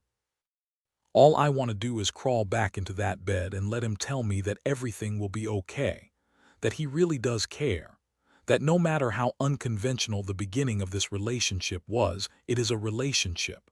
I want him to tell me a lot of things. No, not things, lies. And because they're lies, because he might just deliver them as if they're the God's honest truth, I have to walk away. His voice stops me when I reach the door, the snap of command stilling my feet despite myself. Jasmine. I don't turn, don't answer. I simply wait. Thankfully, he doesn't make me wait long. I meant what I said. I'm going after Ali. I might not be home for a few days, but you'll be safe here. I press my lips together, hating how worried I am about him. Okay, Tink will be here Monday morning. He scheduled the appointment with her that I asked for. Thank you, Daddy. My lips form the words without thinking, and I can't even manage to make it sarcastic. Be ready at 8 Monday night. Some amusement melts into his low voice. I'm feeling generous, so I won't even command you to kneel. Yes, Daddy, I whisper. I feel broken and filled with shards. The worst part is that I don't hate the sensation, that I'm looking forward to whatever he has planned Monday night more than I'm looking forward to 2 days left to my own devices. If I'm not careful, I might forget myself and grow to love this cage he's built around me. That fear, more than anything else, gets me moving again. I walk down the long hallway to the opposite end of the penthouse. My bed feels cold and empty after leaving Jafar's, but I ignore the sinking in my chest. I have to put some distance between us. He's too big, too dominant, too overwhelming, too much. I forget how to fight when he's touching me. No, that's not right. I still fight. I love to fight Jafar. I forget how to fight to win. Despite my racing thoughts, I must fall asleep, because the next thing I know, soft light filters in through the gauzy curtains covering my windows. I sit up and push my hair out of my face. My body hurts in the most delicious way possible, and I press my thighs together, relishing the ache. A note perches on my nightstand, a short line written in Jafar's careless scrawl. "Call me when you're up." A phone sits next to it, one I've never seen before. It's so new and slick, it practically slips from my fingers when I pick it up. The first thing I do is pull up the contacts. There are only two: Tink, Daddy. I press his name before I even have a chance to consider disobeying. With a sigh, I flop back into my oversized pillows and stretch. It rings 3 times before he answers. "Afternoon, baby girl." "Hi, Daddy." Every time I say it, it feels more natural. Right and yet a little dirty, all at the same time. "Did you dream of me?" That startles a laugh out of me. "You mean, did I dream about shoving you out a window? If so, then the answer is yes." "Brat." His chuckle has my body perking up. I bite my bottom lip, trying to keep from squirming. How does he manage to do that? His voice lowers. "Are you still in bed?" "Yes." "Then I have to apologize to you." I blink. "Apologize because I'm not there to make your pretty pussy feel good right now." This time I can't keep my little whimper inside. "Oh, yeah, oh." I really shouldn't find his amusement at me sexy, especially considering how we left things earlier, but my reactions to Jafar have never been logical. His voice deepens. "Pretend I'm standing at the foot of your bed and give me a show." "I could just go into your office again." Another of those delicious chuckles. "You could, but you're sounding all rumpled and sleepy. I'd hate to push you past that." The barest of hesitations. "Spread your legs, baby girl." I kick off my covers and obey, feeling wicked as the cool air licks at my exposed skin. "I like that." "I know you do. Now put me on speaker so you have both your hands." It's so easy to do what he commands in that moderate voice.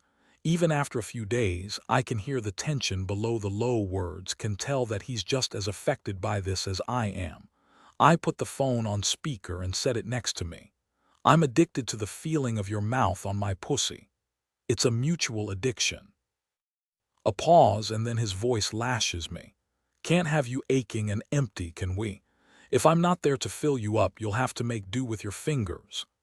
I eagerly skate a hand down the center of my body to push 2 fingers as deep as I can. I must make a sound, something desperate and needy, because he doesn't hesitate to keep talking, spinning his web of lust tighter around me. "You're a wicked girl, aren't you? How many times did you play with that pretty pussy and think about me while you were in your father's house?" A small voice tells me to lie, but I'm too far gone already. "A lot.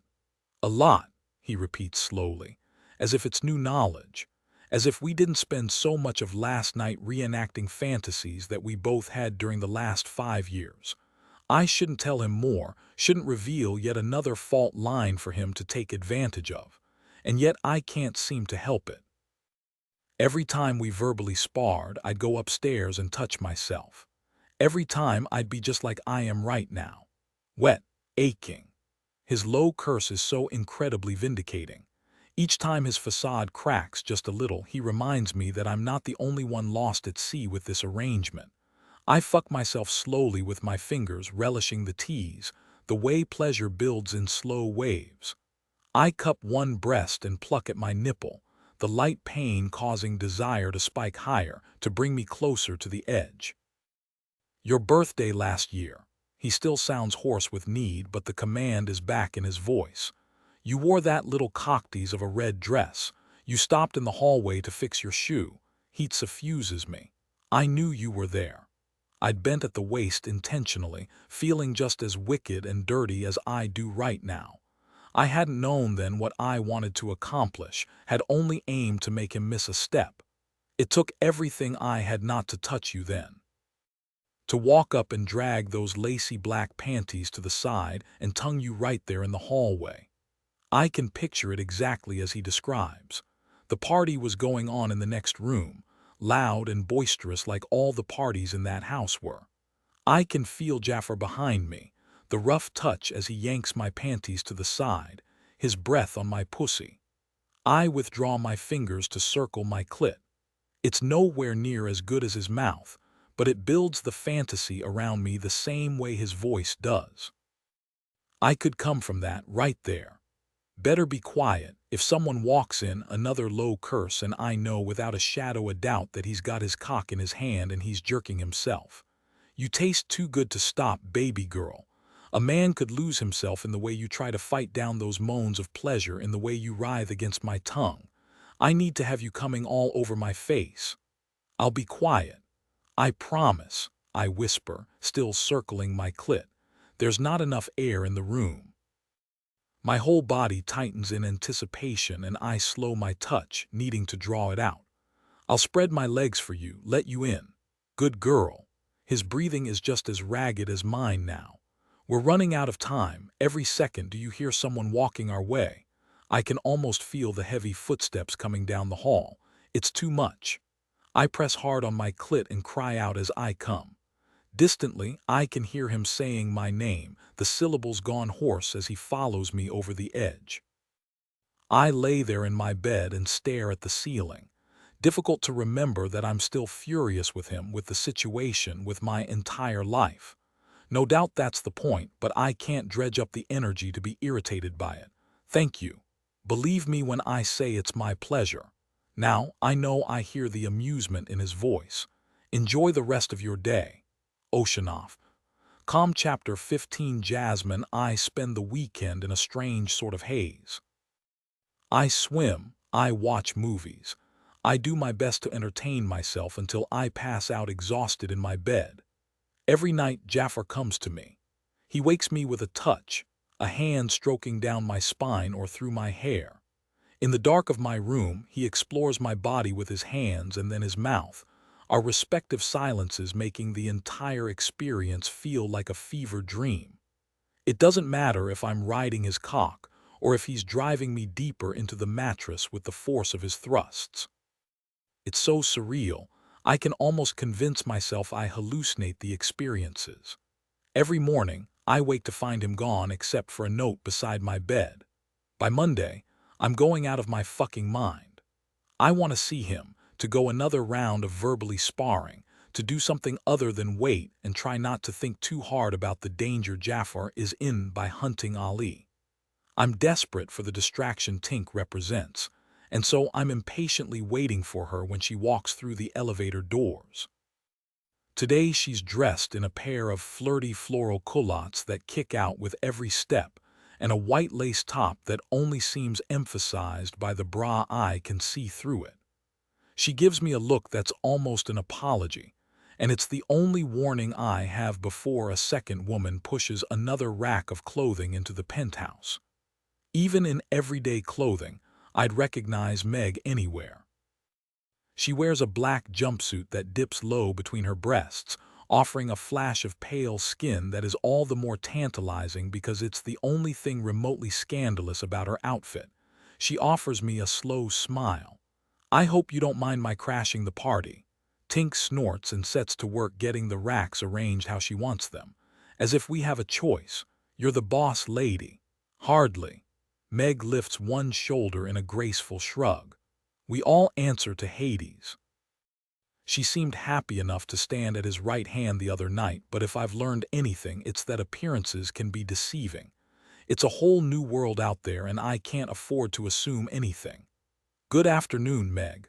So proper, this one. She shares a telling glance with Tink. We're not on the books right now. You can relax. Somehow, I don't think that's remotely the truth. I wonder if Jafar knows Meg planned on showing up when he's not around, and I suspect he wouldn't like it. I open my mouth to tell her as much, but stop myself. We're in Jafar's penthouse, and no doubt the exits are all watched by guards and more cameras than I care to think about. It's not as if Meg can knock me over the head and smuggle me off to a secondary location. I finally perch on the edge of the couch across the one she sprawled over. You have a reason for being here. Do I? She stops playing with her hair and gives me a slow grin that sends my stomach tumbling over itself. Maybe I just wanted to play, Jasmine. You're a gorgeous girl and watching Jafar fuck you was really something else. My skin heats at the thought of what kind of game she could mean, but it's a distant feeling. not overwhelming like my desire for Jafar. I am attracted to Meg. If Jafar arranged for us to play in the kind of scenario he described the other night, I would allow myself to be swept away. But not like this. Not behind his back. I keep my spine straight and my expression even. Tell me why you're really here or get out. She considers me for a long moment and shrugs. Just like that, all signs of seduction disappear and she goes cold in a way that has me realizing exactly how badly I've underestimated her. Meg leans forward and props her elbows on her knees. I can get you out. I barely dare draw breath. I don't let myself look to where Tink stands to the side, uncharacteristically silent. Excuse me. You're a pretty bird locked in a prettier cage. She flicks a hand to encompass the penthouse. I can get you out. Freedom doesn't feel much like freedom when I have nothing. Jafar offered to release my trust fund. I don't know that I trust him enough to believe that it's not some kind of trap, but I certainly don't trust Meg to offer something without 1,000 strings attached. She eyes me. I'll give you enough funds to get you going and a new identity that can pave the way for a fresh start. You show every evidence of being a smart girl. I'm sure you'll land on your feet if you give yourself the chance to. Temptation slithers through me. She's the snake in the Garden of Eden, whispering about a world I've only glimpsed through the wall that surrounds me, offering me freedom that might be anything but. There's a catch. The only catch is that you leave Carver City and don't come back. I can cover your trail so no one will find you as long as you're not an idiot. Her plan unfurls before me, and I can almost admire her for the move. Without me here, playing the part of the war prize, Jafar's position will be weakened. I doubt it's enough to oust him completely, but it means that he'll be challenged, repeatedly. It will keep him busy enough that he won't be able to look to expand until he's ground up every bit of rebellion within his own territory. I tilt my head to the side. You have no reason to think Jafar won't be happy with what he has. Smart little thing, aren't you? A little respect filters into her blue eyes. Jafar was born hungry. He might be satisfied with what he has for a few years, but eventually he'll start eyeing the territory boundaries and pushing against the other players. He'll take Hook first because it's the smallest amount of ground to cover, but that will only buoy him. She shakes her head. We don't exactly have peace in Carver City, but what we have is close enough to it. No one is allowed to rock the boat, not even Jafar. On the surface, it makes sense, but something's still off. What price? Meg doesn't blink. What price can you put on freedom? No, Jasmine, no price, no deal, just an offer that's mutually beneficial. I don't know if I believe her. Does it make sense to undermine Jafar now, rather than wait until he's secured his base? Yes, most definitely. But after Tink's talk about Hades's deals, and this offer can only come from Hades, for all that it's Meg's mouth forming the words, I can't help thinking that there's another shoe waiting to drop. That when it does, it will crush me. Either way, I'd be a fool to turn her down completely. Can I think about it? Sure. Another of those graceful shrugs. But the offer expires in 7 days, so think fast. She pushes to her feet and smiles. See you around, Jasmine. I don't move until the elevator doors close behind her, and even then I count to 10 slowly before I let the steel bleed out of my spine and slump back against the couch. Is it always like that with her? Tink snorts. Usually it's worse. She gives herself a shake. Rumor has it that Meg was like you when she first got to Carver City. A princess, for all intents and purposes, though she left everything to flee. I don't know. Something. It'd have to be bad to rattle her. She flips through the racks and tosses me a dress. She found her way to Hades and made a deal. I drop my robe and pull on the dress. It's a style actually suitable for day wear, a sheath dress in a cream that looks good with my darker coloring. What kind of deal? Dunno. Hades doesn't exactly proclaim the terms from the top of the tallest tower. She eyes me. That's a keeper, try this one. Another dress, this one a deep red that's fitted through the torso and flares out around my hips, the hem stopping just past my knees. I like it. Of course you do. I picked it for you. She waits for me to strip out of it and sets it aside in the pile. But anyway, that was before my time. As long as I've been around, it's Meg and Hades, Hades and Meg. I give myself a few moments to indulge in the fantasy of being the right hand to a man like that, to Jafar. Meg and Hades are as close to equals as I've ever seen. Maybe they even are equals, their relationship originating in a deal or number. Jafar and I will never get there. He's too intent on keeping me closed in, keeping me safe, simply keeping me. There's something romantic about that. If you say so. She shrugs and passes over another garment. I'm not going to tell you not to take her offer, but be careful, princess. Meg can be cool, but she's as much about the bottom line as Hades. A deal is a mess, but at least they'll honor their part of it. Once Hades gives his word, it's as good as done. This offer stinks. I'm inclined to agree, but having an escape hatch is attractive in a way I can't put into words. This is the first time in my life I've had actual options, albeit ones that aren't overly attractive. I can stay with Jafar, continue to be his. I'm not even sure what I am to him. Prize, statement, submissive.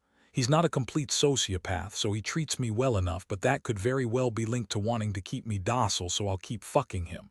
I press my fingertips to my temples. This whole thing hurts my head. I don't envy you. My deal is shit, but at least it's straightforward. I open my mouth to ask what her deal is, but reconsider at last moment. If she wants me to know, she'll tell me. What would you do? Can't tell you that. Tink pulls out a dress, looks at it, and puts it back on the rack. You have to make the choice you can live with, whatever that looks like. She's right. It's a choice I have to make for myself, for better or worse. I manage a smile. I appreciate you being frank with me. You don't have a lot of allies. I'm a dick, but even I can't kick someone when they're down. She turns with 2 pairs of pants in her hands. Now onto more important things. Jeans or slacks? What are you feeling? Jeans. I've only owned a single pair, and I had to sneak them in because my father had strong opinions about what was considered appropriate clothing. Denim didn't make the cut. Girl after my own heart. She pulls out several more pairs and drops them next to me. Work through this pile and tell me what you like, and we'll go from there. We pass the next hour like that, and I can tell Tink intentionally keeps the conversation away from trickier topics. As much as I want to drill her for information, I allow it. She's been kind to me, but at the end of the day, she owes her allegiance to Hades, and I'm not fool enough to think 2 styling appointments can sway that. After she leaves, I dress carefully. I don't know what Jafar has planned for tonight, and even as part of me tangles with the concept of taking Meg's offer, the rest of me is abuzz with anticipation. How can this be? The only thing I've ever wanted is to be free, to make my own choices, to live without a sword hanging over my neck, to move through the world as a normal person. Meg's offer would give me that. No doubt I'd have to make some allowances for lifestyle. She may give me enough money to get me started, but I'll have to learn fast on my feet, starting from the ground up. The idea of it is staggering. Just a few nights ago, I told Jafar I couldn't do it on my own. What if I was wrong? What if I can? He won't let me go. Even if he releases my trust fund, and I have my doubts about that, he won't let me leave the city. I can pretend having money of my own will put us closer to equal footing, but it's a lie. Jafar is too overwhelming. He touches me, and I forget all the reasons I don't want any of the life he's shoved me into. I start to think that maybe this beautiful cage isn't so bad as long as he's in here with me. Except he's not in here with me. He has all the power. I have none. Jafar walks out of the elevators as I pour a glass of wine. He looks as decadent as ever, though the image is smudged. His charcoal suit is tailored to perfection, but his brown skin glistens as if he's recently run.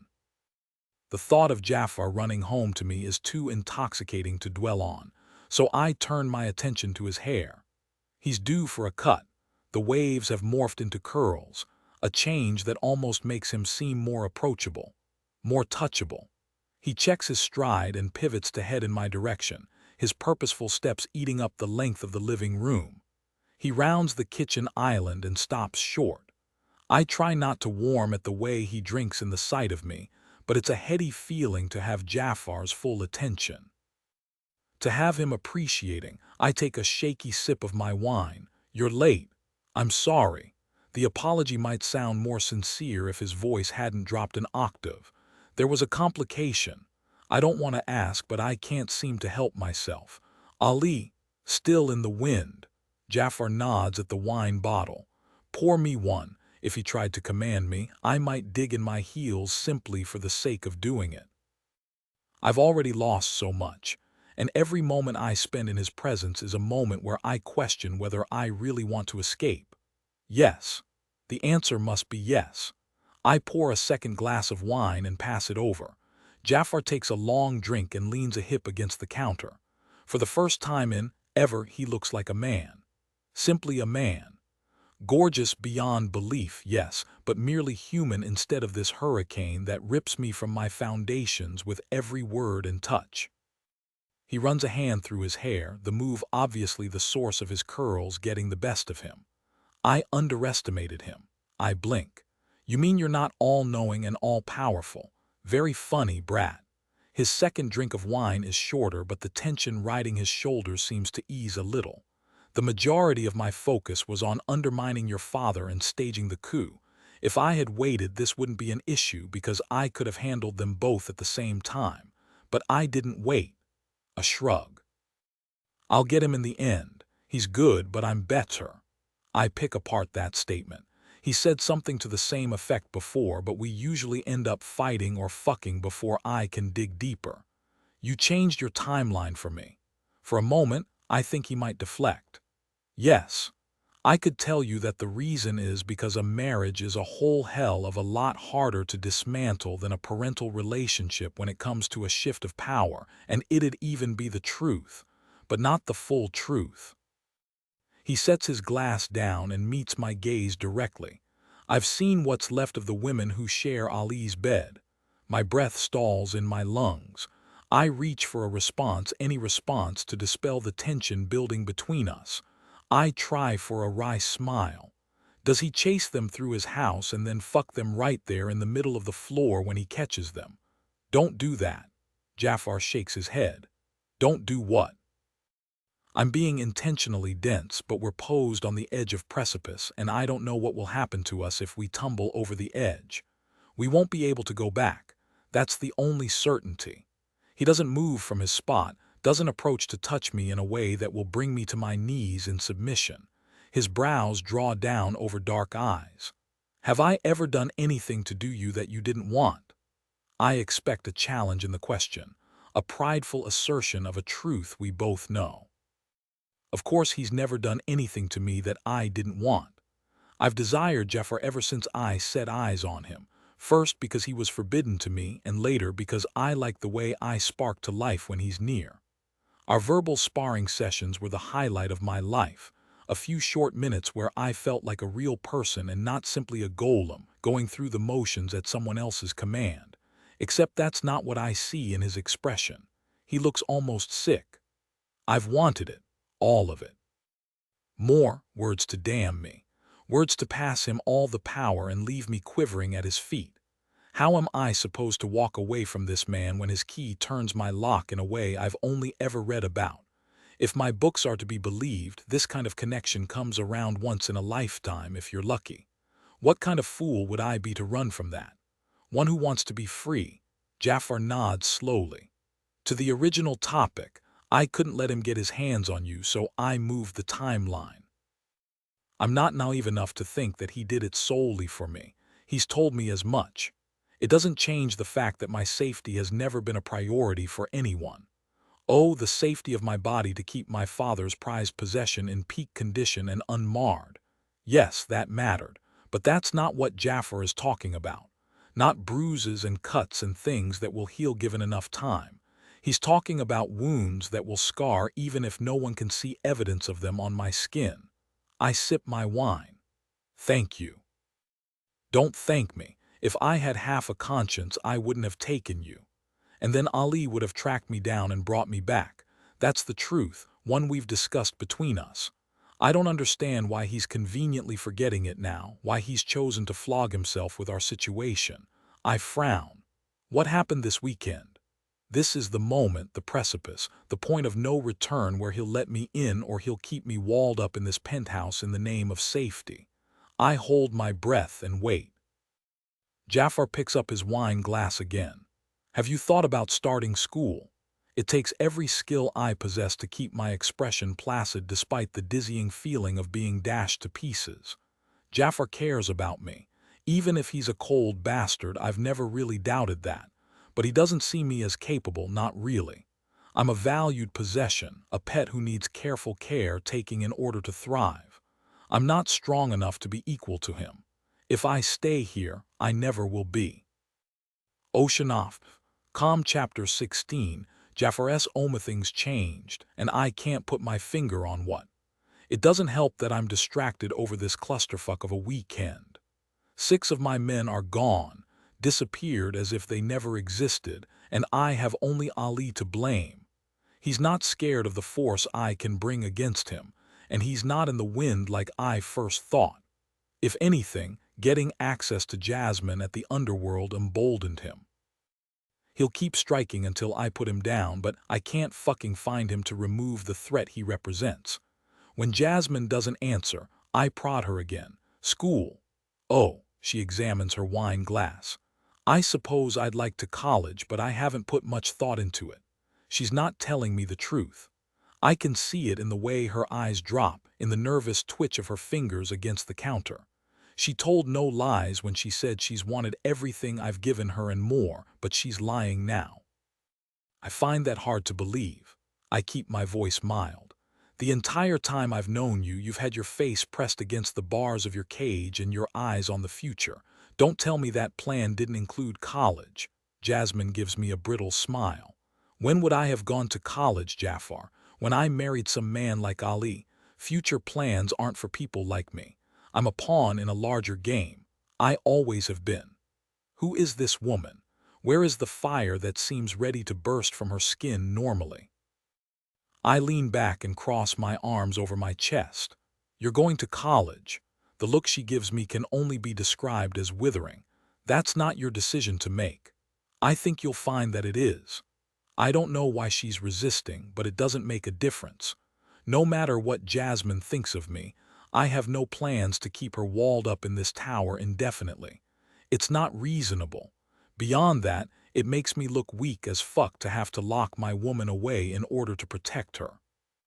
She might not see herself as mine, but everyone else does. I do. Life would be easier if that was my only motivation, bolstering strength and keeping up appearances. That shit I understand. It's not, though. I want Jasmine to find her feet in a real way. She's never had a chance before, and I can be the one to give it to her. Is there a whole lot of possessive pride wrapped up in that sentiment? Yes. I won't deny it.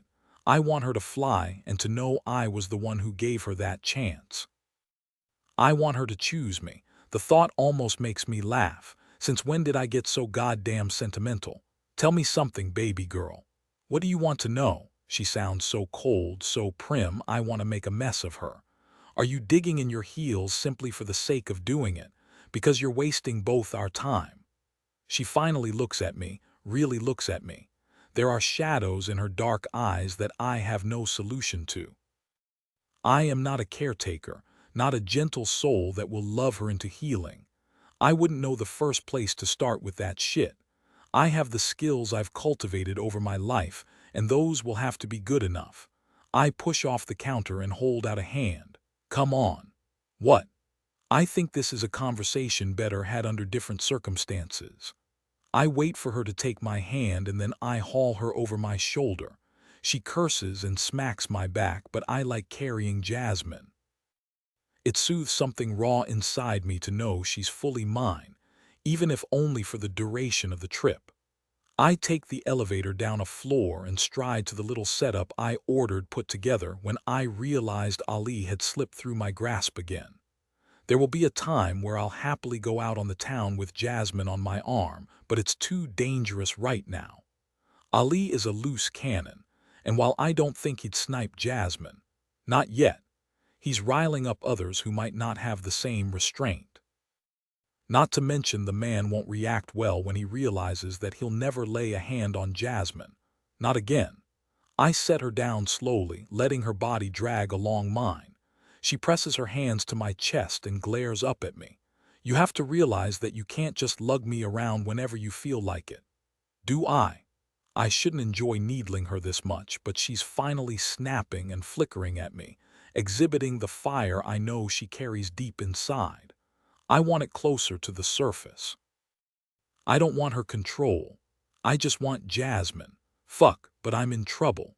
She was only ever meant to be the pawn she describes herself as, except I'm self-aware enough to acknowledge the truth. This woman worked her way beneath my skin a long time ago. Now that I've had her in my home, that I've seen her wild with abandon and desire, now that I know exactly how hard she gets off on being bad, I've always dealt in cold, hard facts. Ambition like mine can get a man killed if he's not careful, and I worked my way up the ranks using my brain instead of letting emotion get the best of me. That trait is what makes me better than anyone else around me, and it's the reason Balthazar never saw me coming. For all his power, he was ruled by impulse and anger, and beneath that, fear. But if I was the type of man to give way to fantasy, to dream up a woman to be my match in every way, I don't have to look far to find her. She's standing right in front of me. I sure as fuck don't know how to feel about that. Wanting something, someone this badly is like handing my enemies a loaded gun and relying on a prayer to some imaginary god to save me. They'll see her as my weak point and they'll come for her. They'll keep coming for her. Jafar, she slides her hands up my chest, her brows furrowed. Daddy, are you okay? You're shaking. I lock it down. I don't have another choice. Confessing any of this shit to her is out of the question. She's still got her eye on the door, and knowing that she'll rip me apart if she tries to leave won't be enough to stop her. I'd be a fucking idiot to believe otherwise. Eat with me. She blinked those big, dark eyes at me. I don't understand you. You don't have to understand to play along. No smile in response, just a searching look. Is that all this is, a game to play? I can't dredge up a lie. No, baby girl, that's not all this is. She parts her lips like she wants to pepper me with more questions, but she finally shakes her head and turns to look at the hastily put-together setup in the room. It doesn't look last minute, of course. My people are better than that. A small round table sits in the center of the room with 2 tall candles and a full array of silverware and plates. If I can't take her out for the night I had planned, I'll bring it to her. Finally, Jasmine looks back at me. Okay, I'll put aside my feelings for the night if that's what you want. I don't want her to put aside her feelings. I want to shift the feelings themselves. I can't tell her that. She might grab one of the butter knives and try to stab me with it. The thought brings a smile. Do you often attempt to stab people? She moves to the table, and I follow to pull out her chair. Jasmine doesn't answer until she's seated. Only when they sneak into my room in the middle of the night. I can still feel the prick of the blade against my groin. She'd stood a good chance of hitting an artery and leaving me to bleed out on her bedroom floor. And sick bastard that I am, all I felt was a sense of pride. If I'd been Ali, would you have followed through on the threat? Yes. She takes her napkin and spreads it across her lap. I assumed that anyone in my room uninvited was up to no good. She arches an eyebrow at me. I was correct. I chuckle. Yes, you were. I lean back as a trio of my men come in, all carrying covered plates. We don't speak as they set them on the table, remove the covers, and silently leave the room. I watch Jasmine taking the food. This looks like paella from Ram's. It is. Surprise flares, quickly banked. You know my favorite place. I think we've established that my fascination with you has prodded me to learn all number of things. She picks up her fork and considers me. You say fascination, but if I wasn't attracted to you, it would border on terrifying. Another long look at her plate. I'm not sure it doesn't border on terrifying. Eat before it gets cold. She gives me another of those saucy looks I've come to crave, and we dig in. She's correct that this food comes from Ram, who runs a restaurant that I'm reasonably sure has no name, but I'm not about to tell her that I paid the man an exorbitant amount of money to cook for us personally tonight. She'll accuse me of padding her cage with pleasant experiences, and it's exactly what I'm doing. I know she's restless, but I can't do a damn thing about it until Ali is removed. Even then, I can't allow her free rein. Not until I can guarantee her safety. It's only when she sets her fork aside that I resume our earlier conversation. Why did you lie to me about college? Jasmine sighs. Do you ever get tired of moving me around the board on your whim? Princess in a palace. Princess in a penthouse. Submissive in the underworld. Now college co-ed. Why do you insist on pushing me like this? I should feed her a line, but I find myself answering honestly. You've been walled up for too long. I've been walled up too long, she repeats as if she can't have heard me right. Jasmine picks up her wine glass, seems to reconsider, and sets it down again. You are such a hypocrite. Guilty. My easy admission seems to set her back. She glares. I lied about college because I know what comes from playing my hand too openly. You already have all the power and I have none. I'm not going to simply gift you with every piece of me. Too bad, that's exactly what I want, she shakes her head. No, we'll get there. I have plenty of time to play the long game with this. I ease back. Tell me about college. Fine. She smooths her dress and meets my gaze. I want to major in software engineering. Now it's my turn to blink in surprise. I didn't see that coming. Why would you? All you see is a pretty face. All anyone sees is a pretty face.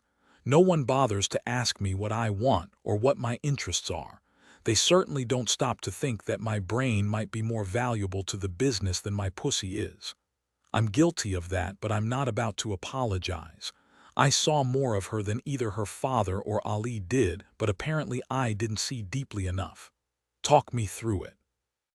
She considers me, probably expecting me to laugh at her expense, but I genuinely want to hear her thoughts on it.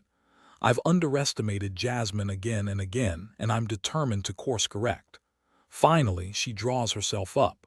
Many of our day-to-day operations are borderline archaic, creating counterfeit paper money. She shakes her head. It's time to step into the future. A large percentage of the world's wealth is digital now. With the right minds involved, we could take a stake in that with half the manpower and significantly less overhead cost. Paper money works. It's also one of the least offensive things we do in our territory. Yes, yes, she waves that away. I wouldn't dream of decreasing that operation. My point is that balance is key. Relying only on paper money is like nibbling at crumbs that have fallen from a table piled high with food. We can increase our profit exponentially if we do it correctly. I don't think she realizes what she said, the slip of her tongue that indicates the truth. When she looks into the future, she sees us there together. I choose not to comment on it, enjoying this conversation too much to push her on a personal front. How many people would you need? Her smile fades slowly. I don't know. The college degree was only the start of it, and I'm already 7 years behind where I would be if my father had allowed it when I first suggested the idea. I stopped looking into programs when he cut off that option. I wouldn't even know where to start. My offer to send her to college was as much to keep her busy as to help her blossom. This is something else altogether. Have you considered a less traditional education? Jafar, I haven't considered anything until an hour ago when you sprang this on me. After my father forbade me from going to college, I managed to learn the basics on my own, but it seemed too cruel to continue when it wouldn't amount to anything. I inclined my head to acknowledge her point, but I'm already spinning out possibilities. It shouldn't be too difficult to find someone with the skill set you're talking about. They'd have to come here, of course, but we can arrange that. I tap my fingers on the table. I'll get Jeremiah looking into it tomorrow. I could ask Hades. He has the kind of connections that ensure he can find anything or anyone, so a person with this skill set should be child's play. But there is the price of his help to consider. I won't ask him until I'm sure I can't do it myself. Just like that, just like that. She gives me a look like she's never seen me before. I don't understand you. You lock me up, but then you do this. And there's the sex. Amusement flickers through me, but I push it down deep. She might give the impression of a kitten staring at a grasshopper, but I know better. The woman has claws. I won't undermine her wavering self-confidence, and once I decide that, it's the easiest thing in the world to relax into this conversation. Elaborate. I'm sorry, I was assuming you could pull the thought right out of my mind the same way you do with my sexual fantasies. Ah, that. I take a long drink of my wine and consider her. We've spent a long time circling each other, baby girl. Over the years, you've given yourself away in 1,000 different tells, but the real deciding factor was the night I staged the coup. My blood heats at the memory. I would have let you walk out, you know. I know, she fiddles with her napkin. I wanted you to catch me. I'm aware, she frowns. You've checked in with me a lot, haven't you? Not overtly, but you're constantly analyzing and shifting to accommodate my reactions. Jasmine frowns harder. It's hard to tell in the moment, but that's the truth, isn't it? Yes. I set my wine glass down. No matter what flavor of games we play, it's about giving you what you need. And what do you need? You. The admission slips free before I can stop it, too late to take it back, to alter the course I've just set us on. Jafar, she looks away. How can this ever work? I reach across the table and take her hand. The touch does little to steady me. There's no convenient map of our path forward. Jasmine might trust me with her body, but she doesn't trust me with her heart. If I was a better man, I'd respect that. I wouldn't push her. I'd seduce her slowly until I'm the only one she can imagine herself with. I don't know how to do that shit. I can play cultured with the best of them, but the man that emerges whenever I get my hands on her is the true me. Rough, possessive, unexpectedly tender at times.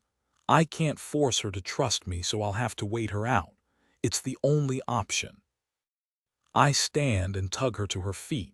It will work because it's us. I truly wish I could believe that. You don't have to believe it, baby girl. I'll believe enough for both of us. Oceanoff. Calm Chapter 17. Jasmine. It would be the easiest thing in the world to fall in love with Jafar. As the remains of our dinner are taken away, leaving us staring over the table at each other, I'm forced to admit the truth. I'm more than halfway there. I wish I could find joy in that knowledge. Love is supposed to be this wonderful, all-encompassing feeling that sends flowers springing to life inside me and has me walking around with a foolish grin on my face. This doesn't feel anything like that. It feels like being in the middle of a violent storm, and Jafar is the only thing anchoring me in place. Everything hurts. If butterflies ever existed in my stomach, they've been replaced by something with claws and teeth. These violent delights have violent ends. Romeo and Juliet is not a romantic arc I wish to mirror, throwing away everything for a man. At least Juliet had something before love swept her away. My family, what little of it there was, has been murdered. Any power I possess is all illusion. Enemies lurk in the shadows. If I was a smarter woman, I would number Jafar among them. I have something special planned for you tonight. His low words coax me from my dark thoughts, and I'm only too happy to let his sheer presence wash away my concerns. At least for a little while. Tomorrow is soon enough to worry about the future, about the implications of what Jafar has laid out tonight. He wants to keep me happy. That should be a positive. I want to be happy, but my needs and his are forever at odds. He wants me content in this place. I need to be free. Tomorrow. I'll form a plan tomorrow. I finally dredge up a smile for him. Something special. Yes. He takes me hand and pulls me to my feet.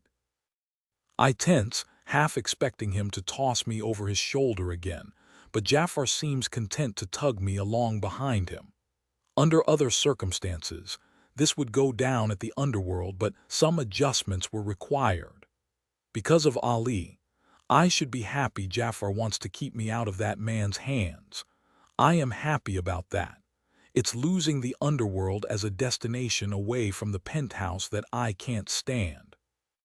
My cage keeps closing tighter around me, the trapped teeth digging in deeper to my limbs.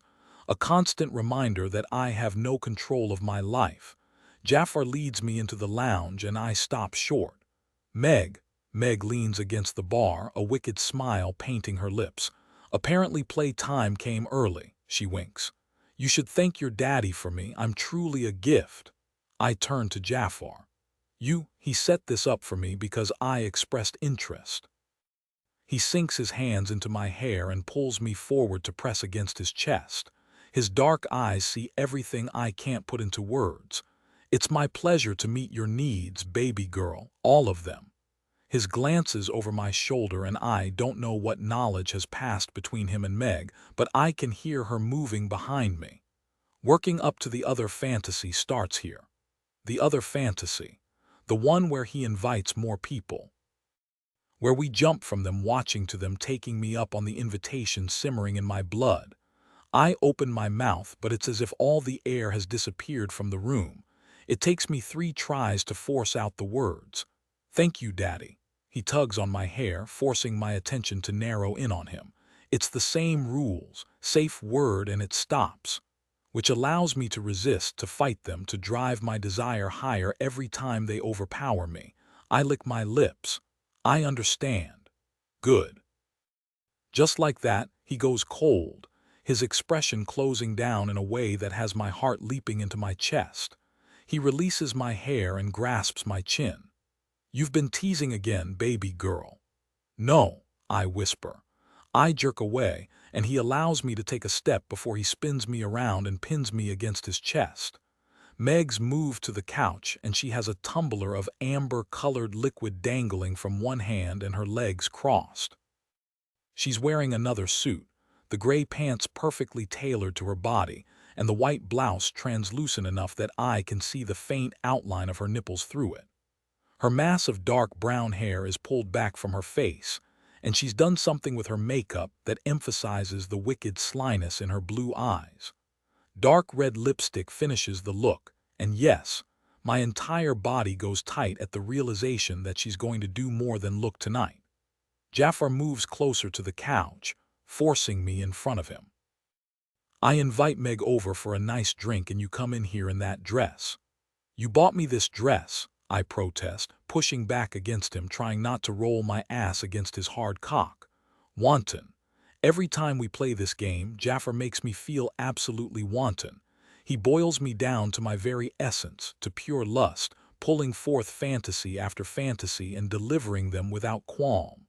The man is addiction personified. I bought you that dress to wear for me. He moves us forward another step. Not so you can flash your pussy at our guests. Meg takes a sip of her drink, as relaxed as if we're having a normal conversation, and Jafar isn't forcing me closer and closer to her in short steps designed to draw out the journey. She tilts her head to the side. She's got a pretty pussy, Jafar. No wonder she wants to show it off. You're wrong, I whisper. Am I? She shrugs as if she doesn't care one way or another. I think your daddy is right. She likes to play the tease. His dark promise has me struggling in earnest. I dig in my heels and thrash, the movements driving the hem of my dress higher. Jafar pins my wrists at the small of my back and tusks. Look at her, Meg, putting on a show even now. I struggle harder, but he bands his other arm around my waist and lifts me off my feet entirely. 2 steps and we're to the couch. I bite my bottom lip. Stop. Jafar. Meg's voice is low, her amusement as cutting as Jafar's threats. Your hospitality leaves something to be desired if you can't even train your girl correctly. We're a work in process. He moves my hands up to either side of his neck. Keep them there. But if you're going to disobedient, I'll tie you down. Oh God. Meg leans forward, which is right around the time I realize she's even with my hips, where my short dress has ridden up to indecent heights. She runs her thumbs along the hem of the dress, inching it a little higher, bearing me. No panties. A liar in addition to a little tease. I did tell you. Jafar kicks my feet apart and spears a finger deep inside me. He withdraws before I can do more than gasp and holds it up.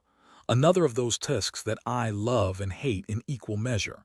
Meg, she's 10 seconds from getting off, all because she's put you in a bad way. Wicked girl, Meg murmurs. She looks over my shoulder, and I have no idea what she and Jafar communicate in that look. They have a history, but somehow the very thing that made me jealous a few days ago seems so mundane. Something left over from the world of shouldn't.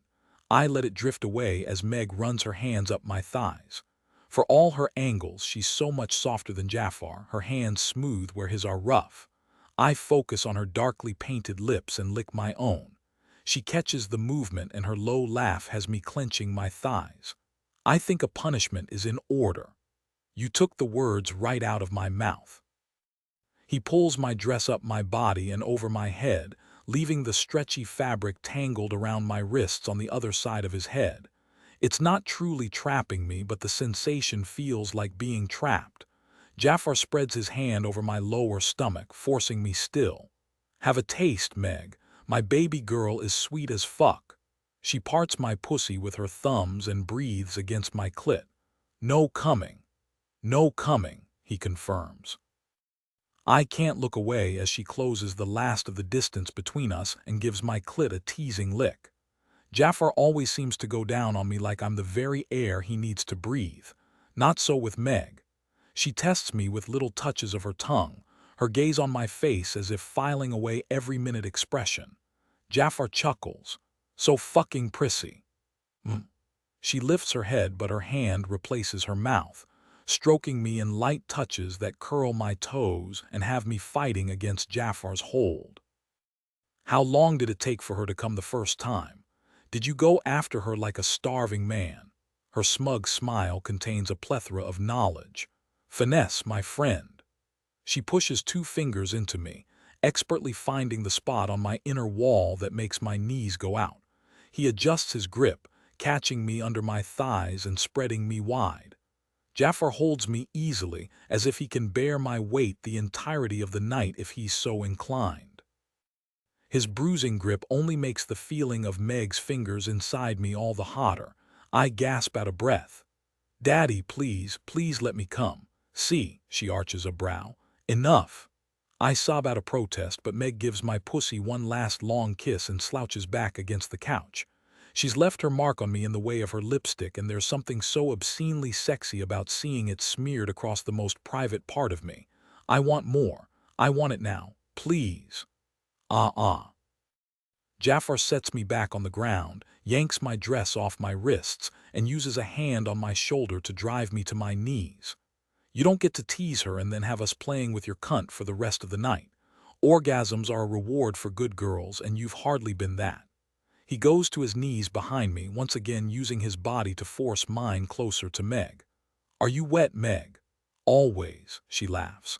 But if you're asking if that little show got me hot and bothered, yes, Jafar. I said your baby girl is exquisite, and I meant it. Take off her pants. I reach for the front of her slacks with shaking hands. I know what comes next, the same way I know that Jafar wanted me to suck his cock when we played in the underworld.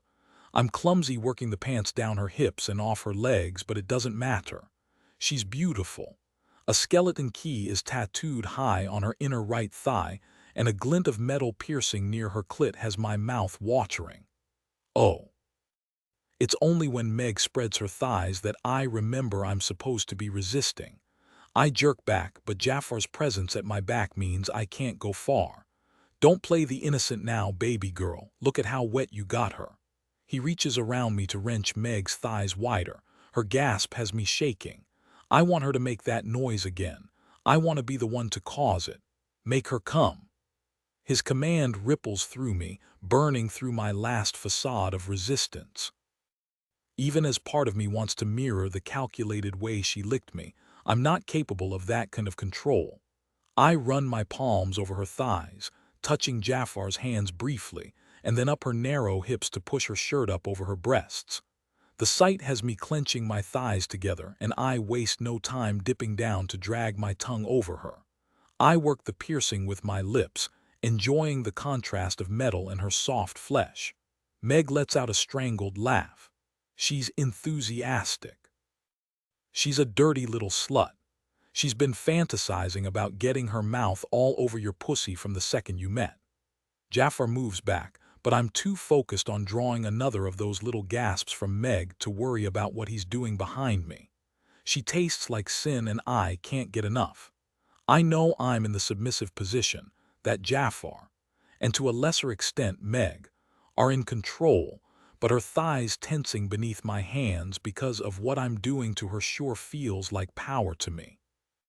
Meg digs her fingers into my hair, pulling me closer yet guiding my mouth back up to her clit.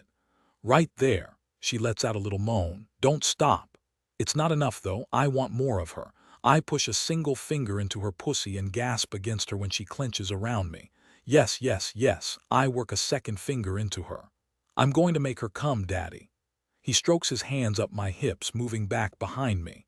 I freeze. He's removed his clothes while I was busy here. His cock presses against my entrance and I'm wet enough that the tiniest movement on my part would slide him into me. I shouldn't. I know I shouldn't, that I am supposed to wait for him to lead, that this is a trap. It doesn't matter. I slam back against him, taking his cock deep inside me. My moan turns into a cry of protest when he grabs my hips and forces me off him. Do you see what I mean? The tiniest taste of cock and she forgets all about her responsibilities and tries to steal an orgasm. Naughty girl. Meg tangles her fingers in my hair and pulls me back to her pussy. She tightens her grip at the last second, holding me a bare inch from touching her. Seems like she deserves a punishment. Seems like you're right. Jafar delivers a rough slap to my ass. I whimper even as the heat of the strike zings directly to my clit. Make her come, baby girl. Don't stop again. Meg releases my hair and I immediately go back to working her clit exactly like she commanded. Jafar doesn't stop spanking me, the rising tide of pain leaving me desperate.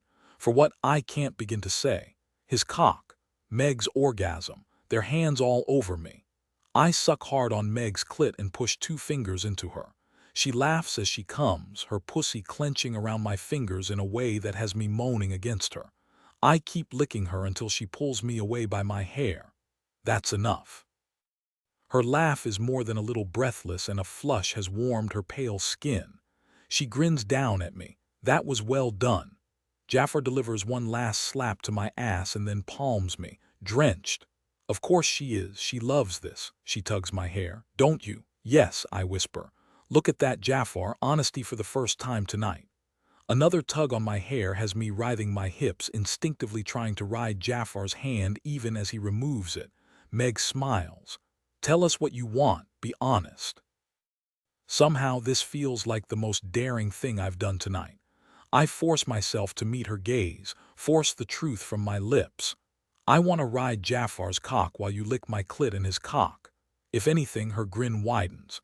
He's right. You are a dirty little slut. She looks at him. Shall we give the girl what she wants? I nearly topple over as I turn around to face him. As I suspected, he's naked, his body an invitation I can't ignore even if I want to. He pulls me up and takes my mouth, and knowing that he can taste Meg's orgasm on my tongue has me running my hands up his chest and looping them around his neck, pressing my body against him and rolling my hips in invitation. When he finally lifts his head, his dark eyes are so hot, they sear me right to my soul. If she asks nicely, "Please, Daddy," I kiss his jaw, his neck, his chest, working my way down to his cock. Please, please, please. I suck him deep, loving his sharp inhale the same way I loved Meg's moans. More. He laces his fingers through my hair, but for once he doesn't take control, he merely lets me suck him down as I beg without words. I'd say she wants it, he rumbles. I feel Meg shift to the floor behind me before she slides her hand between my legs. God, she really is drenched, isn't she? She explores me with her fingers in an absent sort of way, not trying to get me off, just seeming to enjoy touching me. Next time, I'm going to bring in a few of the guys. Aside from his voice dropping an octave, I wouldn't know that he's even remotely affected by my mouth around his cock. The fact they're talking about me as if she's not fingering me, as if I'm not sucking him off, I shiver and tilt my hips a little in invitation. Meg laughs and pushes 2 fingers into me. I saw you talking with Hook while you fingered her. He could barely take his eyes off her and he couldn't even see how wet she was. He'd give his right arm to be able to fuck her pussy while she sucks your cock, or maybe fuck her pussy while you fuck her ass. She presses her thumb to my ass, the sensation making me moan around Jafar's cock. Meg gives a happy sigh. I would very much like to watch it when it happens. That can be arranged. He uses his grip on my hair to guide me off his cock. Would you like that, baby girl? The thought of 2 cocks filling me, of being caged in by 2 bodies, of being helpless and spread wide open, no question about it. Yes, Daddy. Thought so. He stands and moves back to sit on the chair across from us. Come on, then. I scramble to my feet and nearly tip over when my knees try to give out. Jafar catches my hand and pulls me roughly onto his lap. He turns me to face Meg where she still kneels on the floor and uses his legs to spread mine obscenely wide. I like seeing her lipstick all over your cunt, baby girl. Me too, I whisper. Shall we let her get it all over my cock too? Yes, Daddy. Come here, Meg. I expect her to stand, but she crawls. There is absolutely nothing subservient about the motion. She's lost her shirt somewhere along the way, and Meg puts on a show as she moves slowly toward us. I don't draw a full breath until she's kneeling between our thighs, and then I forget to breathe entirely. She wraps her hand around Jafar's cock, but it's my gaze she meets as she sucks him deep. 1 stroke. 2. Jafar lifts me and Meg moves his cock to my entrance. He slams me down on him and I can't keep a cry inside. I wriggle, trying to adjust to his cock stretching me, but neither of them gives me time. His hands on my hips press me down, sealing us completely, and then Meg's mouth is on my clit. All the finesse is gone.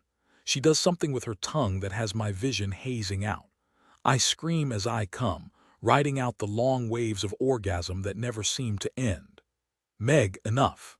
At first I think Jafar's warning is about what she's doing to me, but I look down and realize she's cupping his balls, and I know without a shadow of a doubt that he's hanging on by a thread. Meg knows, too, because she doesn't stop. Not what she's doing to me, not what she's doing to him. Fucking enough. He spills us onto the ground, shoving Meg onto her back and dragging me down her body to push my face against her pussy. Thank her for that orgasm, baby girl. He pounds into me as I fuck her with my tongue.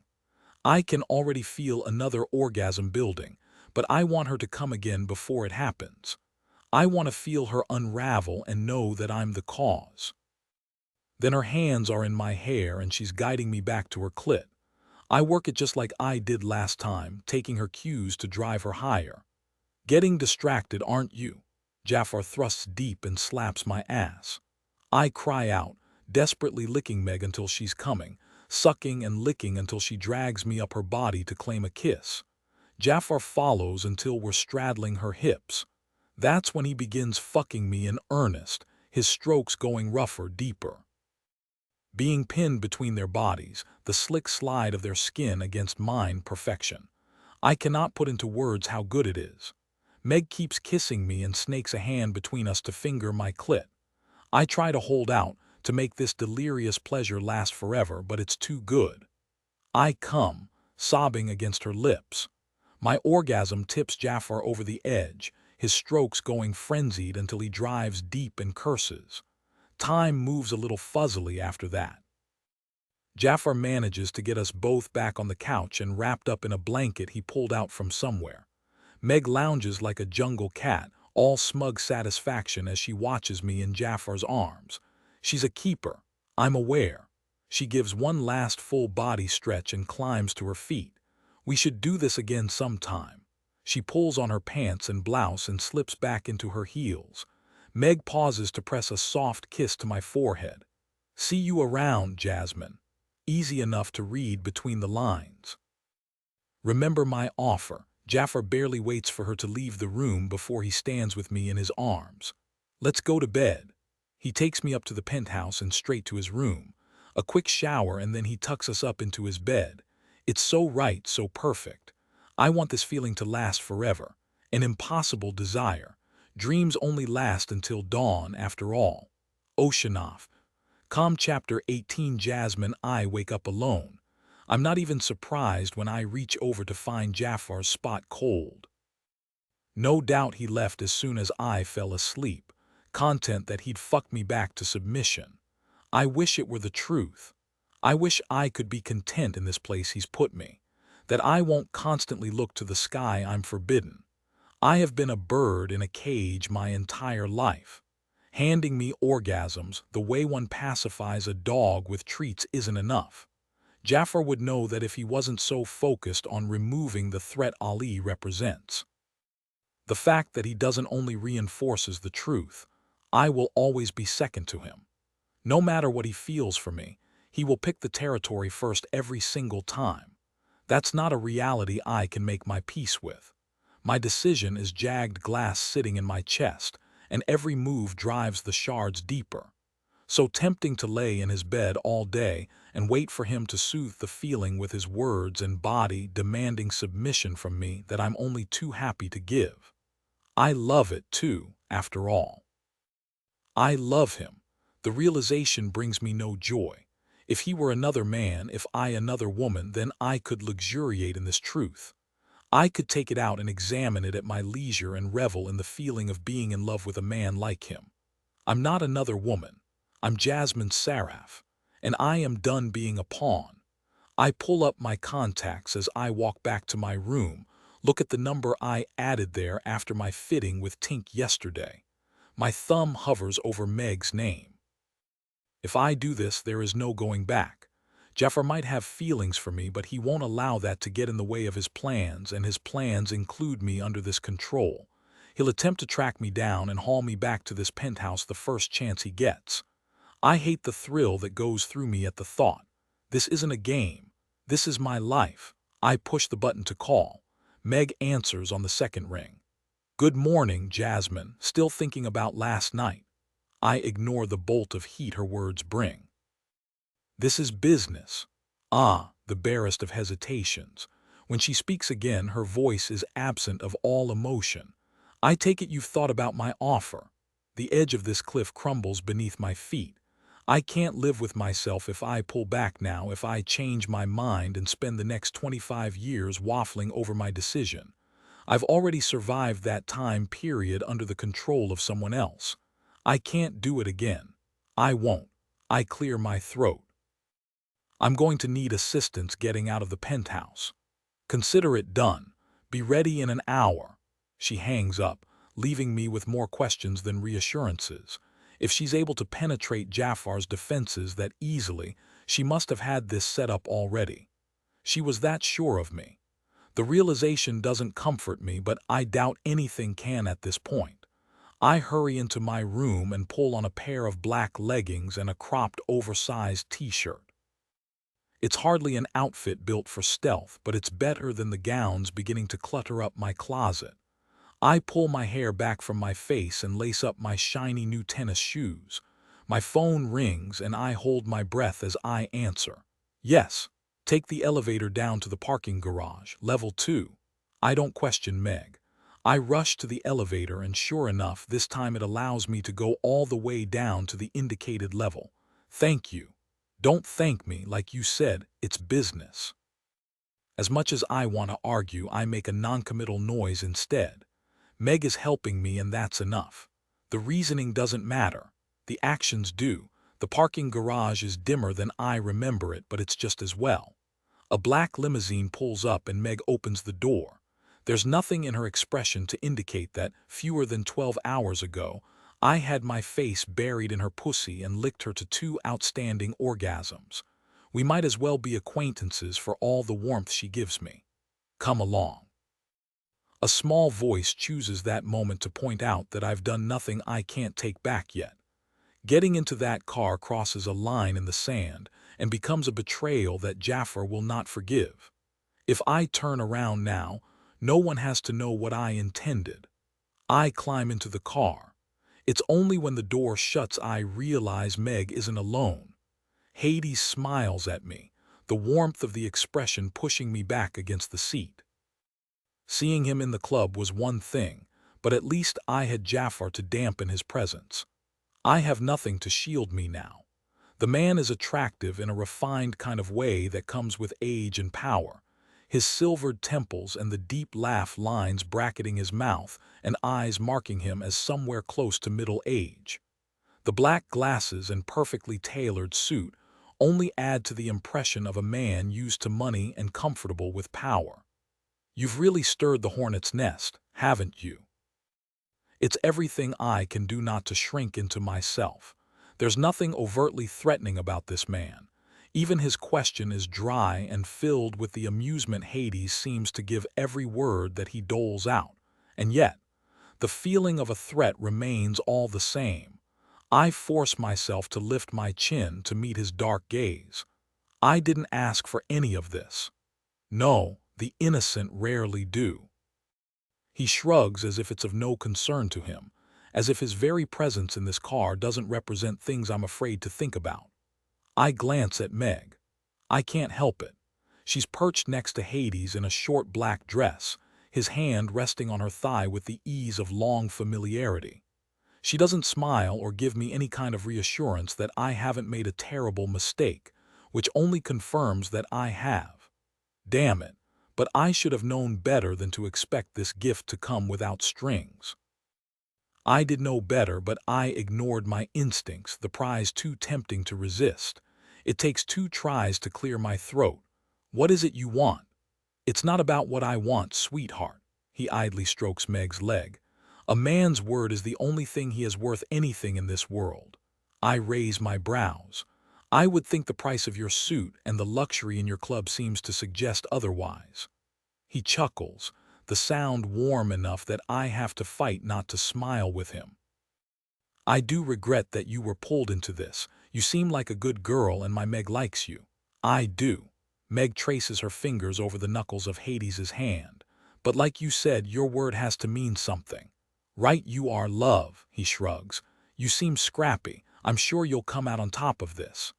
The car takes a turn and pulls into another parking garage. We've barely been driving 10 minutes, if that. I glance out the window as we pull to a stop and go still. Ali stands easily with a pair of men, his gaze hungry as it rests on the car as if he can see me through the tinted windows. I look back at the couple, at Meg. Is there sympathy in her blue eyes? I can't be sure. Don't do this, please. Like I said, I'm only as good as my word, and a deal is a deal. He almost sounds sorry about it. I don't believe the regret for a moment, but it's still salt in the wound of betrayal. I turn to Meg. Why? She has the grace to flush. He made a deal. I don't ask what Ali offered them. It doesn't matter. I have to clench my hands to keep from reaching for her, whether in violence or pleading. What if I want to make a deal? Sorry, love, but he got there first. Ali wrenches the door open and sticks his head in. He gives Hades a smug grin. Pleasure doing business with you. Wish I could say the same. He waves his hand. Take your woman. I expect you to follow through on the terms within the week. Consider it done. Ali grabs my hair and half drags me out of the car, dropping me at his feet. He slams the door shut and stands over me, seeming to relish the position. Hello, Jasmine. I gingerly touch my stinging scalp. He made a deal.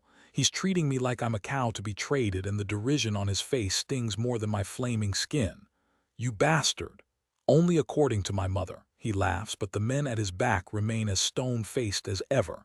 Ali motions to the one on the right. Pick her up. Let's go. I don't want to go wherever they intend to take me, but I haven't magically developed combat skills along the way, and so I'm helpless to fight as the man ignores my attempts to hit him and tosses me over his shoulder. I barely get a chance to register how different this is than being hauled around by Jafar when the asshole throws me into a trunk. Ali's face is the last thing I see before they slam the lid closed. A trunk. That fucker put me in a trunk. Panic flutters in my throat, but I force it down. Jafar might come for me if only to deprive Ali of his prize, but the fact remains that Ali has evaded Jafar's reach for days. Will he find the man eventually? Yes, I have no doubt of it. Will he find him in time to save me? That I can't guarantee. I close my eyes and concentrate on taking slow breaths until I can think clearly again. I can't count on help, which means I must save myself. The path forward isn't clear to me, but there's not a single thing I can do while I'm trapped in a trunk. I cannot panic. Panic is death. I settle in to wait. Time passes strangely without any indicators to guide me. It could be 15 minutes before the car rolls to a stop. It could be 2 hours. Despite my best intentions, I'm left blinking stupidly into the light when Ali opens the trunk and grins down at me. "Welcome home, Jasmine." Horror washes over me with a sickening finality. Surely he can't mean, but when he pulls me to my feet, I see that he meant it in the most literal way possible. He's brought me back to my father's house. My legs refuse to hold me, but that barely causes Ali to blink. He merely motions to his man to pick me up again. There's no crowd waiting for us this time, just an eerie echoing feeling that makes me believe everyone else has emptied out. And why not? This house makes little sense as a location for a base of operations. It's not even in the city proper. Of course, Jafar would have ordered the men to move to key spots in his territory to consolidate power. Has he even been back here since that night? They carry me down the hallway, and I stare hard at the spot where Jafar fucked me. My panties and robe are still wadded up against the wall, evidence of what I considered my shame. The very idea is laughable now. That night was the accumulation of 5 years of stifled desire and need. I still desire Jafar. My leaving changed nothing. I can't rely on him to save me. Ali's man drops me to my feet, and Ali grabs my arm in a rough grip to shove me into an all-too-familiar room. My room. He stalks to the wall and yanks the landline phone out of the wall. "You won't be needing that." I plant my feet and stare him down. "This isn't going to end the way you want it to." "Bullshit." He hits me. It's almost casual, a backhand to the face that sends me stumbling a few steps from him. The blow is so reminiscent of my father that I laugh. Those are too large of shoes for him to ever be able to fill, even on his best day. Ali is a bully, and if he's sly, he's nowhere near sly enough. Coming back to this house was a mistake, bringing me here an even larger one. Ali shrugs like he thinks he's some kind of prize fighter. "Play nice, Jasmine, or you won't like what comes next." I straighten slowly and stare him down. "I suppose we'll see, won't we?" He must expect me to fall to my knees and beg for mercy because my calm seems to rattle him. Ali shakes his head. "I'll come for you later." And then he's gone, sweeping out of the room and slamming the door behind him.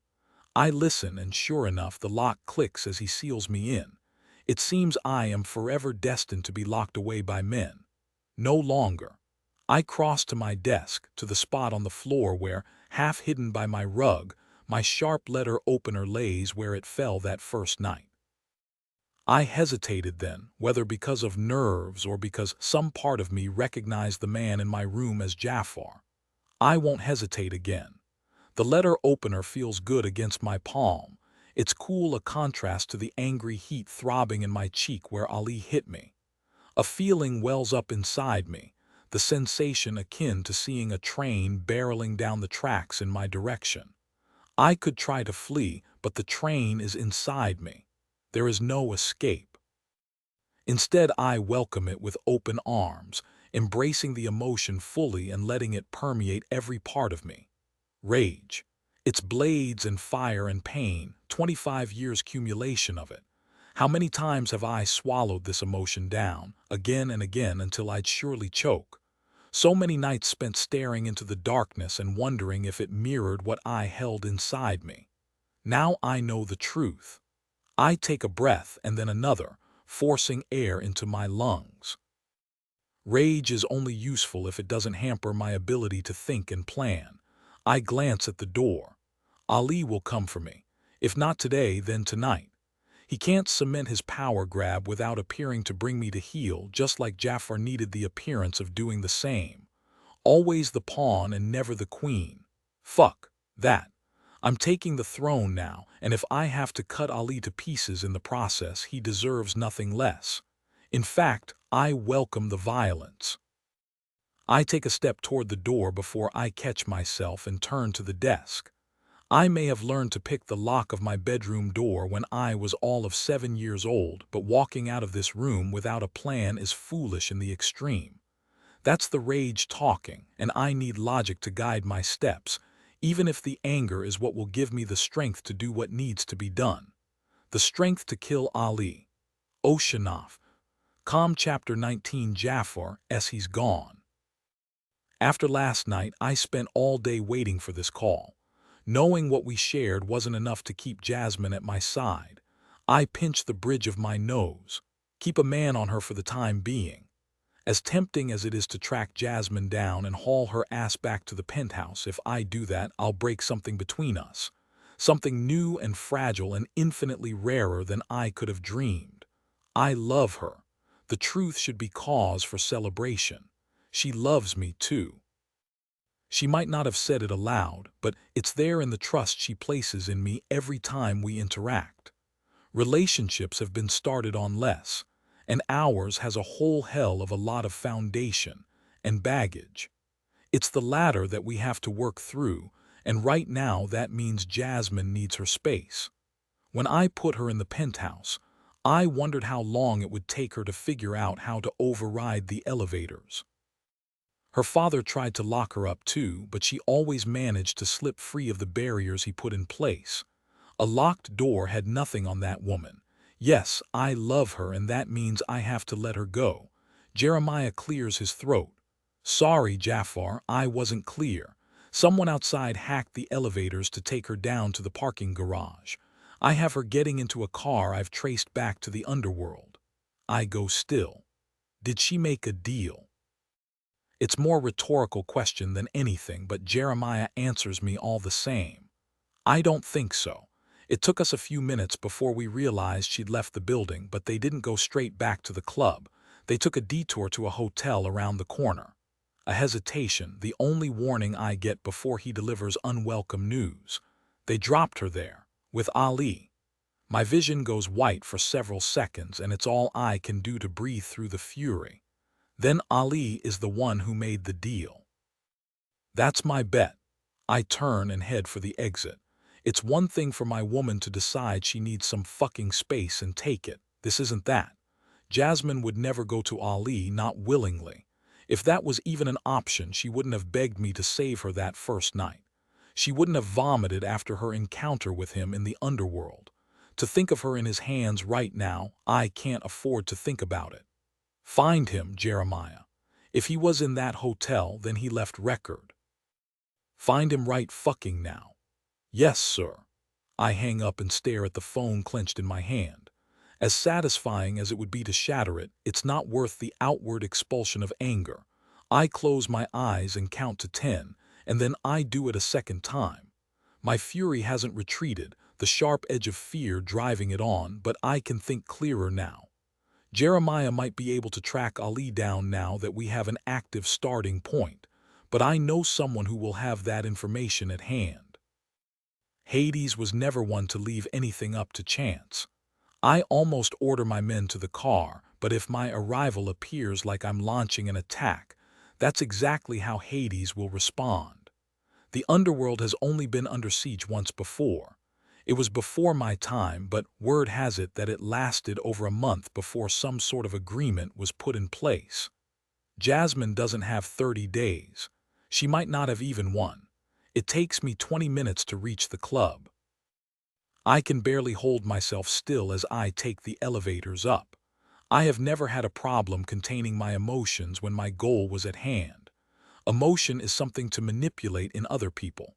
Letting it get the best of me. Unacceptable. That's not an option right now. I keep thinking of the fear on Jasmine's face that morning at the underworld. The way she was willing to move to violence the night her father sold her in marriage to Ali. He will break her. I wasn't lying when I told her that. I'm a monster, but at least I admit as much from the start. Ali plays the part of a hero, a good guy, and saves his dark deeds for private. Meg meets me at the second set of elevators. She holds up her hands. You do not want to go up there looking like that.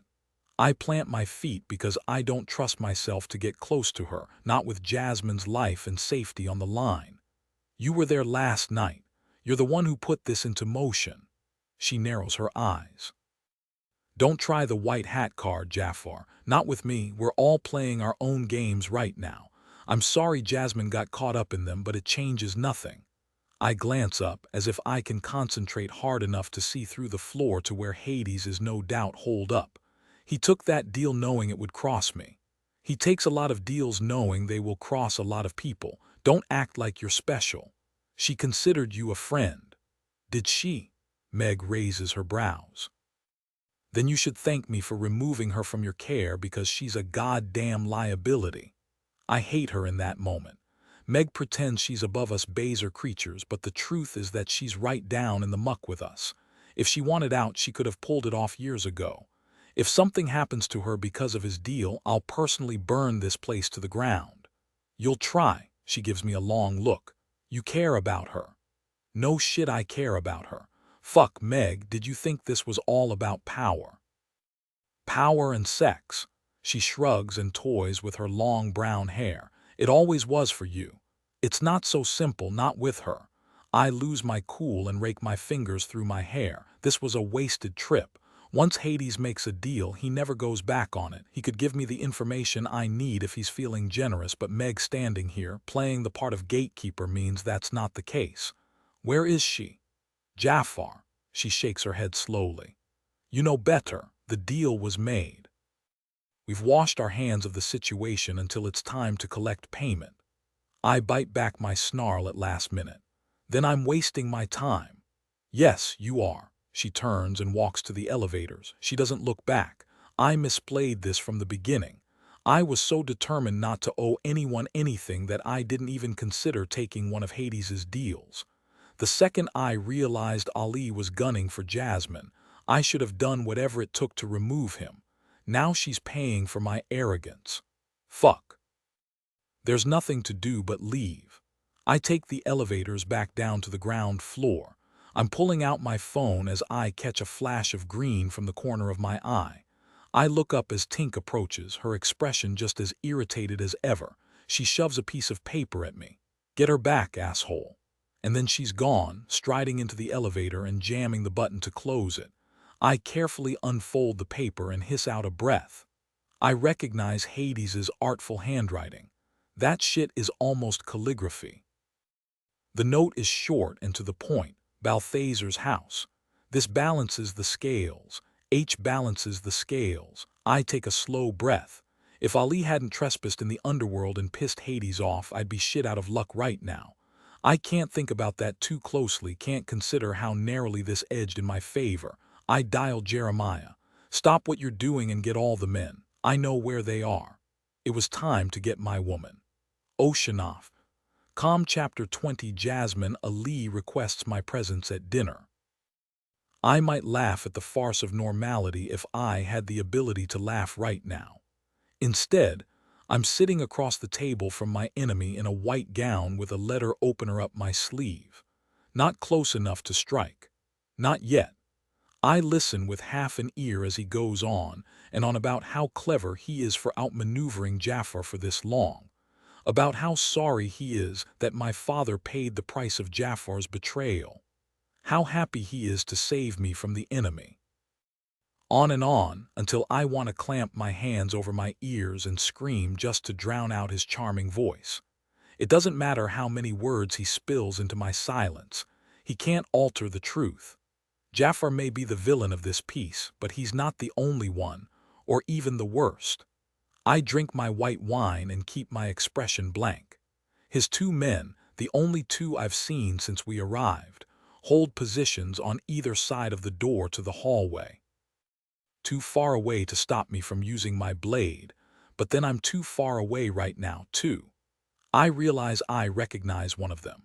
He's one of my father's men, though his name dances on the tip of my tongue. My father wasn't a fan of encouraging anything resembling familiarity with his daughter, something that will work against me now. This man backing Ali doesn't bode well for him switching sides to support me. There is no right time for this. The hungry way Ali watches me tells me everything I need to know. He'll try something tonight, likely right after dinner. If I'm smart, I'll wait for us to be alone to make my move. Surely he won't have his men watch him try to take me. I don't know, and because I don't know, I can't risk it. That's not the only reason, though. Always a pawn, but never a queen. That's how I've considered myself since the beginning. If I want to change that, truly change that, then it has to be public and it has to send a statement that cannot be refuted. I close my eyes and fling a prayer into the universe. I'm not sure I believe in a higher power, but if one exists, if it's listening, I can use all the help I can get for what comes next. You're not even paying attention, Ali snarls. I open my eyes and wrestle my expression into something resembling a smile. Of course I am. He snaps his fingers. Come here, Jasmine. His slow grin makes my stomach clench in revulsion. I haven't gotten a look at you in that dress I bought you. He waits for me to obey, to push to my feet and round the table to stand before him. The dress is fine, if not something I would choose for myself. It hugs my breasts and stomach before flaring out at the hips and falling in a wave to the floor. The high collar might have given it the illusion of modesty if not for the way the fabric clings to my body. I forwent a bra, and the way Ali's gaze zeroes in on my chest is the reason why. If he's so focused on my breasts, he won't be watching my wrists. Do you know why I chose white? Pretending to be interested in this conversation makes me sick, but I manage to keep the emotion from my tone. Why did you choose white? Because it's our wedding day, Jasmine. That stops me short. I finally look at him, really look at him. I'm not marrying you, Ali. I was never going to. His easy smile remains in place, but his dark eyes flare with anger. That's where you're wrong. You're bought and paid for. Whether or not your father lived long enough to enjoy the riches doesn't change the fact that you're mine by contract. Desire has nothing to do with it, but he gives me another long look. It doesn't hurt that you're beautiful. My rage rises again, so strong it steals my breath from my lungs. I glide a step closer to him, almost within reach now. Beautiful, yes. Rich, too, once you reclaim my father's assets from Jafar. I almost stumble over his name. You're a prize. There's no doubt about that. He holds out a hand. Come here. I place my left hand in his and allow him to pull me close to stand between his thighs. Ali isn't particularly large, but he's strong, stronger than I am at least. I will my body soft and pliant. You want to get a look at what you purchased. Can you blame me? He keeps a grip on my wrist and runs his free hand over me. My stomach, my breasts, my pussy. The way I imagine a man examining a horse for purchase might. There's no heat in his touch, but that doesn't stop me from fighting not to be sick. Finally, Ali sits back, his expression contemplative. Definitely a prize. I search for words, but I have nothing except rage. Ali? Yeah, I lean down slowly, my gaze fastened to his mouth. I pretend he's another man, one with a close beard and wickedly curved lips. Jafar. No, I can't think of him, not in this moment. I tug on my wrist, and he releases me so I can run my thumb along his bottom lip. Can I tell you something I've never told another person? What's that? His gaze goes a little hazy as I shift closer to straddle him. I have to be close for this to work. I have to be able to strike before he can counter. I lean down until I'm sure he can feel my breath against his lips. I would rather die than let you fuck me. I jam my blade into his throat and wrench with all my strength. He shoves me away, but it's too late. We're both covered in blood. His blood. I straighten and force myself to watch as the life flees his dark eyes. I did this. I chose this. I will bear witness. I lift my blade as the two men reach his body. You have a choice right now, gentlemen. You can bend a knee or you can join him. You bitch. The stranger starts for me, violence in his gaze. He makes it 2 steps before my father's man shoots him in the back. We watch him sink to the ground, and then I turn my attention to Jonah. That's his name. I raise my eyebrows, determined not to show the fear slithering through me. You have something to say, Jonah. He slides his gun back into his shoulder holster and considers me. Your father saw you as a daughter rather than a person. When I simply wait, he continues. You've proven that you're his heir in every way that counts. He nods at Ali's body. Not everyone will follow you, but enough of us will. This is what power feels like. The heady sensation leaves me dizzy and breathless, but I let none of it filter through to my expression. I glance down at my dress. Red paints the front and soaks the hem. As much as I want to rip it from my body, it sends a message I would be foolish not to utilize. Gather them. I absently clean my blade on the dress and roll my shoulders. The foyer. Yes, ma'am. It's only when he's gone that I consider this could be a trap. But to what end? Jonah could have just as easily attempted to do what both Jafar and Ali did. Use me to send his shooting star right to the top of the hierarchy. It might even work. It seemed to well enough for the others.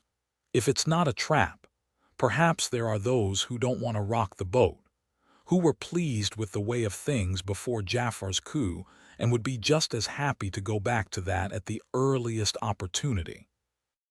I can't blame them for the desire, for wanting to throw their lot in with the person they believe will make that happen. I make my way slowly to the foyer. My dress leaves red marks on the tile behind me, which is a mood all on its own. I keep my chin up and shoulders back, even when faced with 20 men, each of which could kill me with the brush of a finger against a trigger. No one looks particularly aggressive, but it's up to me to ensure things stay that way. They part to allow me through to the stairs, and I feel their attention like a physical weight against my skin. So much expectation, and I'll only have one shot to convince them I can deliver. I take a shallow breath and project my voice. I am my father's daughter, the truth, even if it sits ill in my chest. We have had pretender after pretender attempt to use me to cement your loyalty. The thought of Jafar almost stops me cold. He'll never forgive me for this, for snatching this power right out from underneath him. This operation was something he'd planned on since he took the position with my father, and now I'm placing myself squarely between him and his ambition, forcing him to choose. I'm not sorry. I love him. I think he loves me too. But if there's one thing Jafar worships in this life, it's power. How can love compare to that kind of devotion? Swear fealty or get out. This will be your only chance. Insubordination will not be tolerated. I spread my hands, knowing all too well the picture I paint, the bloody bride who will murder any man who tries to bend her to his will. You know the price of disobedience. Decide now. One man turns and walks out. I recognize the one who wanted Jafar to share me that first night. I wait, but no one follows him. It's better than I dared hope. I nod to Jonah. Bring in the ones who scattered at my father's death. Give them the same choice and respect it. I turn my attention to the rest of them. Set up a perimeter. We will have to retake several of the facilities, but you're more than up to the task.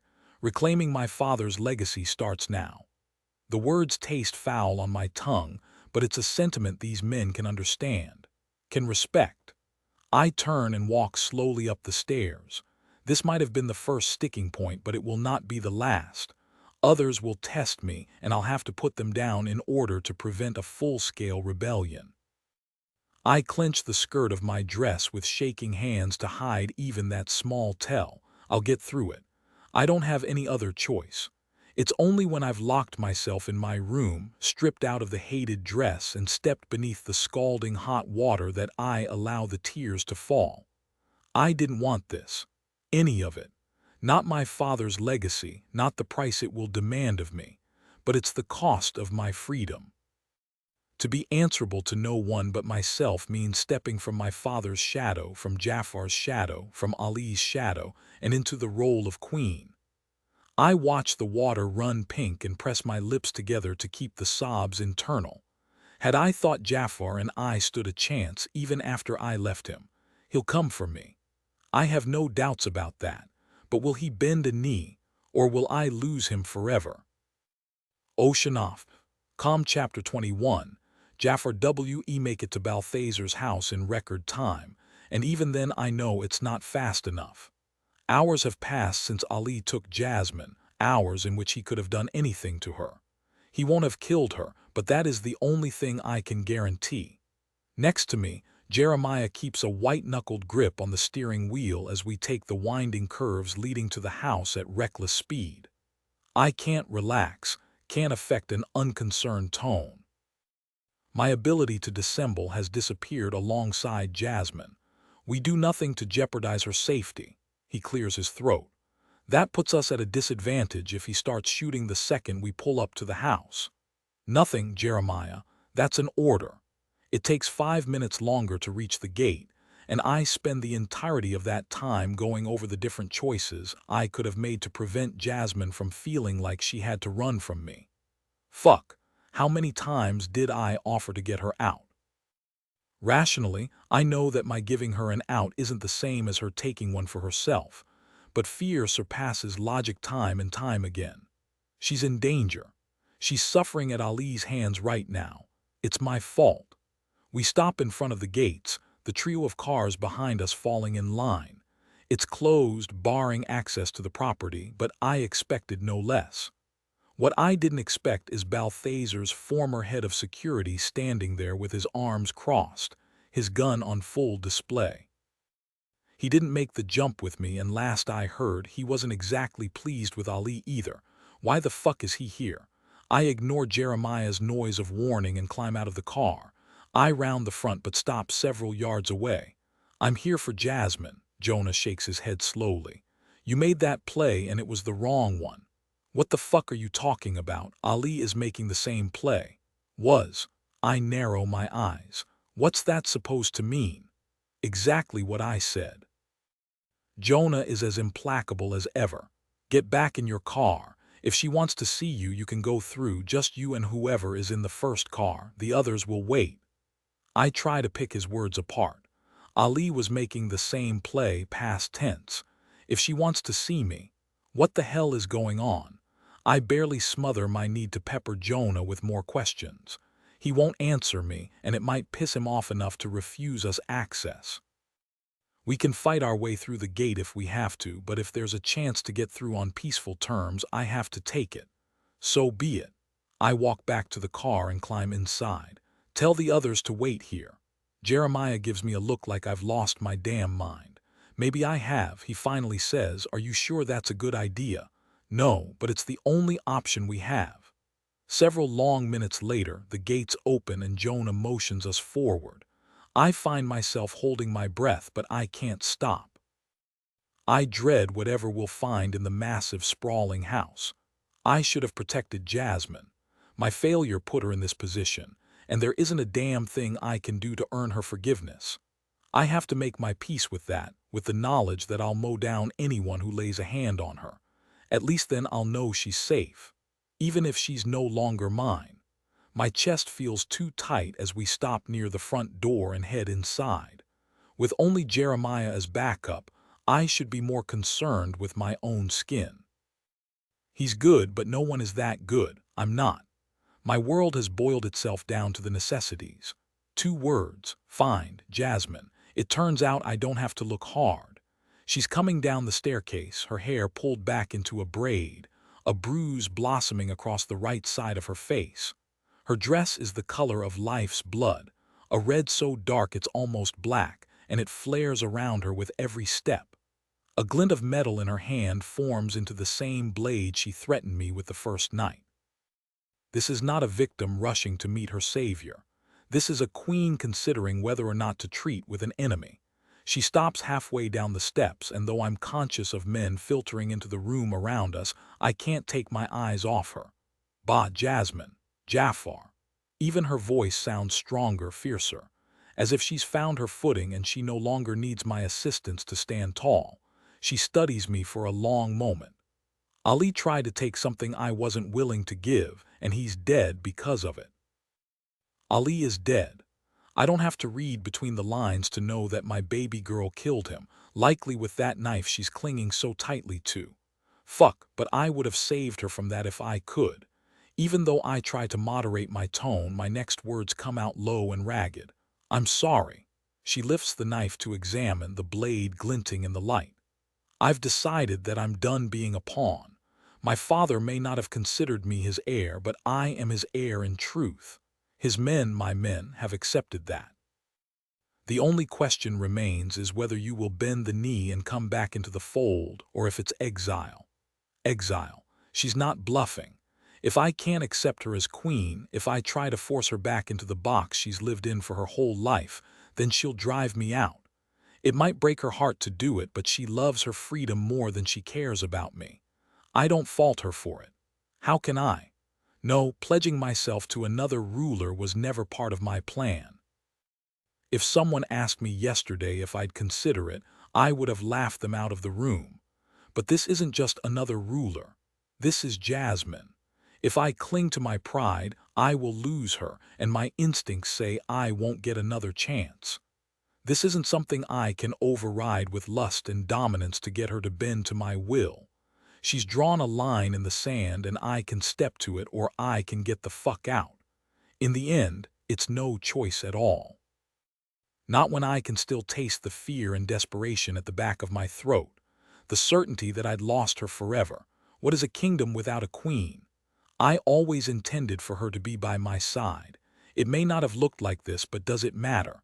I'll have the territory and I'll have Jasmine too, not as a submissive, as a full partner. Slowly, so slowly, I go to one knee at the bottom of the stairs. My queen. I can feel Jeremiah behind me following my motion, repeating my words. Jasmine nods slowly. Good. She shifts her gaze to Jeremiah. Inform the rest of his men, Jafar, with me. She turns and starts back up the stairs. I follow, matching her pace and maintaining the distance between us. Unexpected pride warms me, pulling at the edges of my lips. Damn, but she never ceases to surprise me. In all the scenarios I tortured myself with on the trip from the city to this place, I never once considered that she would turn the tables on Ali, that she would step into a leadership role and claim it as her rightful place as heir. More the fool I am. Ali underestimated her, but I have too.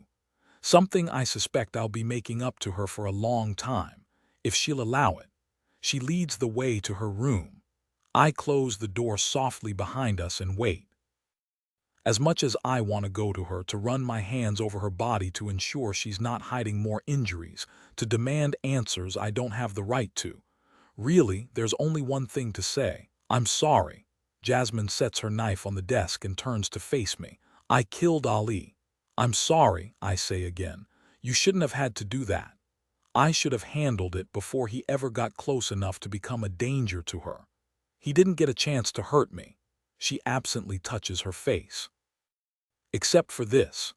I want to bring that fool back from the dead and kill him again for laying a hand on her.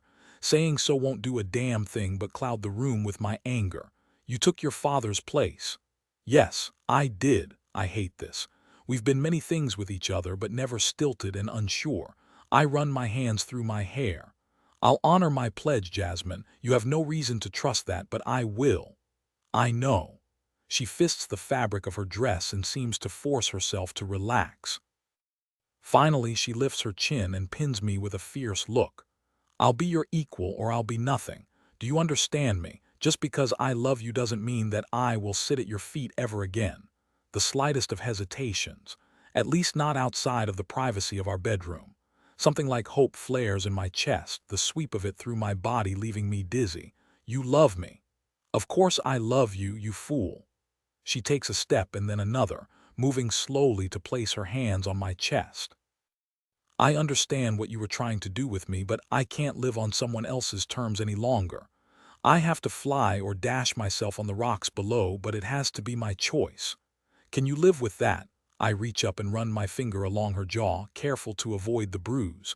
Out there I'll be your right hand. Yes. No hesitation, just a calm agreement. In here, she smiles slowly. In here I'm your baby girl. The smile fades. Can you live with that? She asks again. Marry me. Jasmine leans into my touch. Ask me again in a year when I've solidified my place at the head of this beast, then we'll see. It's not a yes, but I'm strangely okay with that. Even if she never wears my ring on her finger, she's mine in every way that counts, and I'm hers. In the end, there's only one answer. Yes, I can live with that. As long as I have you, I can live with a whole hell of a lot. She exhales slowly, as if part of her doubted my answer.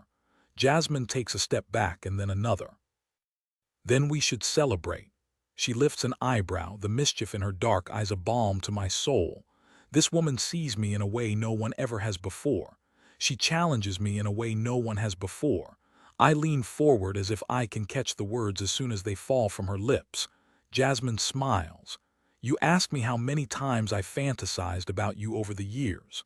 I did. I've always wanted you to fuck me in this bed. She takes another step back until she hits the mattress, her smile widening. Fuck me, daddy. Make it better than I could have imagined. I take a step toward her and she meets me halfway, crashing into me as if she needs the reaffirmation as much as I do.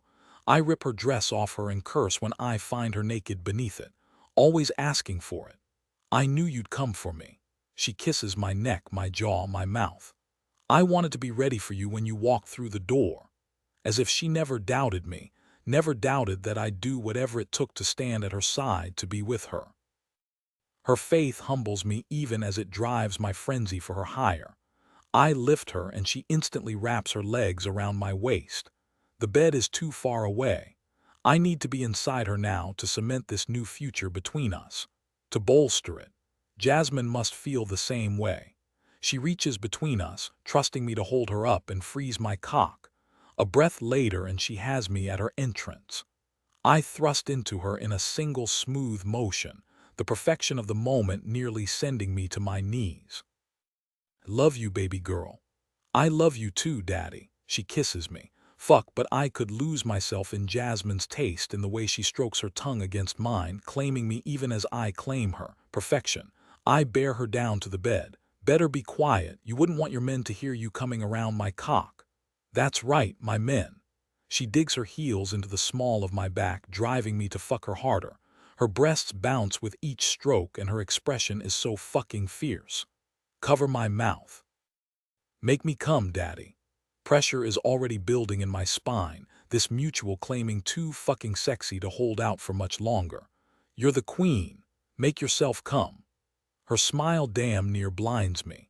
She hooks the back of my neck and drags my mouth down to hers even as she slides her hand between us to finger her clit.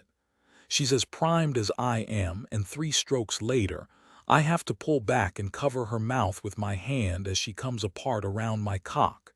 It's too good. More than that, I want to come deep inside her to seal this new turn in our relationship with something so much stronger than words. I orgasm with a low curse and keep pumping into her, not wanting this to end. When I finally drop the side of her and hitch her leg over my hip, she laughs.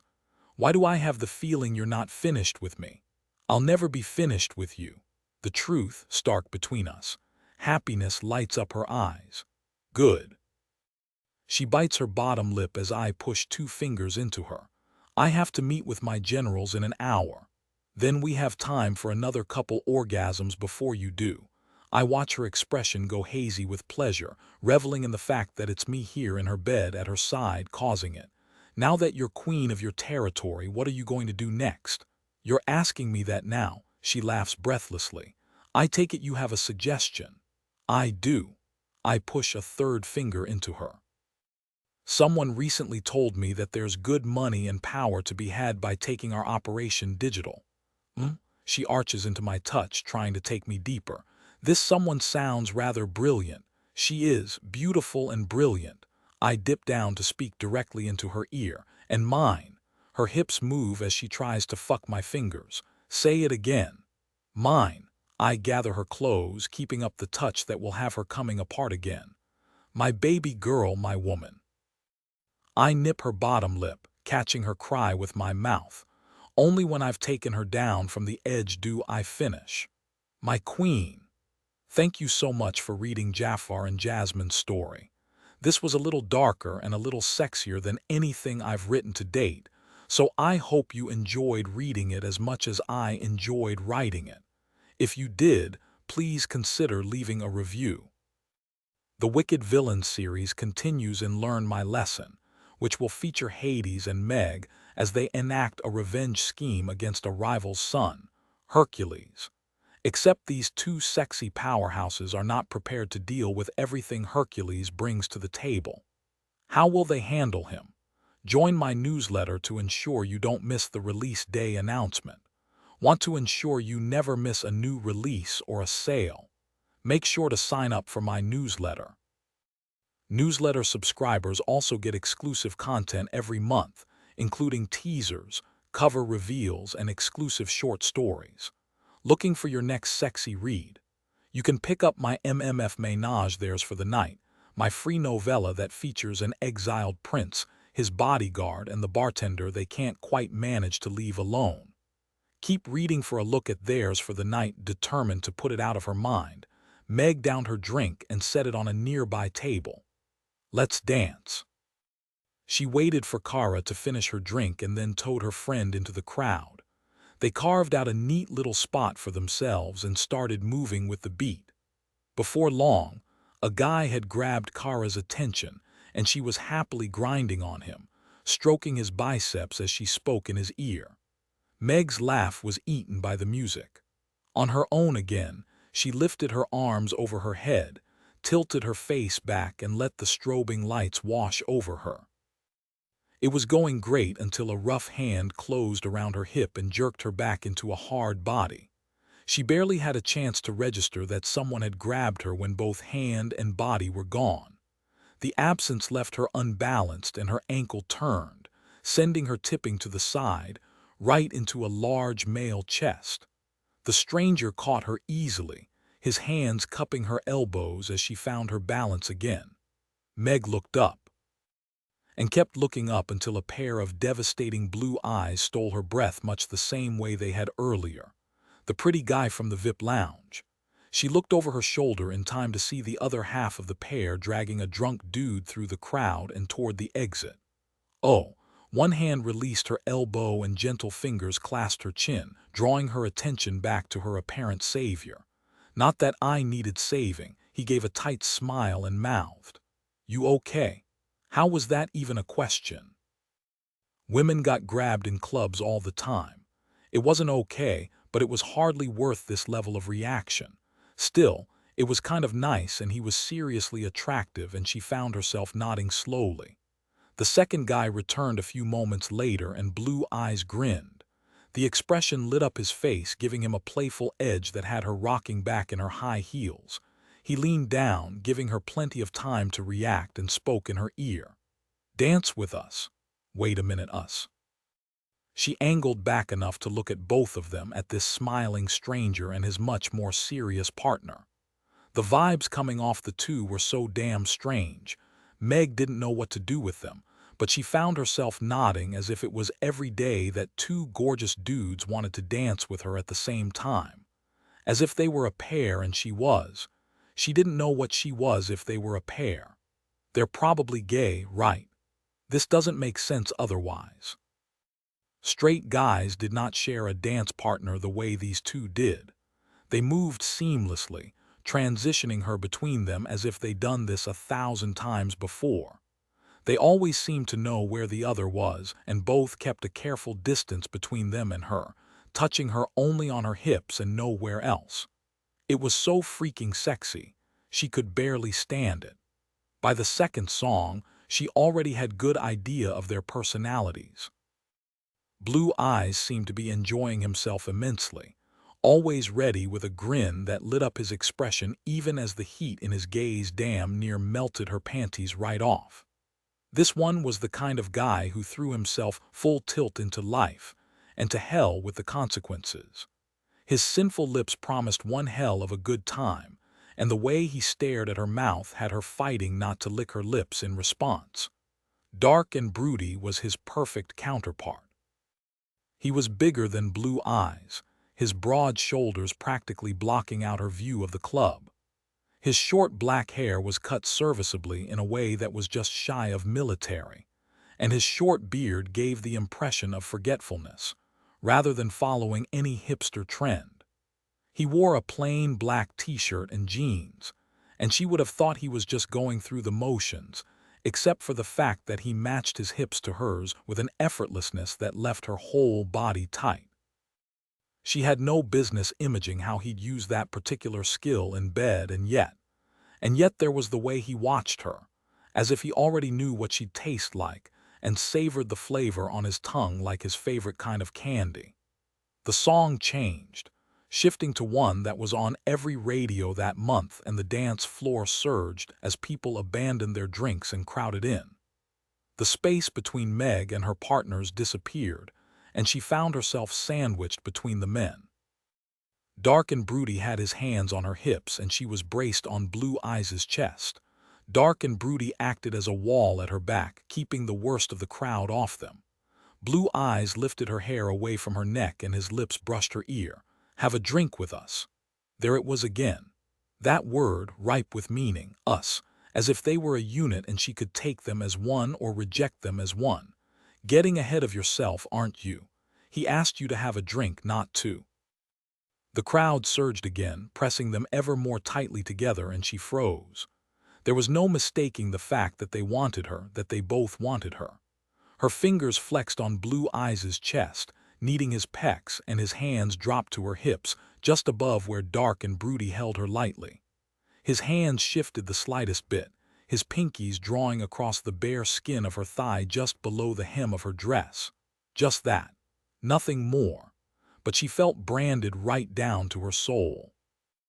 Download theirs for the night for free now.